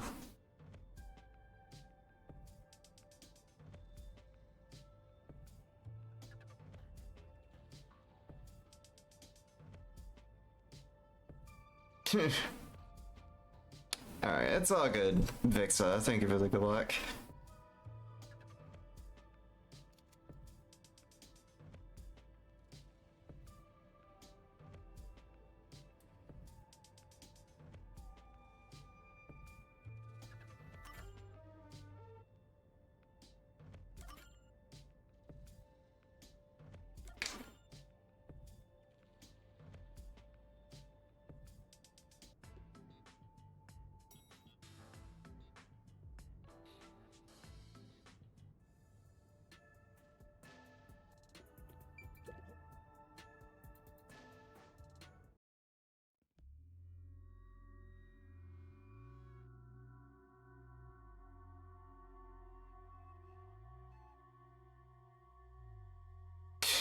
That's also true, Knight.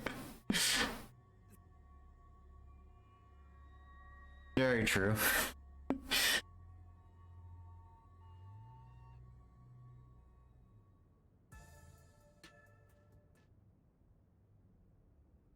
Let's keep up with Makoto. Just another lore tidbit since we're kind of on the topic. Makoto here, he wears a mask. Speaking of concealing his identity, he wears a mask to, cover up who he actually is. Picturing something away. He even gives his own backstory as to why he wears a mask. Chemicals and stuff. And later in the game, especially when we do chapter 5 RDM, or several RDMs with him actually in chapter 5, spoilers, he actually has different separate masks for individual expressions, and it looks goofy. Yuma, I'm sure you want to. So you can kind of see Shinigami jittering there. That just kind of happens. I don't really know exactly why. It might be a frame rate thing, but she just does that sometimes. Well then, let's hurry. Dr. Weska should be in the critical lab up ahead.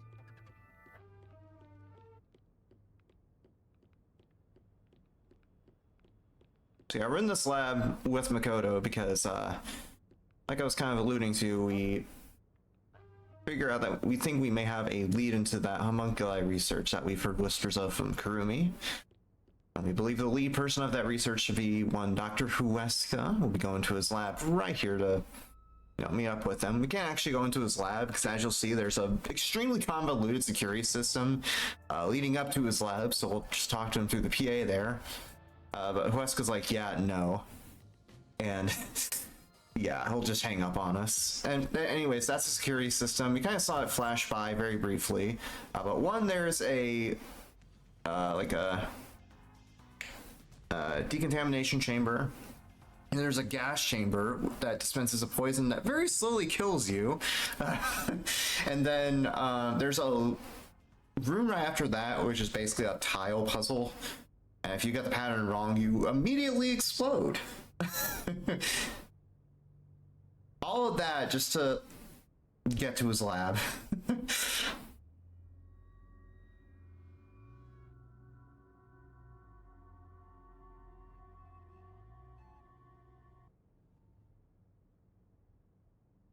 Yeah, we think we're gonna get accosted by two peacekeepers, but it turns out the master detectives and Yako infiltrated as peacekeeper guards.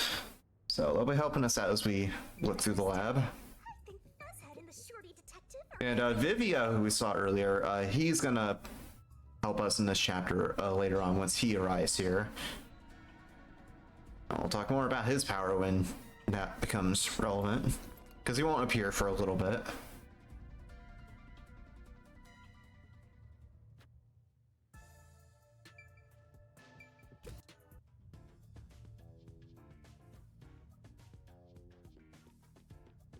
I love the atmosphere in this gloomy lab. A monster's gonna jump out! I hope Chief Yako is okay. Oh, there's Fubuki as well.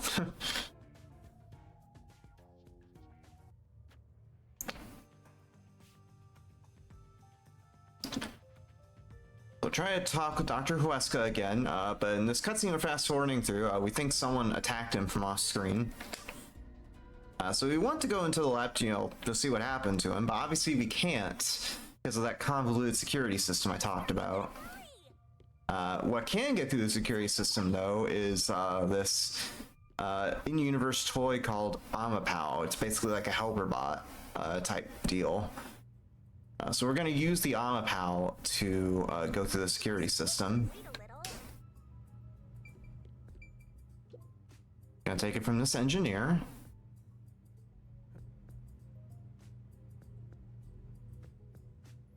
There we go.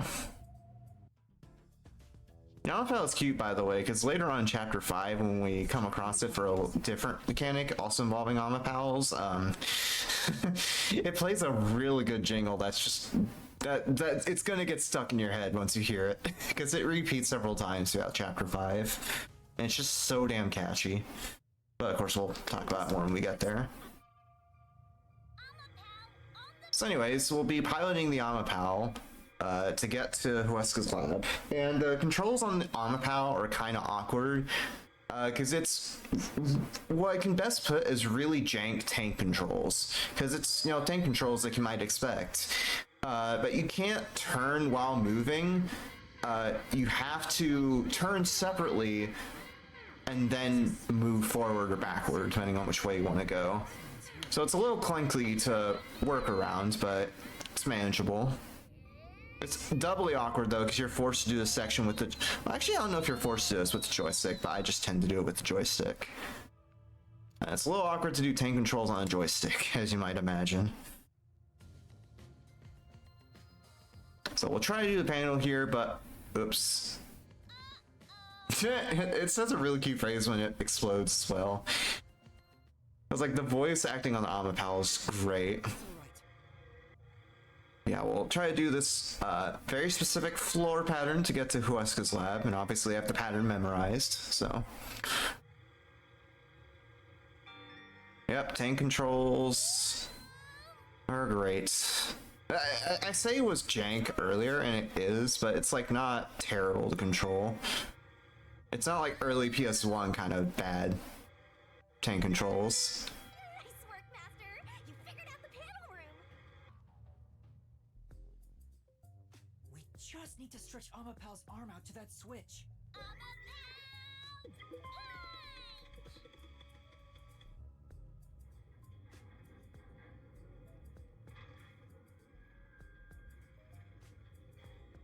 We're in a hurry, but this door is moving so slowly. Yuma, that should be good enough. Hurry up and move Amapau through that crack in the door. Oh yeah. Didn't the researcher mention when an arm's extended, no other controls will function?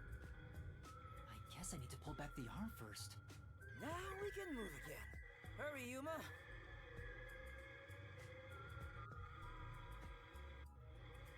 Few more turns and we'll get in the lab.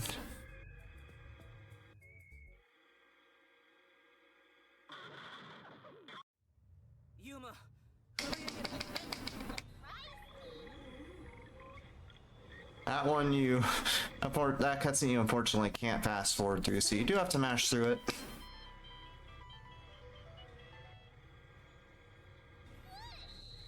There's something there! Oh, you don't say, Amapau. Whoops. Yeah, I bonked on his foot, if you're wondering what that was. Oh my god, Huesca, get out of the way. His foot is really big, apparently. There, that...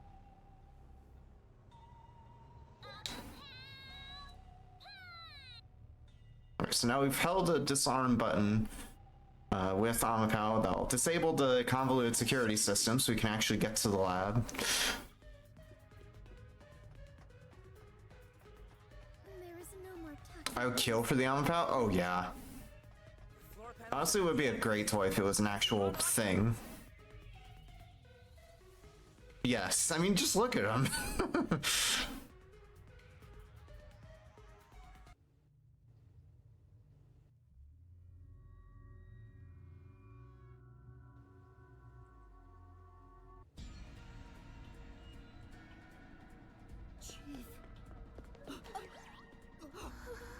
Alright, so we'll go back here to try to escape the Peacekeepers. What we found in the process that Yako got fatally stabbed by, I think, the Slaughter Artist, who's basically a hired hitman kind of deal, so...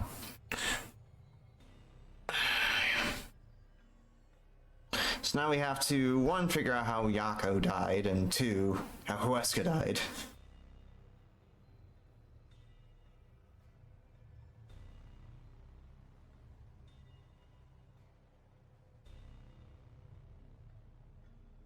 And if you remember what I was saying earlier about Halara coming to the rescue, same thing happens here. They just yeet another coin at the Peacekeepers.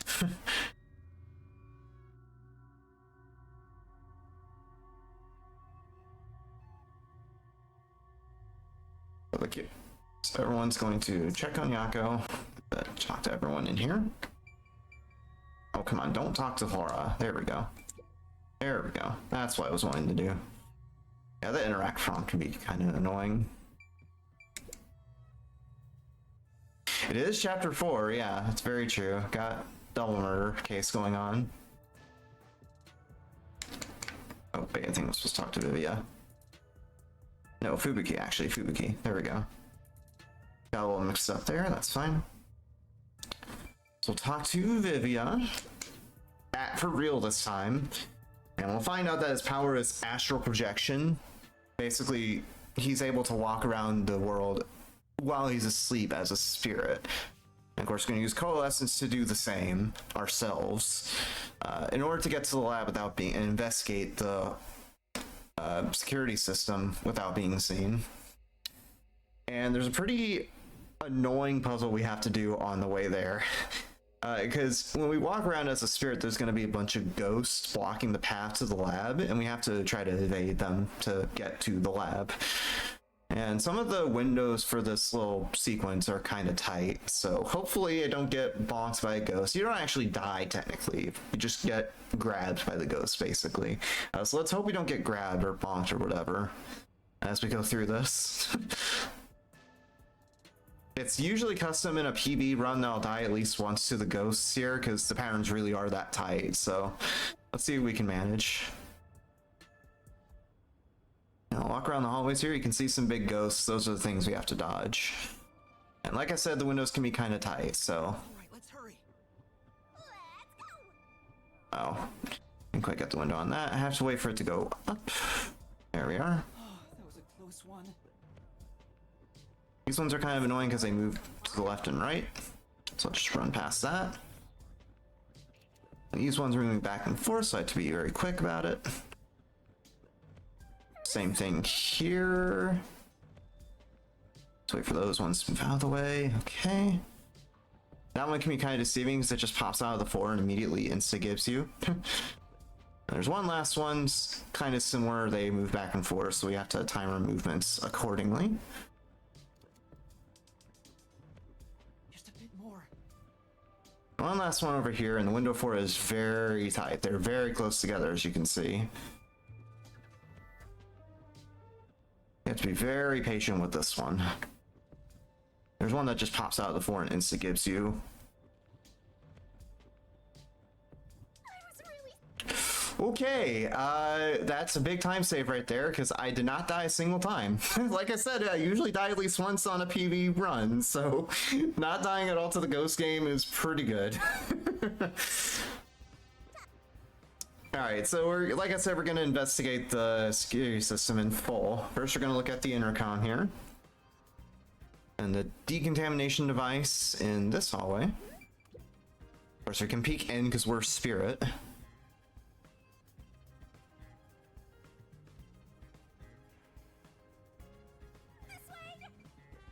And in the poison room, we're gonna look at this gas vent over here.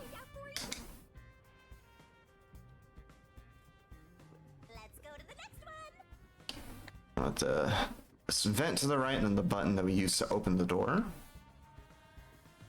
I see. And a few things in his lab. We're gonna look at the peacekeepers here. Again, they can't see us because we're spirit. And a stash of food. This vent up here. If I can get the prompts, there we go. And the Amahal that we left earlier. Gonna look at Huesca's corpse real quickly.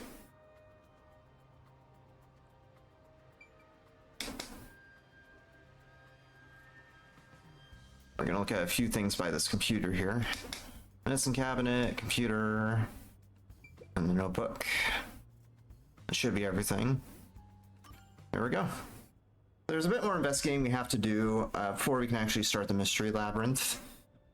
We have to look into a bunch of rooms in that center hallway where all the scientists were. We'll do some investigating there, and there's some specific things we have to look at, which I have gotten lost before in PB runs trying to find, but I have actually noted down where everything is and what I think is an optimal order, so we shouldn't get too hung up here.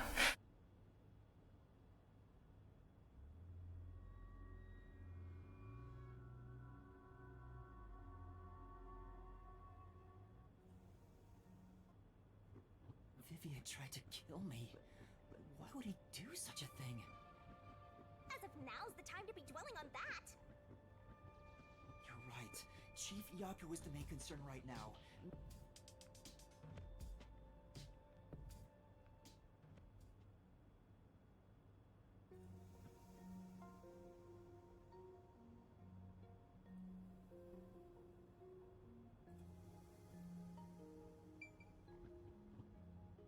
Alright, like I said, specific rooms you have to look at here.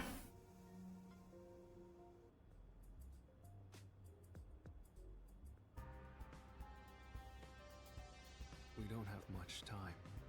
We have to check the room. First, you're gonna look at these, or talk to these scientists up here. Sorry, the researcher and the peacekeeper there. We'll go into the side room to get some documents.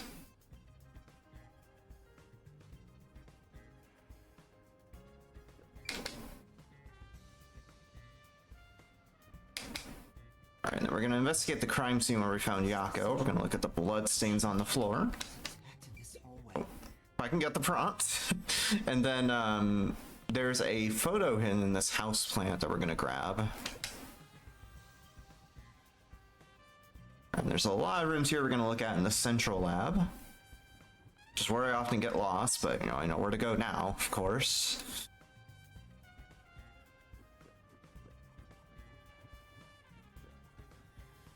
Then go downstairs here to the power room. Eavesdrop on this peacekeeper and scientist.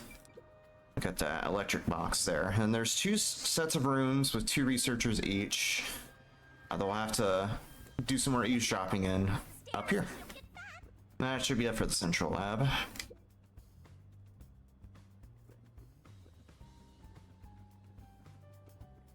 This room as well.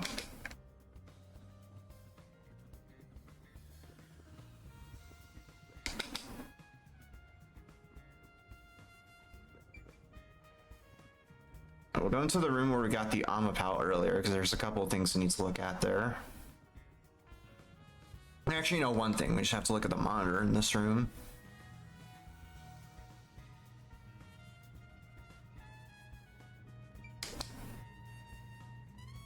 I will leave, and that should be the end of our investigation here. And then go back to Huesca's lab, look at a few things on the computer there, and that will be the end of that. We'll get to the Mystery Labyrinth.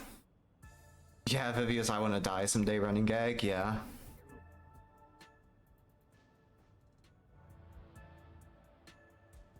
I get it. It may seem like in bad taste on first glance, but it's actually pretty funny.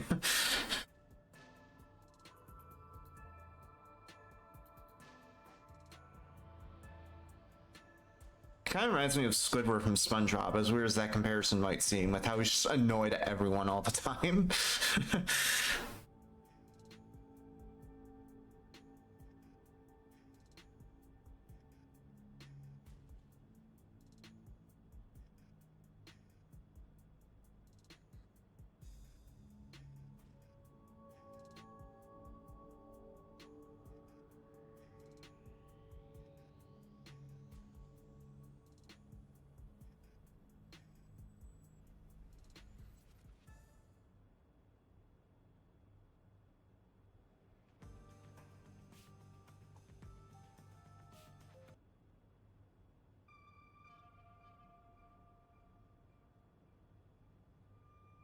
To get to the lab, sneaking past these peacekeepers. It's not that difficult to memorize. You just have to take a slightly, or like an alternate path, just like dodging, weaving in different corners of the hallway to get past them. Not too much of a diversion, and again, not too hard to remember. Wait, what if some toxic gas is still lingering around? Nah, just kidding.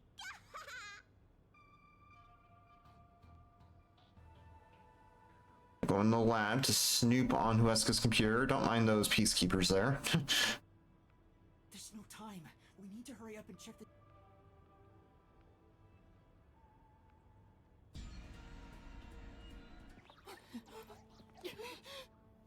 Just come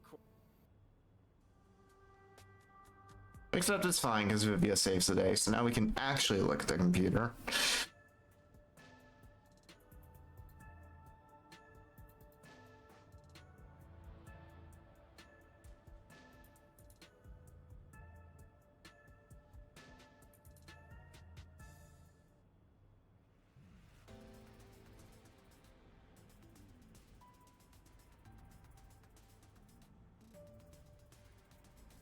Shinigami, can you do it?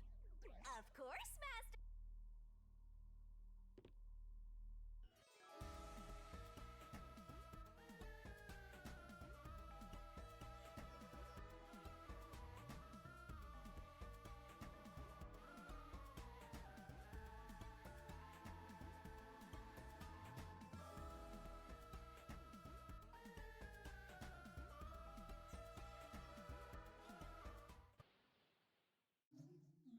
Yeah, saved around 15-20 seconds there from actually around 17.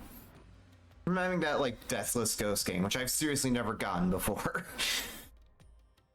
And I'll probably never get that again because this section is just that tough.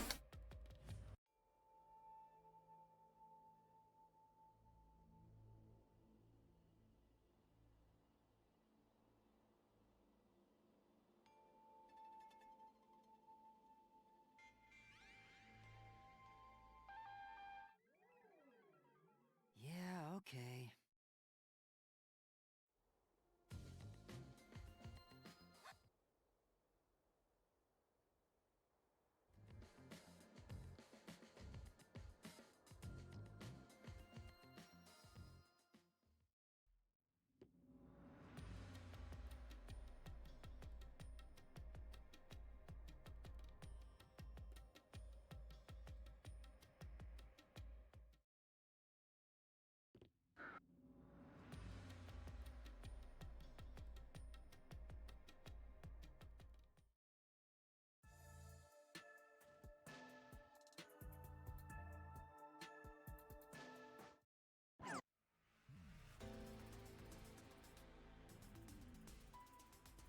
Yeah, exactly.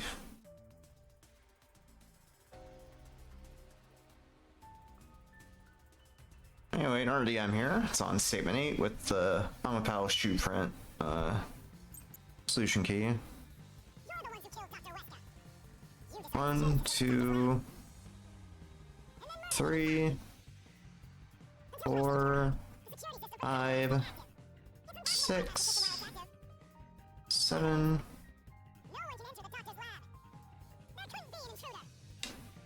Miscounted a little bit, but that's fine. I still got the correct statement. Yeah, he does. They sound like chipmunks. This one's on statement 6. 1, 2, 3, 4, 5.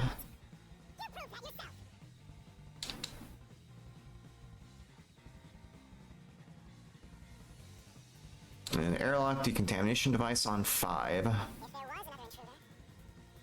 1, 2, 3, 4, 5. Tono, he saw it. What are you talking about? The guy we just fought in the RDM?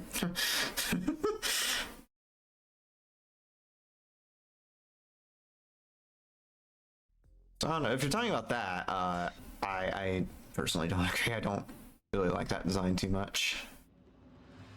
Oh, yeah. Yes, on this one. I had a brain fart. Oh my gosh, dude. I'm just like brain farting forgetting to hold down right trigger to fast forward.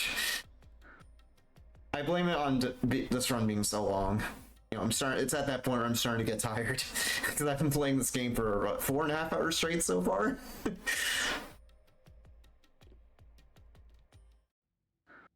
Like, the run is so brain dead easy, pretty much, that I don't really have to worry about it too much. No, you're fine. Don't worry about it.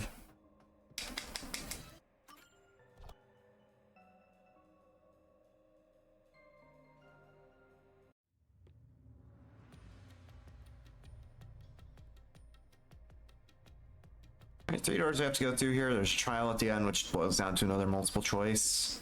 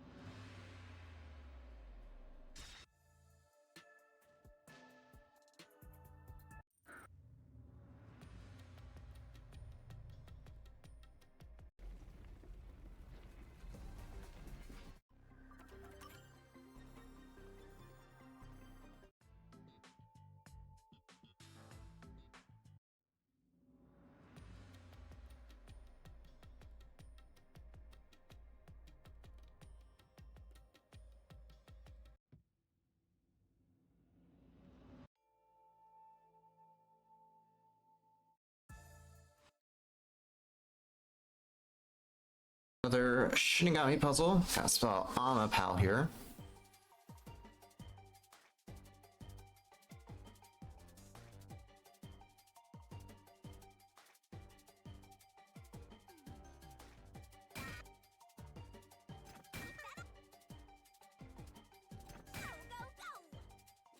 Nice, snag that L as it was turning around.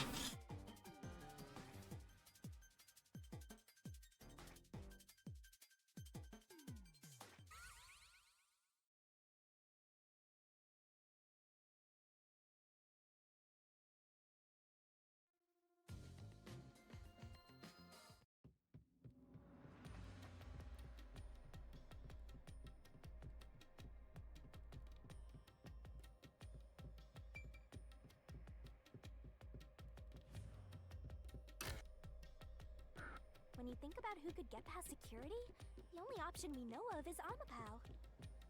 True. And that's how we were able to get through security ourselves. But it's just a toy robot, right? How is it related to the case? I don't know yet, but since Amapal can get through security, it must be important.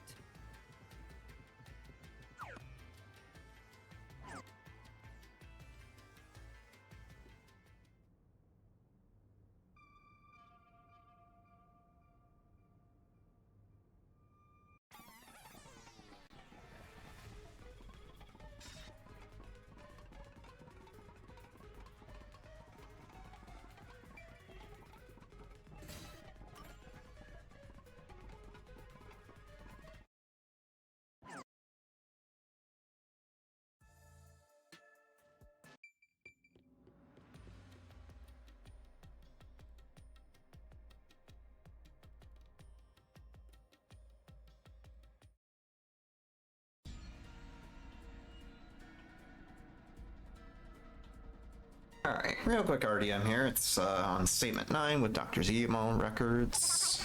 Right there. 1, 2, 3, 4, 5, 6, 7, 8, 9.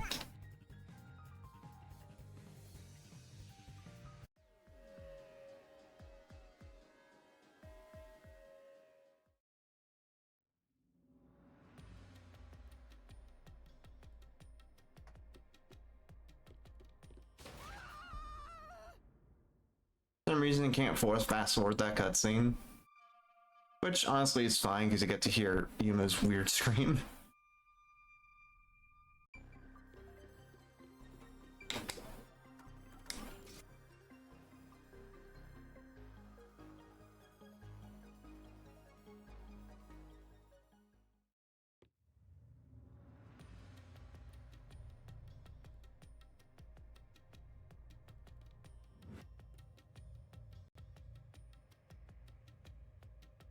Well, he couldn't have used another researcher. Someone would have noticed their absence. He needed visitors. People from outside. Oh yeah, speaking of gotcha voice actors, because I had the voice actor trivia earlier, the person who voices Vivi, that's Lighter from Zenless Zone Zero. And also the protagonist of Persona 3 Reload.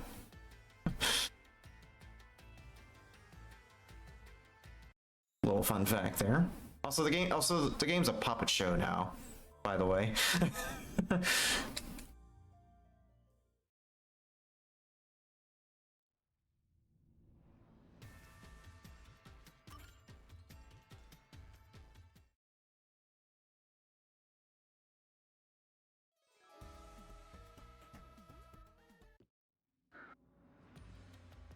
Little by little, we're narrowing down when the culprit entered. Yeah, but we still don't know how yet. It had to be between when we intercom and when Amapal entered his lab. In that time, the culprit entered the doctor's lab and murdered him. I don't know, it might just be in the graphics settings. When you went to borrow Amapal, Master, Cause like, the culprit I'm playing in 1440p, so. But Fubuki waited at the front chamber while Desuhiko and I went to borrow Amapal. She said no one entered or left the lab.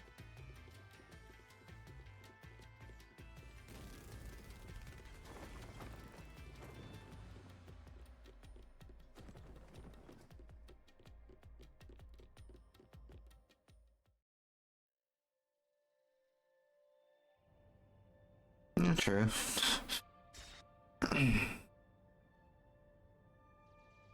I got where on the map the culprit entered, which is the decontamination chamber right there.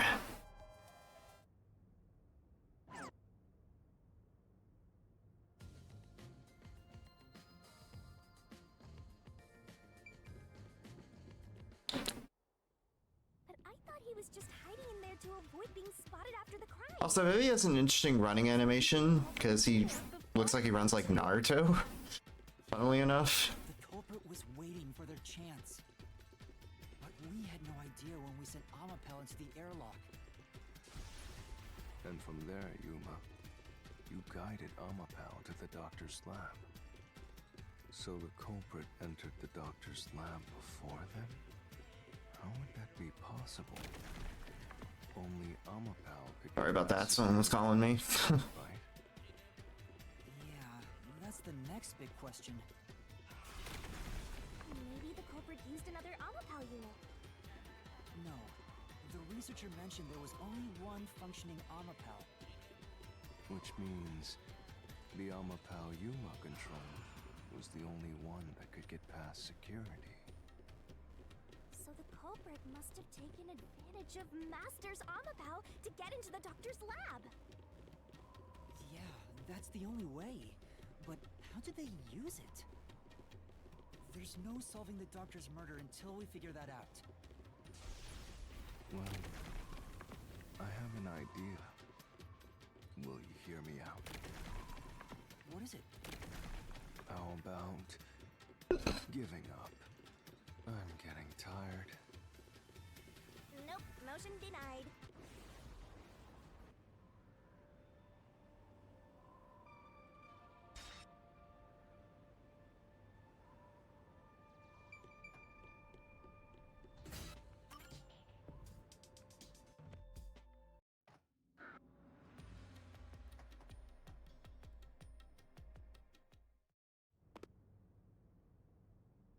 Huh?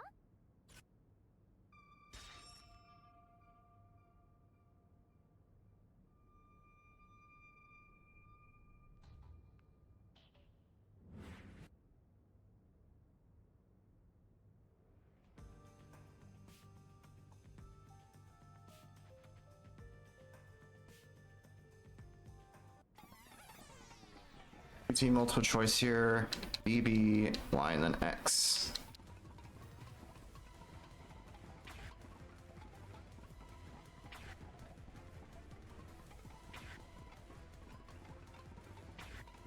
Cool.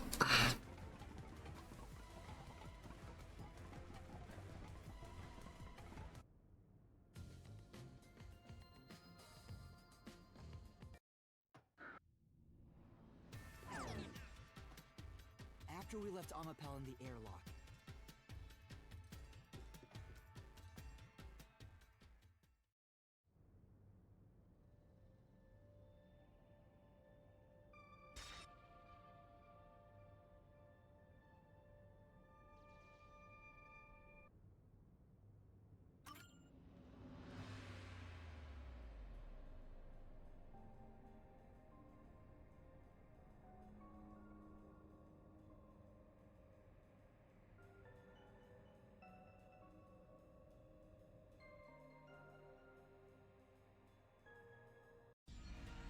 Alright, a bunch of RDMs in a row here.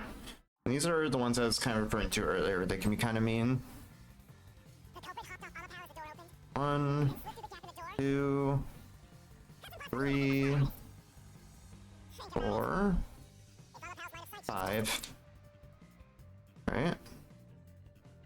Got 6. Statement on 6 on this next one.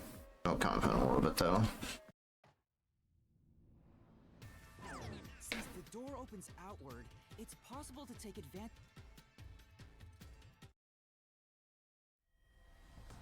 And I forget if it's this one or a later one, but I think this is the one where the white noise can be kind of mean.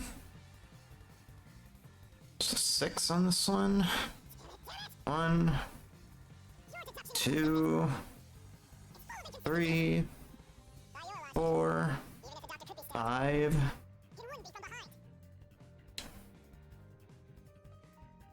Alright, information on the doctor at 10.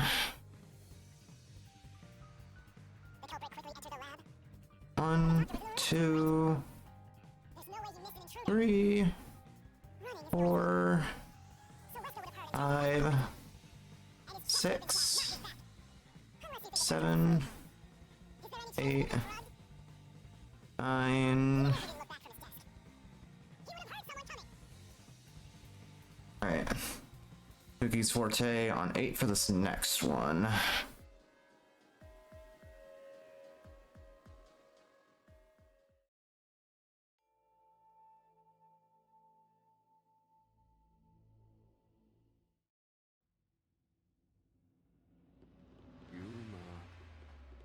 Jeez, go away!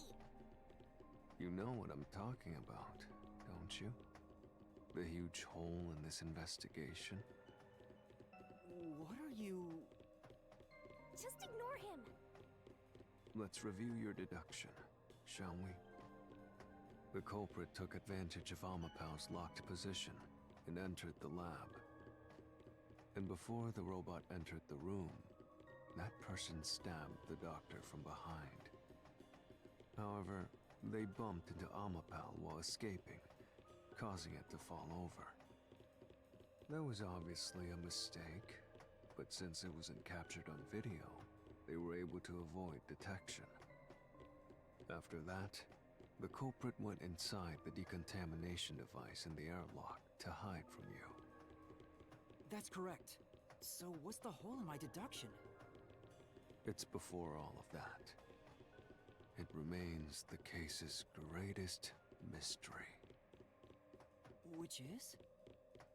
How did the culprit get past security? What?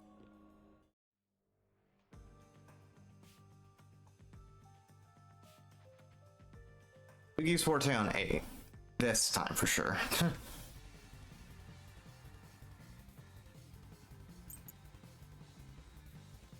2, 3, 4. 1, 2, 3, 4, 5, 6, 7, 8.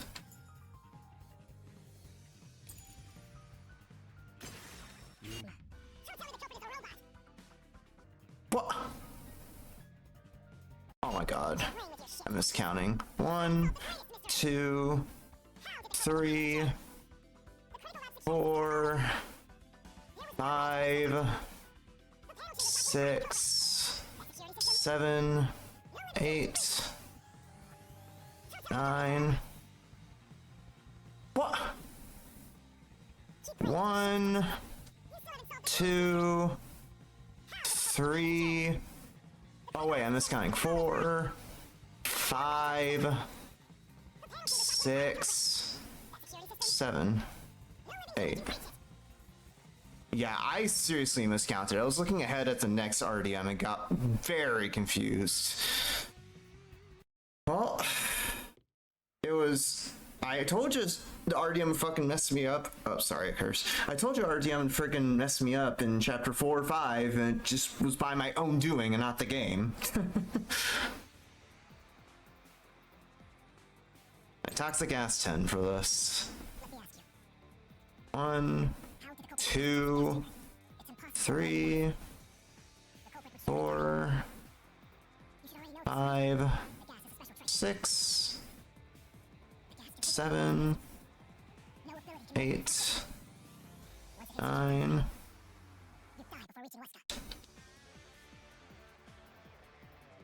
Okay. This next RDM, there's actually a bit of a pause around phrase 4. Between phrases 4 and 5. So just have to be wary of that as we do this next one. Don't have to switch solution blades, thankfully, so we don't have to manage that. Or solution keys, I mean.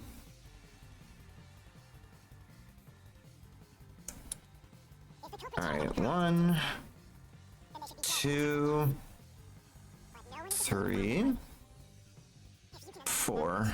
There's going to be a pause here, so the next section is going to start at phrase 5, so we just have to remember. So 5, 6, 7, 8, 9. Oh, wrong side, wrong side. 5, 6, 7, 8, 9, 10.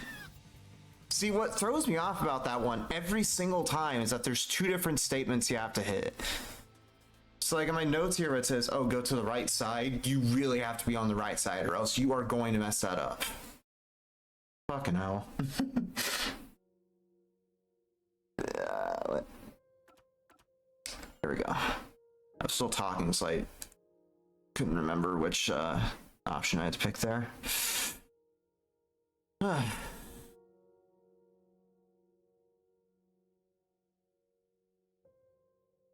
So yeah, this is the big twist of this chapter. The culprit behind the murder, it's actually the chief. Surprise, surprise.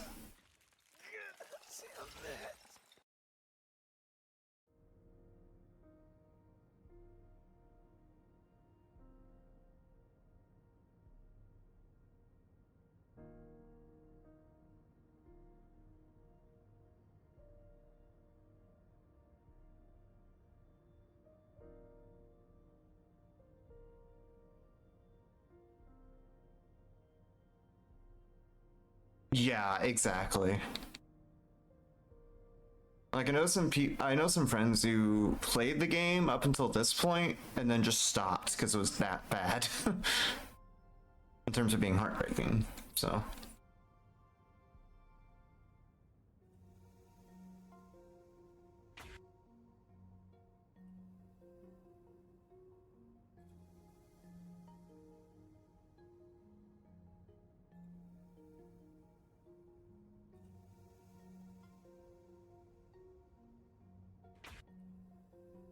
and then yeah, avoid 2 prompts here and then we'll press X after that. Yeah, exactly. It's so good. Obviously I'm fast forwarding through it, but it's really good when you're playing casually.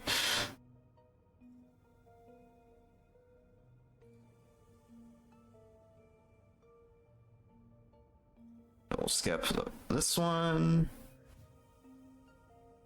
and that one,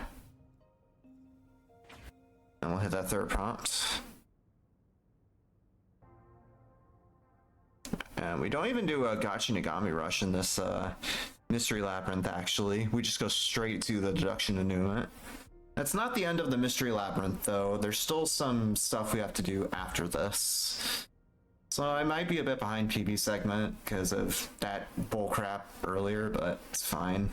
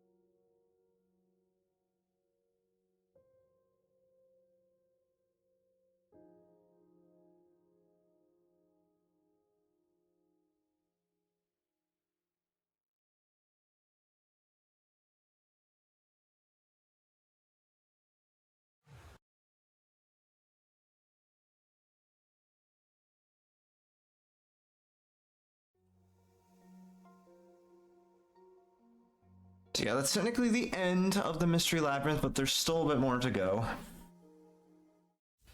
Because the mystery isn't quite solved yet. There's like 3 RDMs we have to do, and then also a Shinigami puzzle.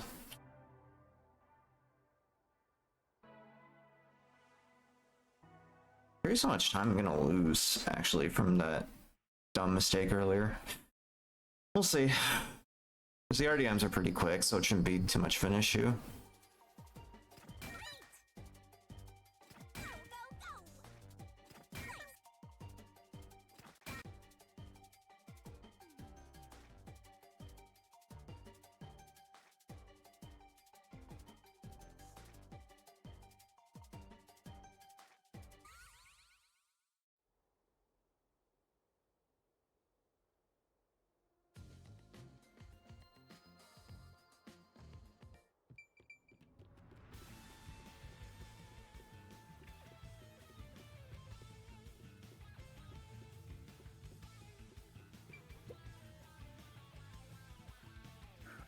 Do you regret this, Yuma?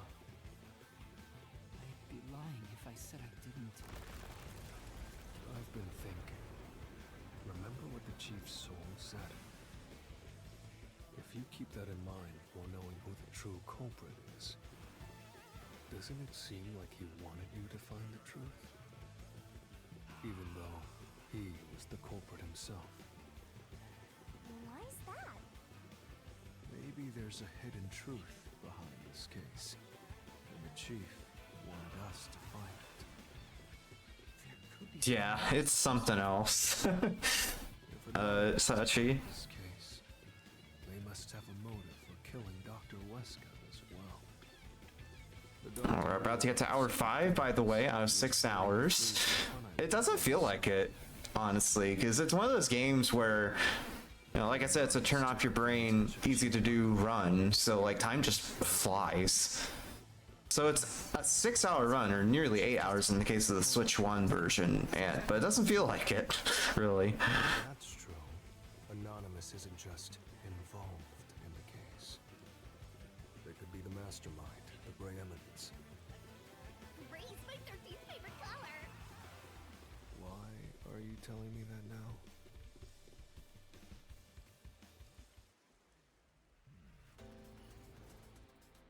So 4th round on this RDM. This might be the one with the trolley white noise, unless I'm thinking of a different one. Get out. 1, 2, 3, 4. There we go. And lap app 9. Yako's the culprit. 1, 2, 3, 4, 5, 6, 7, 8. Alright, and then one last RDM, storage key 8, and I think this might be the trolley one. 1, 2, 3, 4, 5, 6, 7. There we go. So yeah, losing a bit of time. That's whatever.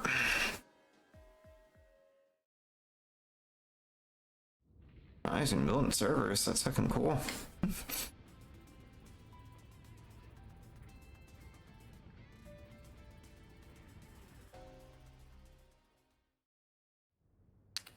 think that's it. Yeah, there we go. Okay. So the last 30 seconds overall because of it, but because of that stuff earlier, but it's whatever. We can probably make that up in chapter 5. It's like, well, I want out of this run ideally is as close as I can get to sub 610, and I don't think we're getting sub 610 unless I like pull like a minute of time save out my butt. So I was like, yay, 5-hour mark.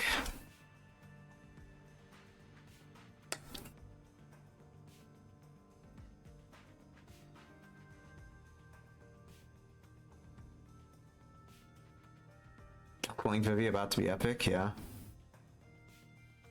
Actually, no, Makoto's gonna ruin this guy's entire career is what's gonna happen.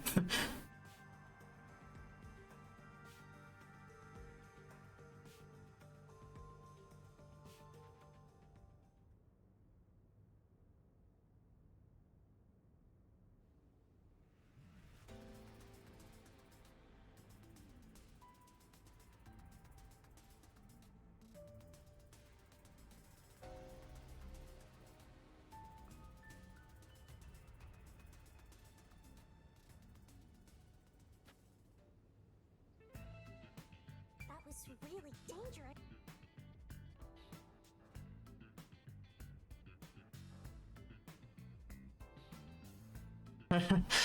Yeah.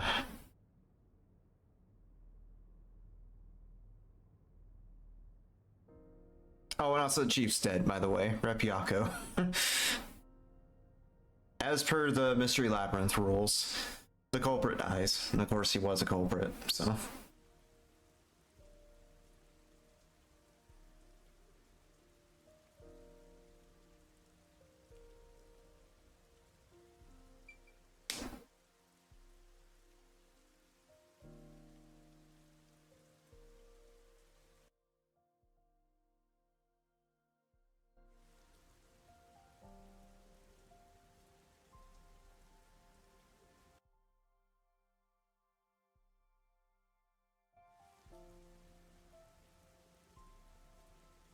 Yeah, 60 out of 100, damn. Yeah, reminder by the way, yes, that is indeed true.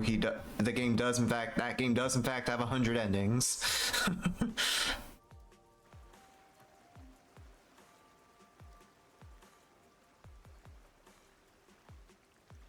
Yeah, the game's freaking massive.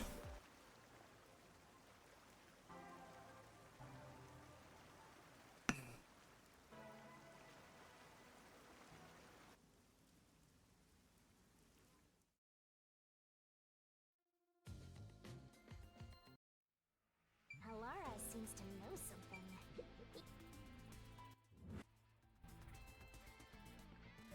Fabled CG? Not sure what that means, unless that's a 100-line spoiler, in which case don't mention it. Yeah, it's chapter 4 done.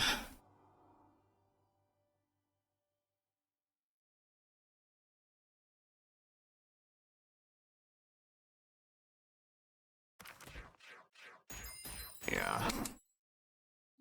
Not a great rating there, because I got hit quite a few times. And died on some of the RDMs a little bit. What the heck? What? So after that cutscene that we skipped, the World Detective Organization got bombed, seemingly, and our submarine also got gassed, and we've been dumped off into this random decrepit town for our final chapter here. And then I was gone because this last chapter, I don't know how else to describe it other than this game basically devolves into a Resident Evil type scenario at this point. Because we're basically in a restricted zone that whenever someone dies in Kane Ward, they get dumped here. Or their bodies get dumped here. And all of a sudden there's zombies everywhere somehow. Where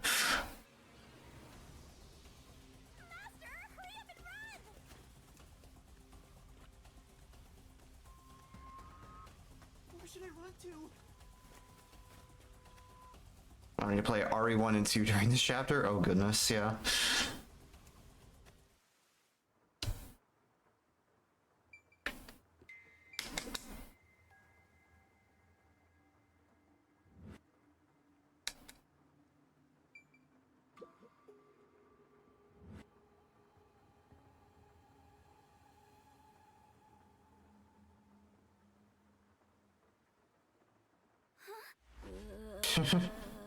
Oh, whoever's trying to attack us is just ruthless. It's like security measures aren't gonna work.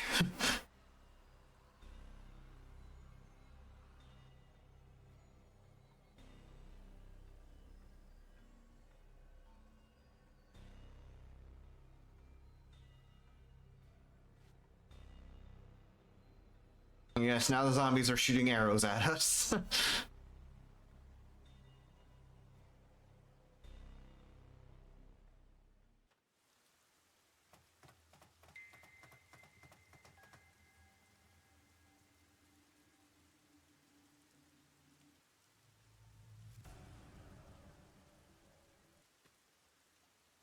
can get out this way.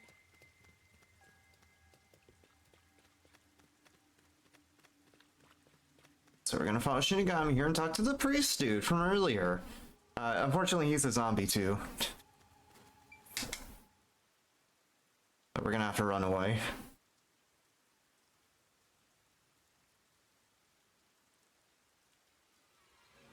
Oh crap. Ah, I missed the prompt, god damn it. I was caught off guard and didn't think I had to do a QTE there. So let's sit through this again. Because I wasn't paying attention.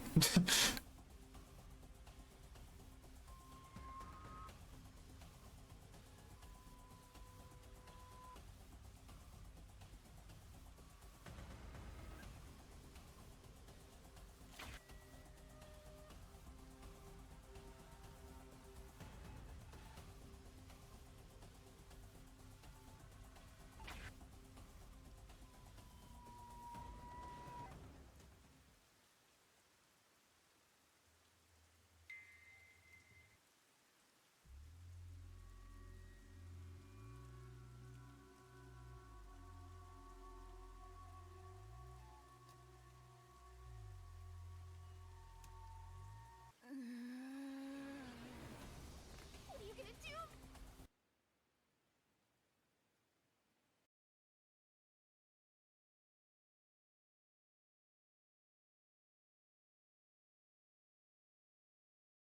Just had many, many concussions.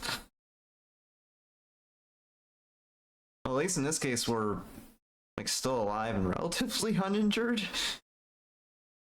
Whereas multiple concussions are kind of bad. It's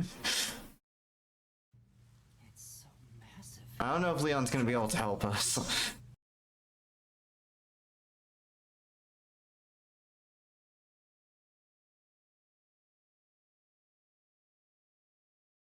With you. But yeah, what's actually happening with those zombies is those are the homunculi. For whatever reason, everyone we've come across this entire game has homunculi versions of themselves wandering about now, and we'll figure out why that is as we go through this factory here. Be sure to pick it up. Which, as we'll come to find out, is a meat bun factory. Yeah, you know when people ask, "Oh, how are McDonald's chicken nuggets made?" And like you're horrified to find out the answer. That's this game's version of that.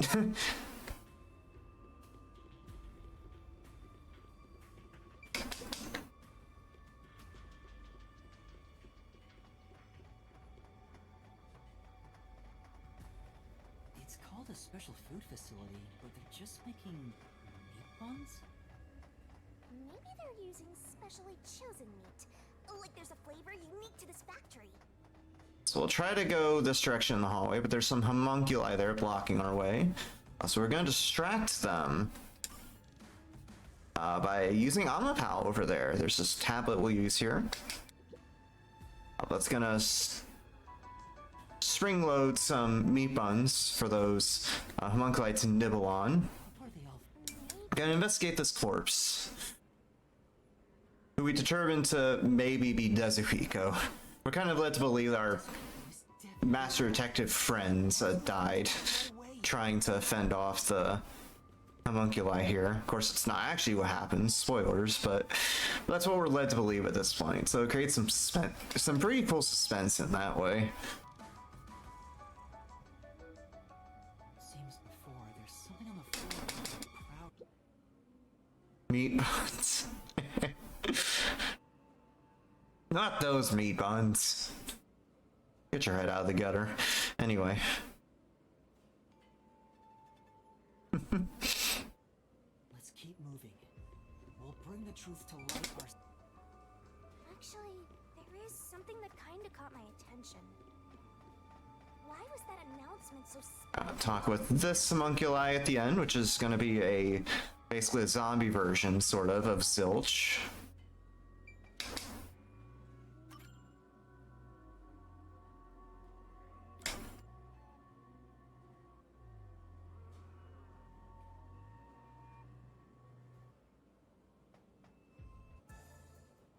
Where the heck did Karumi go? We have to find.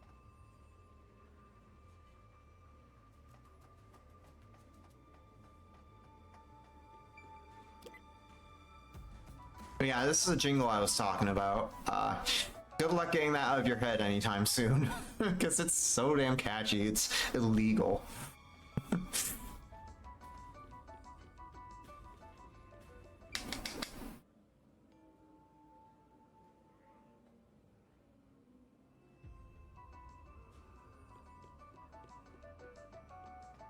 gonna follow it? It might be a trap.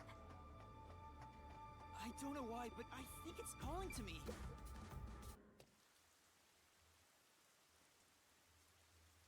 We're gonna temporarily leave the meat bun factory for a little bit. We'll go back there later, but we need to take this detour. This is going to lead us to a big research facility underground, and this is kind of what I was referring to with the Resident Evil analogy. Because what's happening with these homunculi, and we'll see it coming up when we go to this research facility, what's essentially happening with these homunculi that we've kind of been alluding to the whole game, is there's some research that Amaterasu Corps is doing. There's this entity in the game, the Unified Government, which I don't know specifics on, it's just one big governmental body. And they commission several countries around the world in the game's universe to conduct research into making super soldiers. And Kanai War tries to, or Amaterasu in Kanai War tries to do the basically fast track their research on homunculi in order to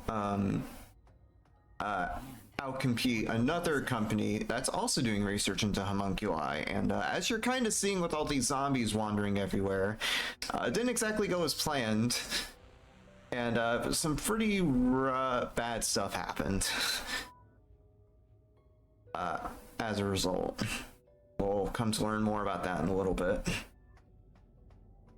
Now we're just walking through the sewers to get to the underground facility. I know someone commented earlier about what the game will look like in 2D. Well, this is your answer, because it's essentially this entire section where we walk through the lab is basically one big 2.5D section, because the game is fixed, or the camera is fixed in this like 2D perspective, so it kind of looks like a 2D side-scrolling game for a little bit. No umbrella icon.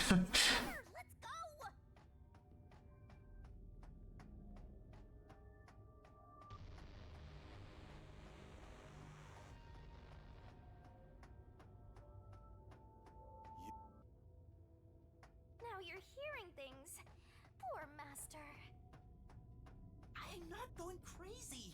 I really did hear a voice.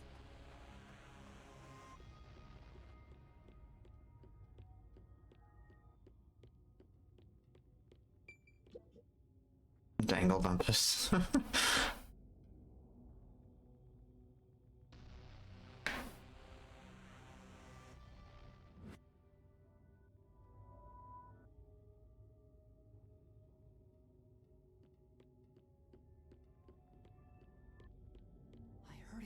This time.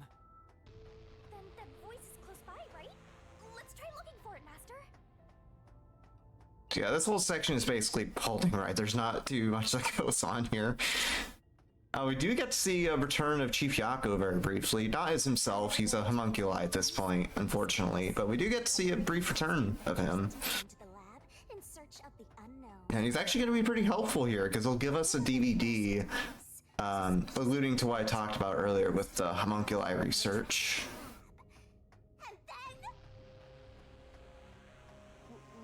What happened? You'll have to read the Master Goes Exploring series. Jeez, I thought something suddenly popped out. Anyway, Don't go making up a series about me. Were you born joyless, Master?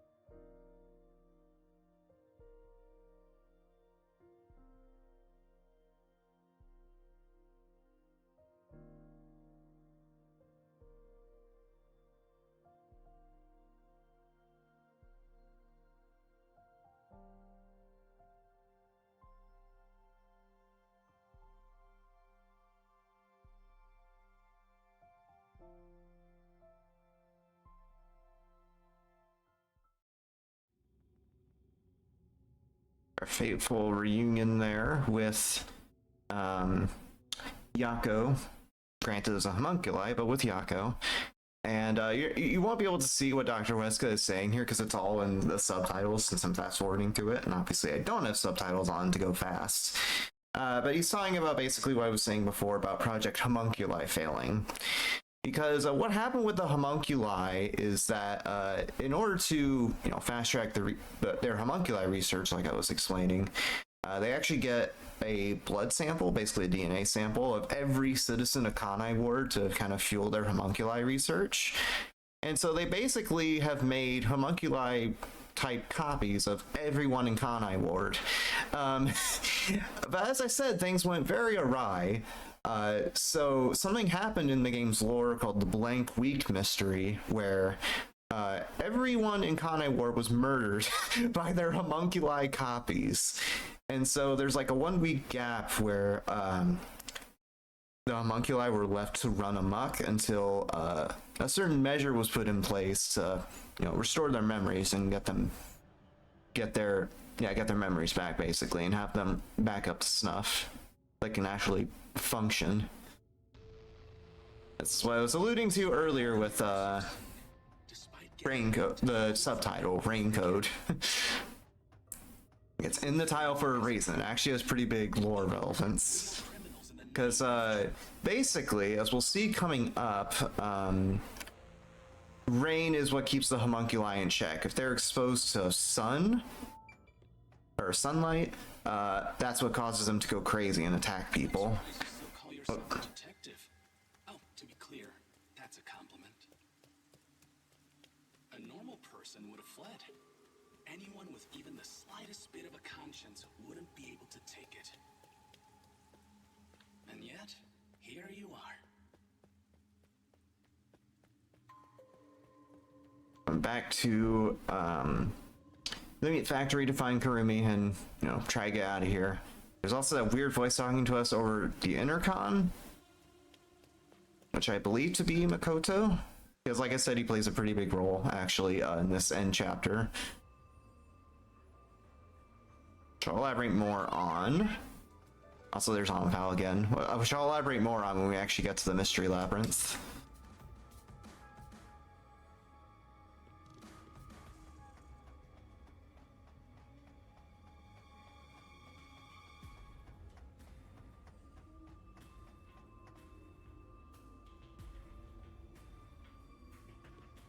Oh, wait. Tablets over here. Now let's track these homunculi with some more catchy tunes. And meat buns. Can't forget the meat buns.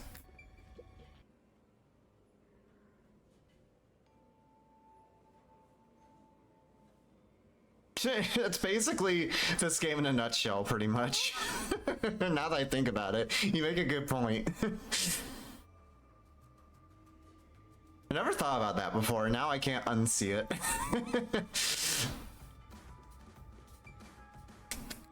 Oh, wait, I need to talk to Kurumi.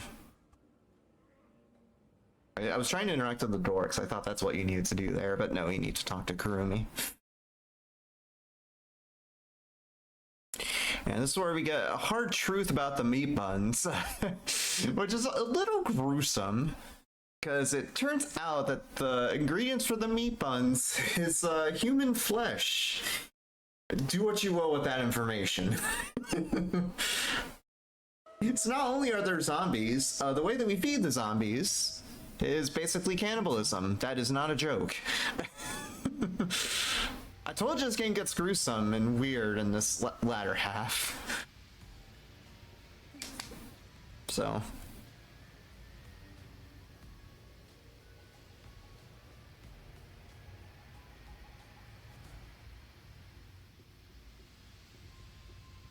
Xenogears this whole time? I guess so. I don't know the plot of Xenogears, but so I'll take your word for it.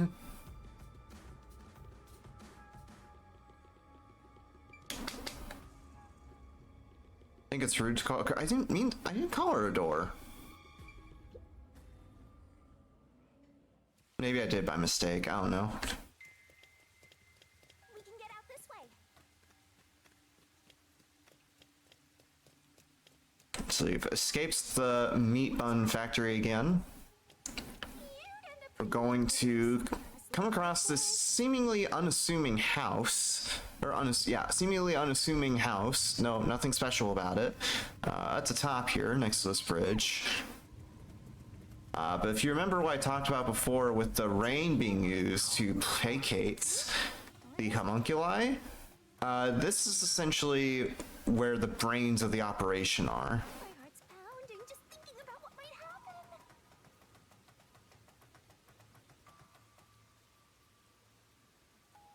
Because inside this house is basically a big weather machine. You can see the column, you can see the smoke columns there. Those are generating rain clouds that, you know, cause the rain that placate the homunculi, and that's why the city is so rainy. So we're gonna turn off this switch, thinking it'll, you know, help the people of Kanai Ward, but in actuality it doesn't. Because like I said, you know, everyone in Kanai Ward is a homunculi, as it's, you know, revealed, so. Yeah. Bathhouse? Oh yeah, you're right, never mind, it is Bathhouse. There's stuff in Xenogears called Soylent, okay. Is it relevant to the plot? I don't mind spoilers too much, by the way. Is it relevant to the plot like it is in this game with the meat buns? I assume so.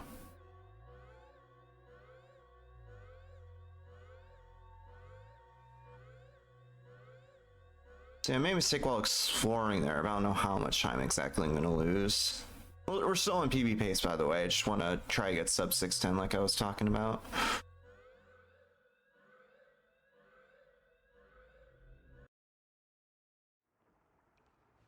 So we have a pretty lengthy dialogue before we actually get in the mystery labyrinth.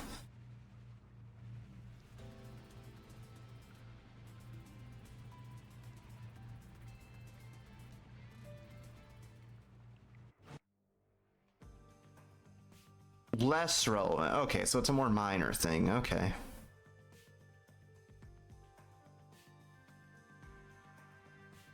That's cool though. That's actually like a actual physical food item you can eat in the game.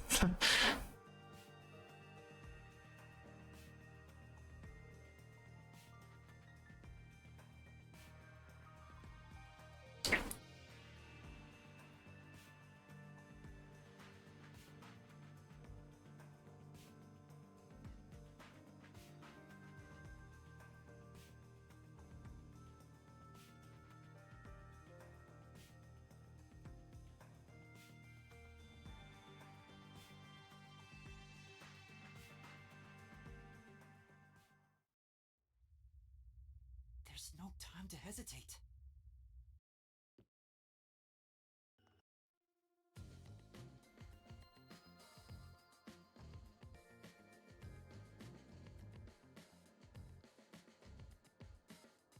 We'll go into the mystery labyrinth one last time. And Makoto is actually aware of the mystery labyrinth. So, you know, wave us off there as we enter. And we're actually going to fight him, spoilers. We actually enter here. So yeah, a little bit of time lost there, but that's fine. We're still on pretty good pace. I think we're still on pace for like a 610. And I think I lost a lot of time in the Mystery Labyrinth. So we can probably bring this back and save some time.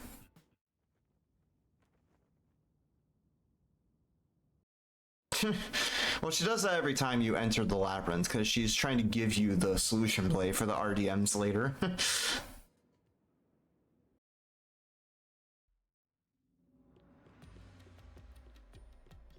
I also really like this transition here, because we have the Mystery Labyrinth music playing, and then once we enter this Kane Ward-looking corridor, the music changes into a remix of the exploration theme. Actually, no, not the exploration theme, but it's a variation of the main theme of the game, which is called Accelerator Neon, by the way, if you want to take a listen to it on the soundtrack. It's so good. The music in this game is music of this game in general is really good, like I said. It really sets the mood where it's like, oh yeah, you're in the final confrontation, get ready. So I've got a feeling that when we solve this mystery, our pact will come to an end. Am I wrong? You know I can't reveal anything about our pact. Regardless, if I train you to be a great detective, there'll come a day you won't need me anymore. But there's still a ways to go before I can call myself a true detective. At the very least, I have to eradicate all unsolved mysteries from this world and bring happiness to everyone. exactly, yeah, it's the big finale. They gotta go big or go home, right? Somewhere. Don't you remember? You heard that from the person who left the strongest impression on you. Oh, right, you're just a copycat. I'm copying nobody. I'm just echoing what they said. I guess you could say they influenced me. If that was said by a detective you admire, it seems like a good idea to aim for the same goal.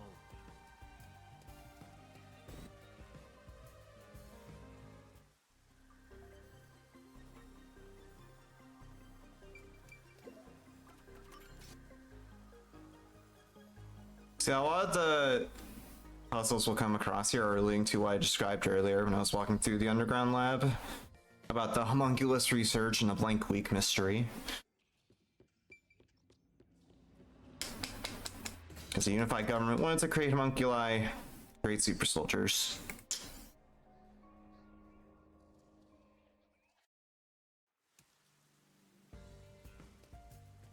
So what exactly are homunculi?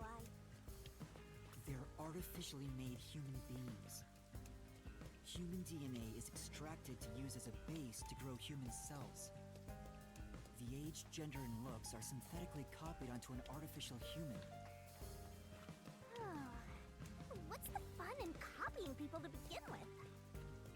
That's something I'll never understand. Humans are such weird creatures.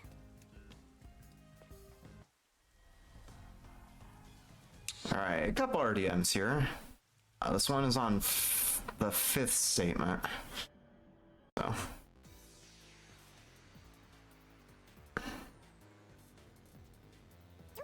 One, two, 3, 4. There we go. This next one is on the 7th statement.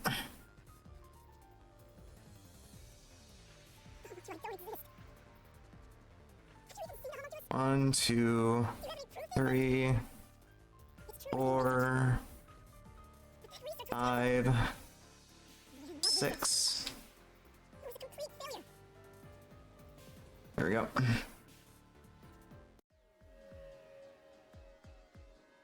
Yeah, there's like one RDM I was referring to earlier that I know happens either in this chapter or chapter 4 where the white noise can be a troll and get in the way.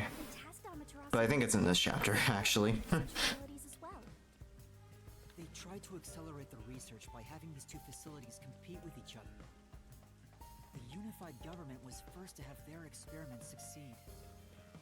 But apparently, that was the only successful experiment. Those are some terrible odds. What I want to know is the identity of that homunculus they were able to create. According to the report Fubuki left behind, the only only successful specimen. Caught me off guard. It goes by so fast with no subtitles.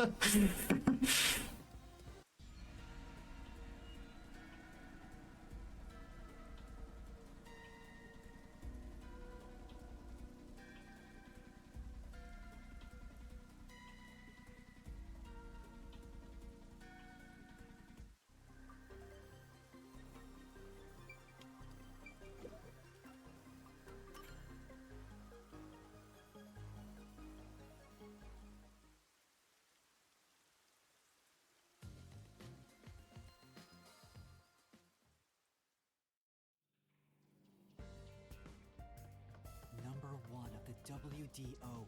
It's kind of cool too, because in addition to that corridor I just walked through, where I was walking through Kanai Ward for a little bit, there's also these corridors, which are basically callbacks to all of the murders we looked into in the previous chapters, which I think is a really nice touch.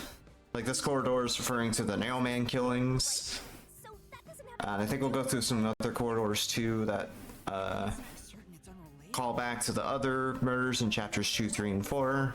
Right? You never saw him anywhere in Kanai Ward. That's true. I didn't see him in the city.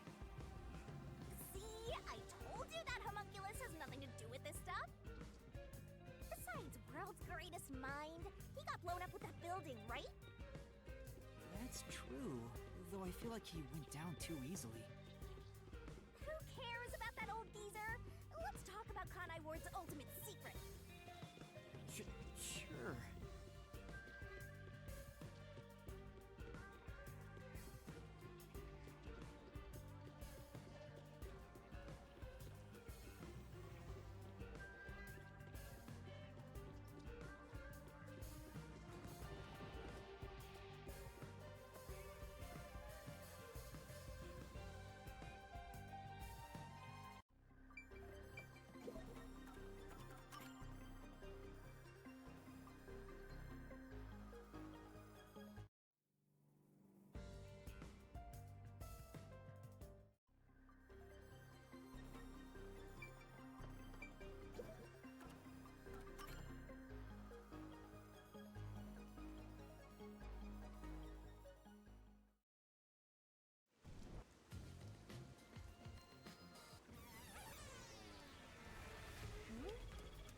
This place seems familiar. Yeah, it looks like Doya District. I wonder if we have to go through here. Seems that way. Okay, Dad.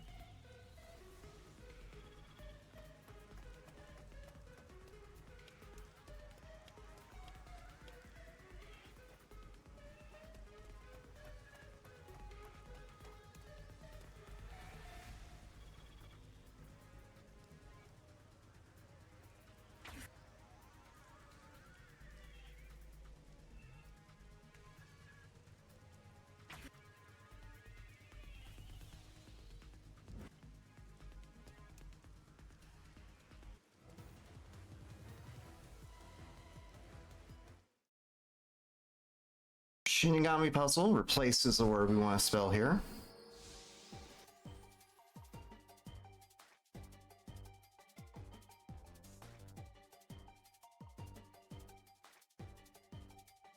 This one's kind of annoying because I think it like speeds up and slows down. Yep. Oh, nice. I got that on the backside.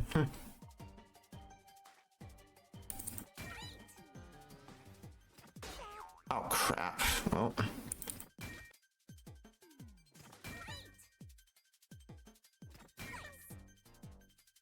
Grab it. There we go. See, I accidentally hit the wrong letters a couple times, but it worked out okay.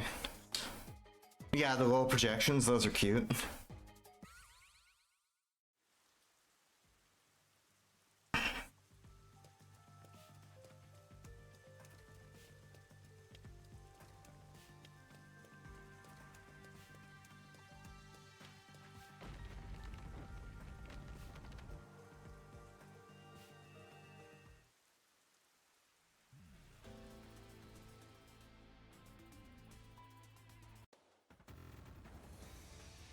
Alright, RDM, third statement here.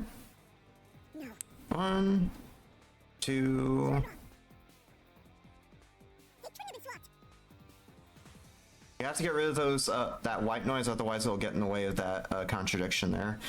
Monko's characteristics 10 for this one. 1, 2, 3, 4, 5, 6, 7, 8, 9.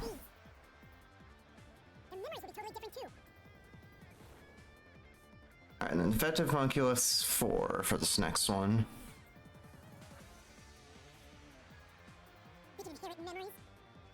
One, 2, 3. Alright, cool. One more RDM, and besides the final boss that we'll see in a little bit, this is probably, yeah, actually the last RDM in the game.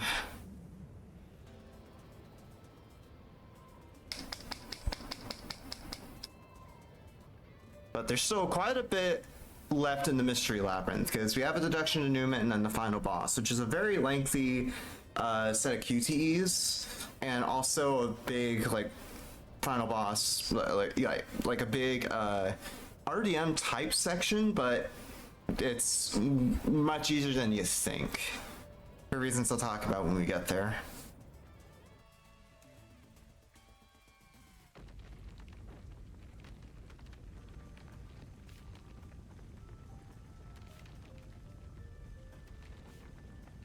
Alright, so one final RDM here, Doctor's Confession video for the solution key, and it's on the 9th statement here.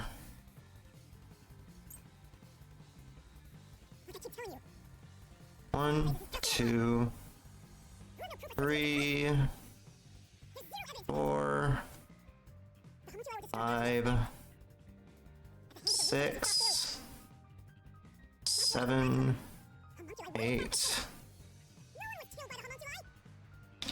You have to get rid of those statements quickly, otherwise it'll block that statement. But yeah, that's technically the last RDM in the game, besides the final boss, so we did not mess up the Mystery Labyrinth, thankfully. We do have a quick QT multiple choice that we have to go through here, though. We'll skip the first 2 prompts, and it's X, Y, Y.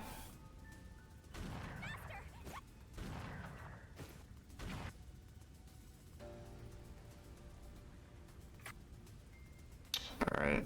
Oh, got a little bit more.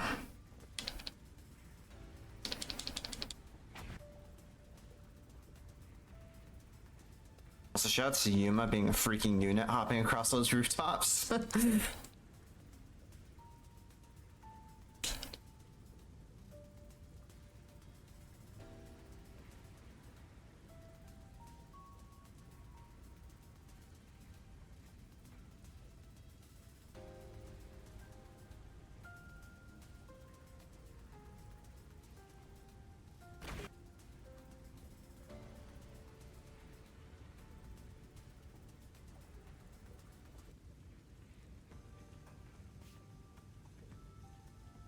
Resident.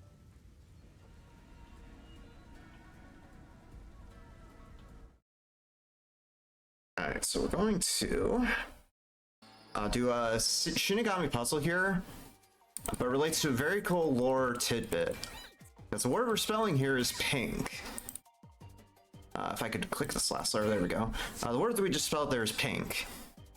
So what that's alluding to is the fact that whenever someone gets injured in Kanai Ward, the color of their blood is pink, which signifies that they're a homunculi. And the reason that that's so cool to me is because when Danganronpa first launched, and which is what started Spike Chunsoft's whole thing with making murder mystery games, they actually had to make the blood pink to avoid Japanese censors at the time.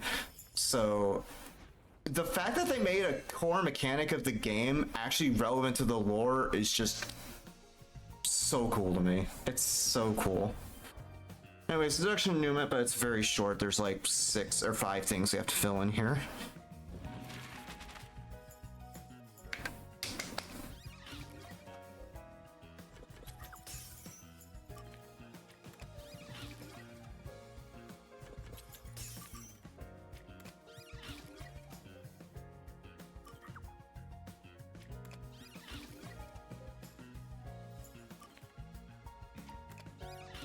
Here we go.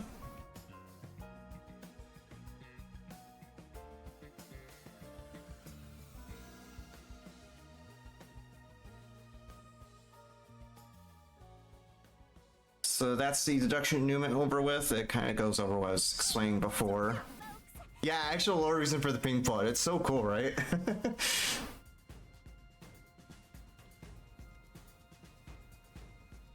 It's almost like a weird way of Spike Chunsoft's work coming full circle. It's just such a nice detail.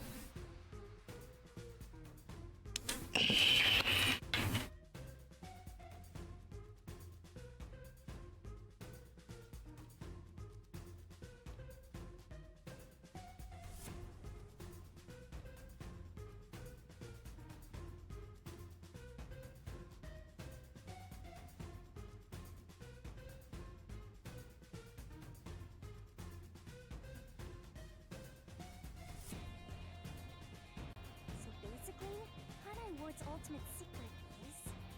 Everyone's a zombie.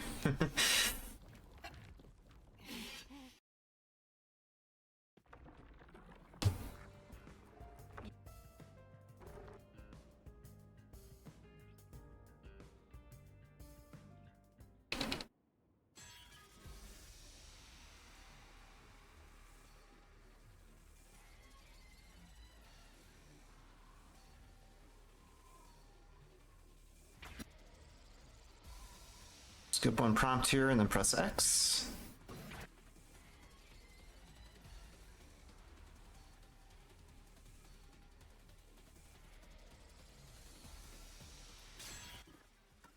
Yep, see, gotta be careful about mashing it too early.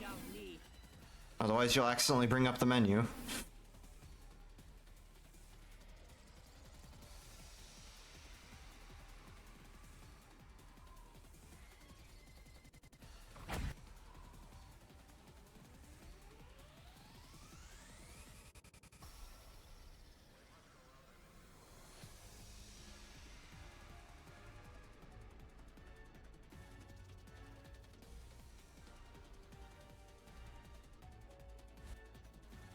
One prompt here and then press X.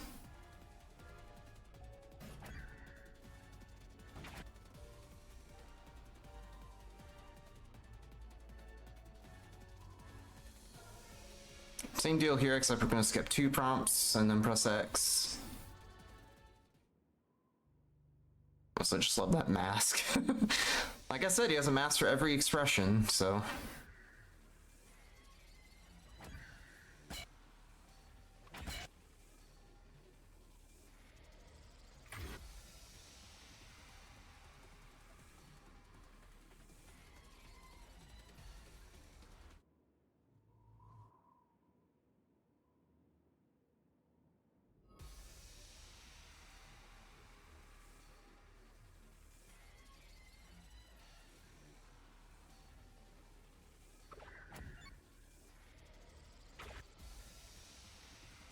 Yeah, one thing gets revealed there is that the reason we were actually summoned to Kanai Ward is not actually to investigate the ultimate mystery, but to get to ice Yomi, basically.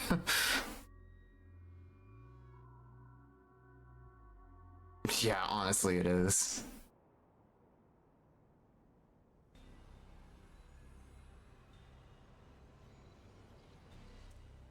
If you need any further proof that everyone in Kanai Ward is a homunculi, there's all of them down there on the streets.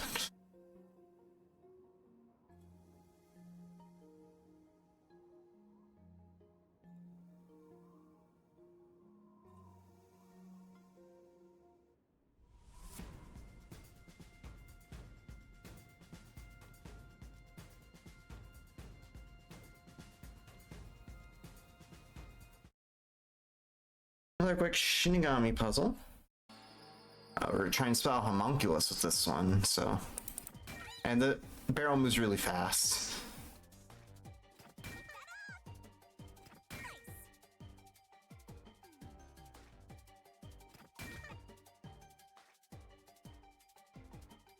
There we go.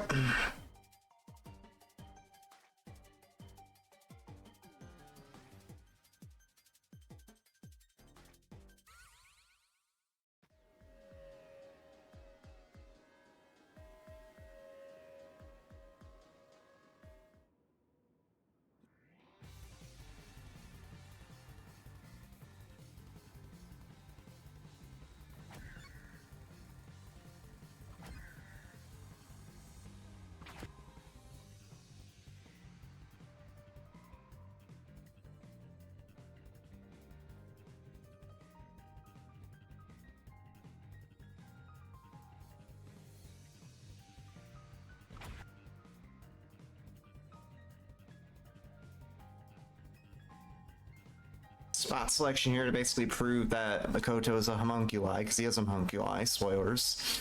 It says cut on his arm because of the pink blood.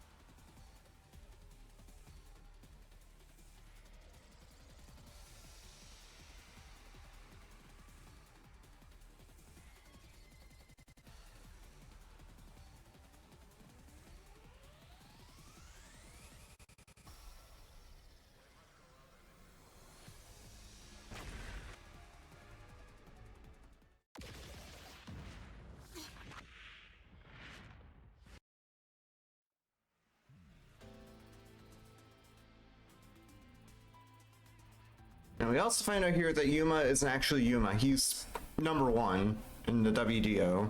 And someone will sacrifice their identity as Yuma so that number 1 could become Yuma. And it's, for some weird reason, that random ramen store owner in Kane Ward. Don't know why. Just a weird little aside. Just comes out of nowhere. Now we're in a bit of an auto score section. Because Yuma is basically going to get banished to the Shadow Realm. And we have to wait for a little bit before Shinigami comes in to rescue us.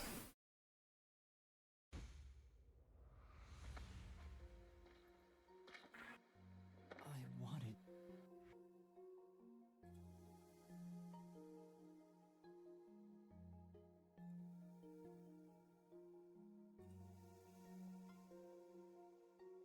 Yeah, you can see we're just waiting here while Shinigami bangs the door open.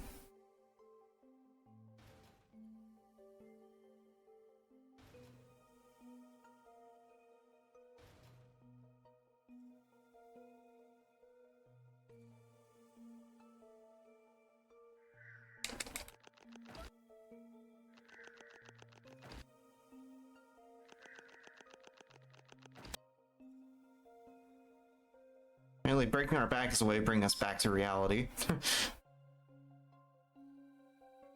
I guess one of those, like, pinch yourself if you're dreaming kind of deal.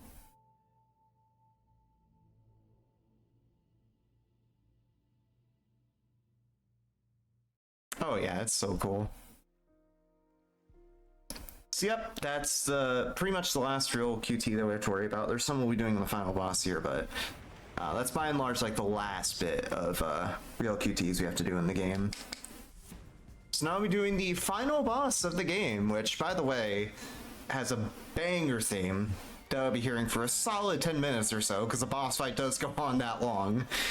And you would think for this being a final boss, right, that's like this big confrontation, right, with a really hard RDM.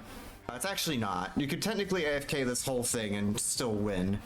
But I am gonna repel the blue text he sends at me regardless, because if I don't, then it can stall some of his dialogue from progressing. But yeah, this boss fight music just goes extremely hard, but just putting that out there.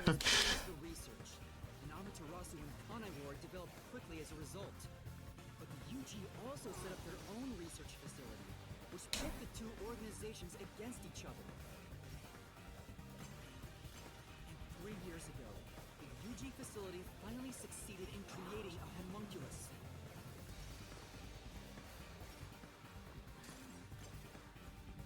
This was the birth of the homunculus based on the top detective of the WDO, number 1. The first of its kind in the world. You, Makoto Kadotsuchi!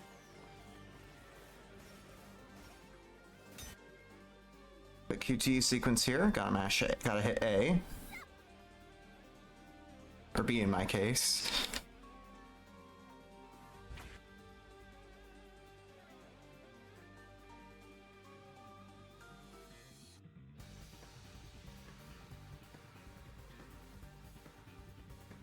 And some more repelling more repelling white noise and stuff, but from a different perspective this time. From the actual perspective you would, see it in RDM. Everyone in Kanai Ward. Oh god. These pitiful Played on 2 FPS? Good lord. Neither did I.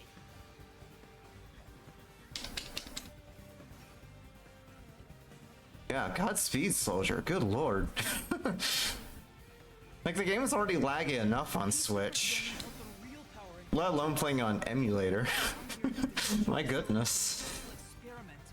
Amaterasu panicked and extracted blood from all the residents of Kanai Ward to initiate Project Homunculus. The experiment failed, and the defective homunculi went berserk after exposure to sunlight, ravaging the city. This is the Blank Week mystery. You arrived at the city during these events and tried to rectify things. You made the rain cloud generator to block out the sun and brought the people back to their senses. But the original residents had already been wiped out by then. The homunculi didn't remember anything from the Blank Week, returning to their lives thinking they were human. The Yuji decided to exterminate Kanai Ward along with the defective homunculi. Another QT section here. Left up on the analog stick and then X.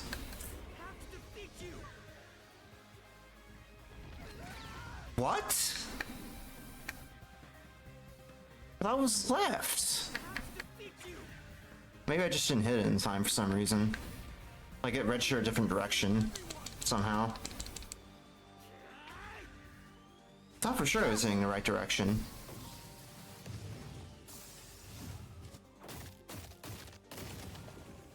Shout out to Shinigami there being a bro and punching Makoto in the face.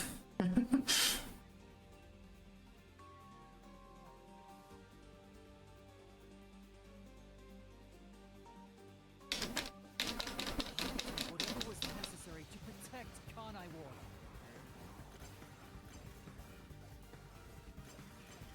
Ironically, all that did was create more unsolved mysteries. Still, I wanted to protect the homunculi. I had to. If I didn't, who would? Exactly right. Alright, AYBX for this one. Or no, another one, never mind. Kanai Ward became isolated and independent. True to his word, the former CEO of Amaterasu abdicated his position to me. You immediately put an end to the homunculus research. This was to prevent the creation of any more tragic homunculi, and to hide their existence from the world. Then, posing as number one, you took advantage of the WDO. You abducted vicious criminals and brought them to Kanai Ward.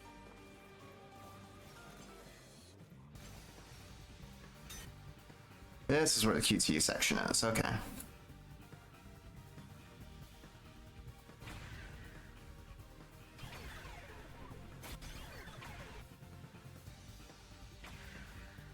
There we go. I have one more battle section, then one final QT sequence after that.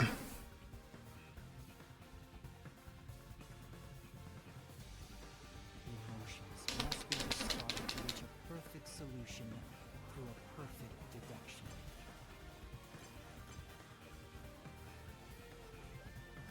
That's always been my creed. But things changed when I discovered I was a homunculus.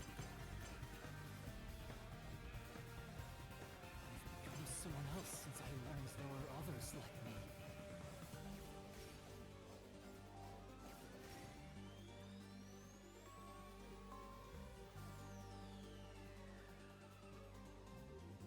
Director Yomi was your biggest obstacle in protecting the homunculi of Kanai Ward. He and Dr. Wesker were planning to leak information about them to the outside world. If Kanai Ward's secret had been made public, the UG would have been forced to act. Yomi grew too powerful, so you summoned master detectives to Kanai Ward to get rid of him for you. Once gathered here, we faced off with the Peacekeepers just like you wanted. And you helped Chief Yaku get his revenge from behind the scenes, taking Dr. Weska and Yomi out of the picture! Alright, one last QT sequence here, and it's pretty lengthy.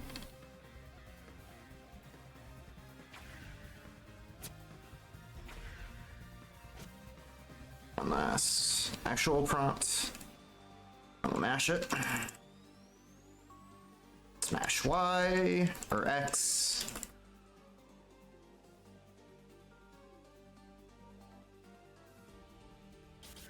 An A or B then A. And X or Y. What's the last one?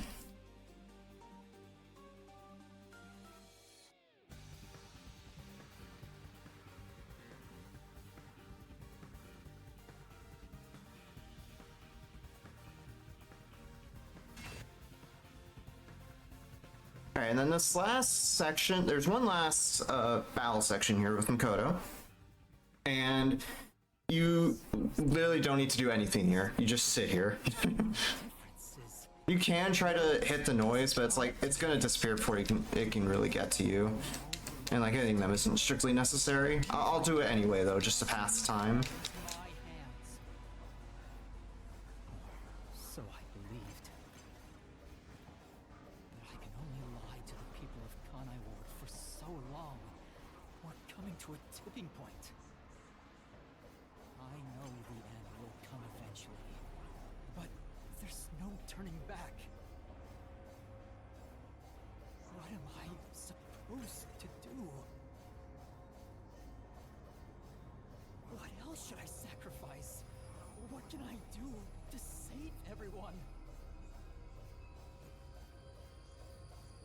All this time, I've carried this burden alone.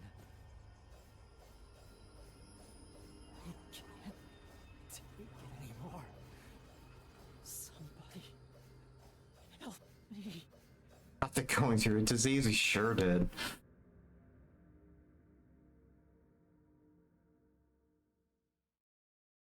So yeah, we've dismantled the ultimate mystery. Makoto's basically done for. And now we're gonna get a choice of if we want to destroy the mystery labyrinth, or like leave the mystery labyrinth, or just stay here. It doesn't matter which one we pick. Yeah, destroy or stay in the mystery labyrinth. How much do you think we have left in the run? Like 10 minutes tops. We're at the very end of the run.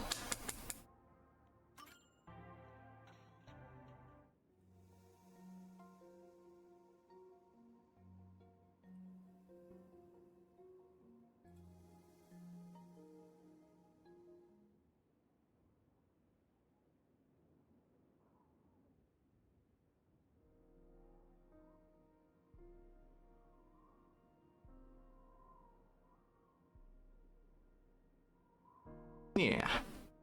Just double checking, so.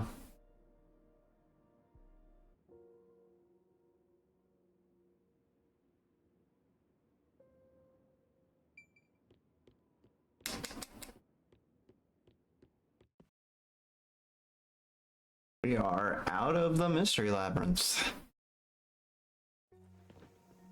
And that's technically the end of the mystery labyrinth there, because you know we just left.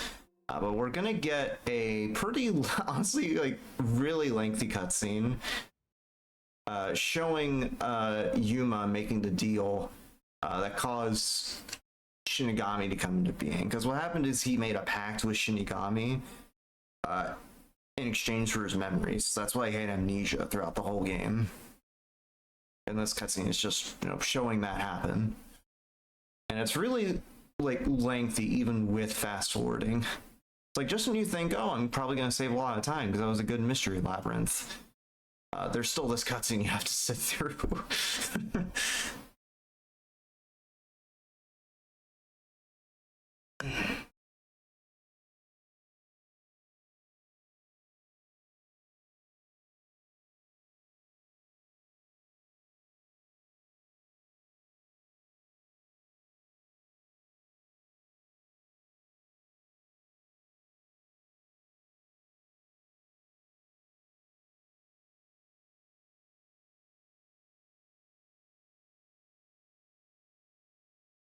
A little bit here, I think. Actually, maybe at the end, huh? I don't know. This last section is just so long. It's like there's some dialogue here going on in this black screen, but you can't see it because I don't have subtitles turned on. There we go. It's finally over. Get our results screen here, and that should be a big time save. Because I didn't make that dumb mistake in one of the RDMs. So yep. Now we're in the actual final chapter of the game. It's a quick epilogue section. We're actually going to play as Kurumi, interestingly enough. And we'll just be going around town doing a quick shopping trip, because we're basically going to be stocking up for leaving town to try to find Yuma.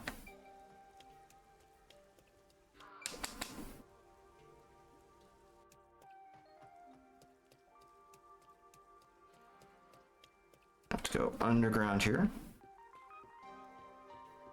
Nope, this way.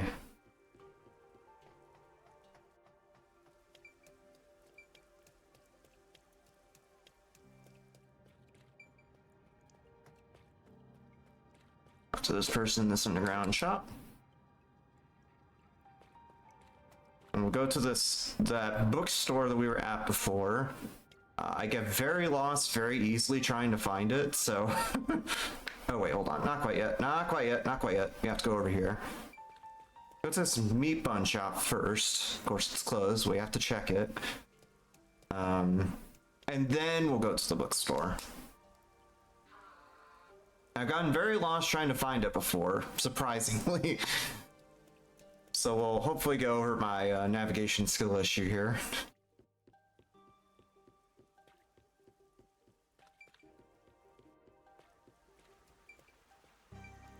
Take these stairs up. I'm gonna take these stairs over here. Get to the bookstore. I'll go downstairs, I'll go to the ramen shop.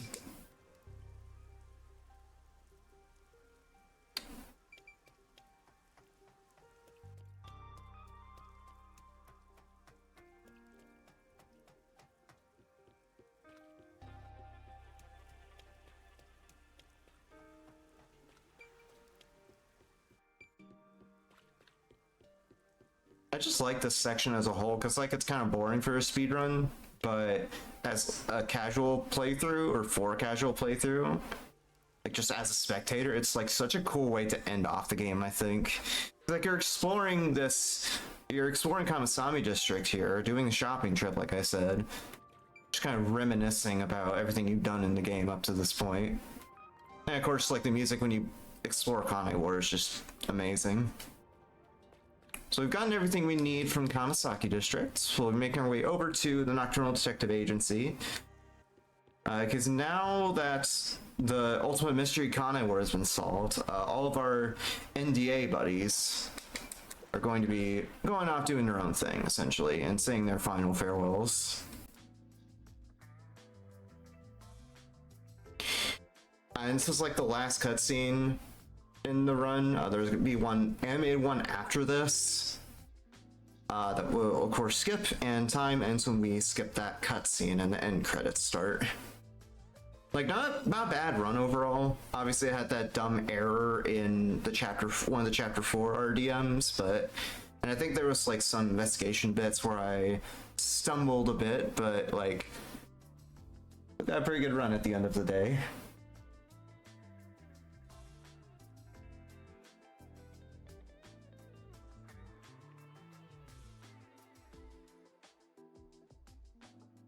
From what it looks like, it's going to be roughly a 209, mid 209, or 209? Mid 609 is what I meant to say.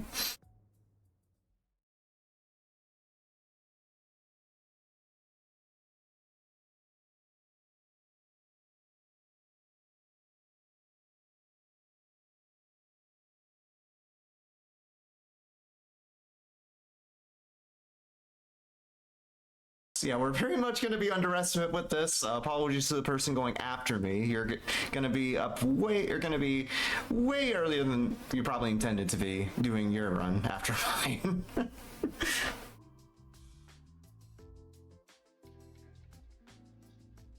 Because like when I submitted this run, it was when I did my very first run of the game. And it was when I wasn't entirely aware of the FPS time save with 144 FPS, and with and the time save from having subtitles off for the deduction denouements. So that's where the big time discrepancy is. As far as how low this can go, I don't really know. It would be really cool to see this game get below 6 hours, but I don't think that's gonna happen unless you like hyper optimize it,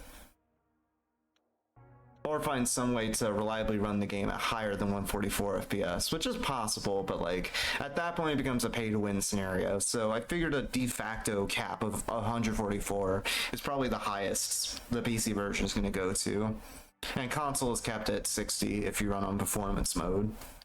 So that's as high as console will go. Post when is true, when is Longathon ever on time? Let's be real.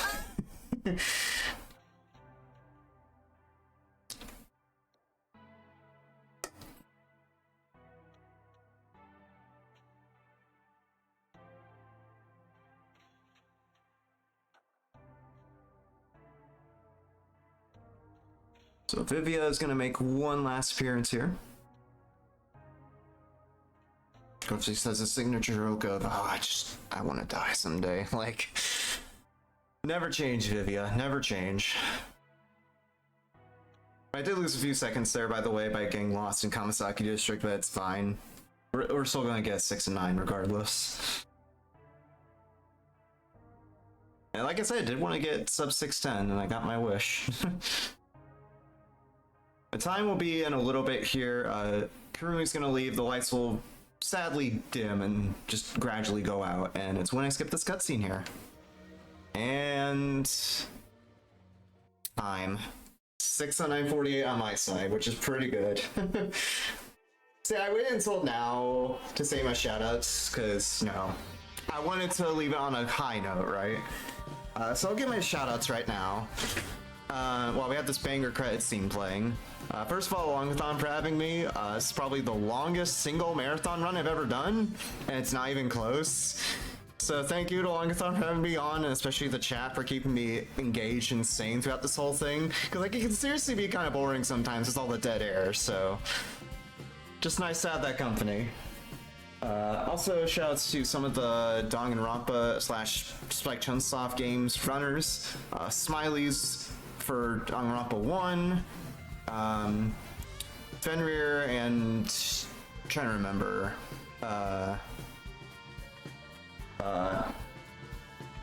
NDL and numbers, I'm forgetting the rest of their name, with Danganronpa 2 and V3, and Inno, who I mentioned earlier, for just being a cool person to hang out with in the Raincoat / Spike Chunsoft community. And also part of the speedrun community for this, and as well as Atomic Yoshi was the record holder for Switch 1, and C4, I believe is his name, for doing a lot of verification for the board and just being really encouraging with my improvements in the game. And also just Spike Chunsoft for making an amazing game. You're seeing them listed here in the credits. This game is just an absolute treat. Even if you're not huge into murder mystery games, I highly recommend that you play this because it's such a cool game, especially for a casual playthrough. So highly recommend it.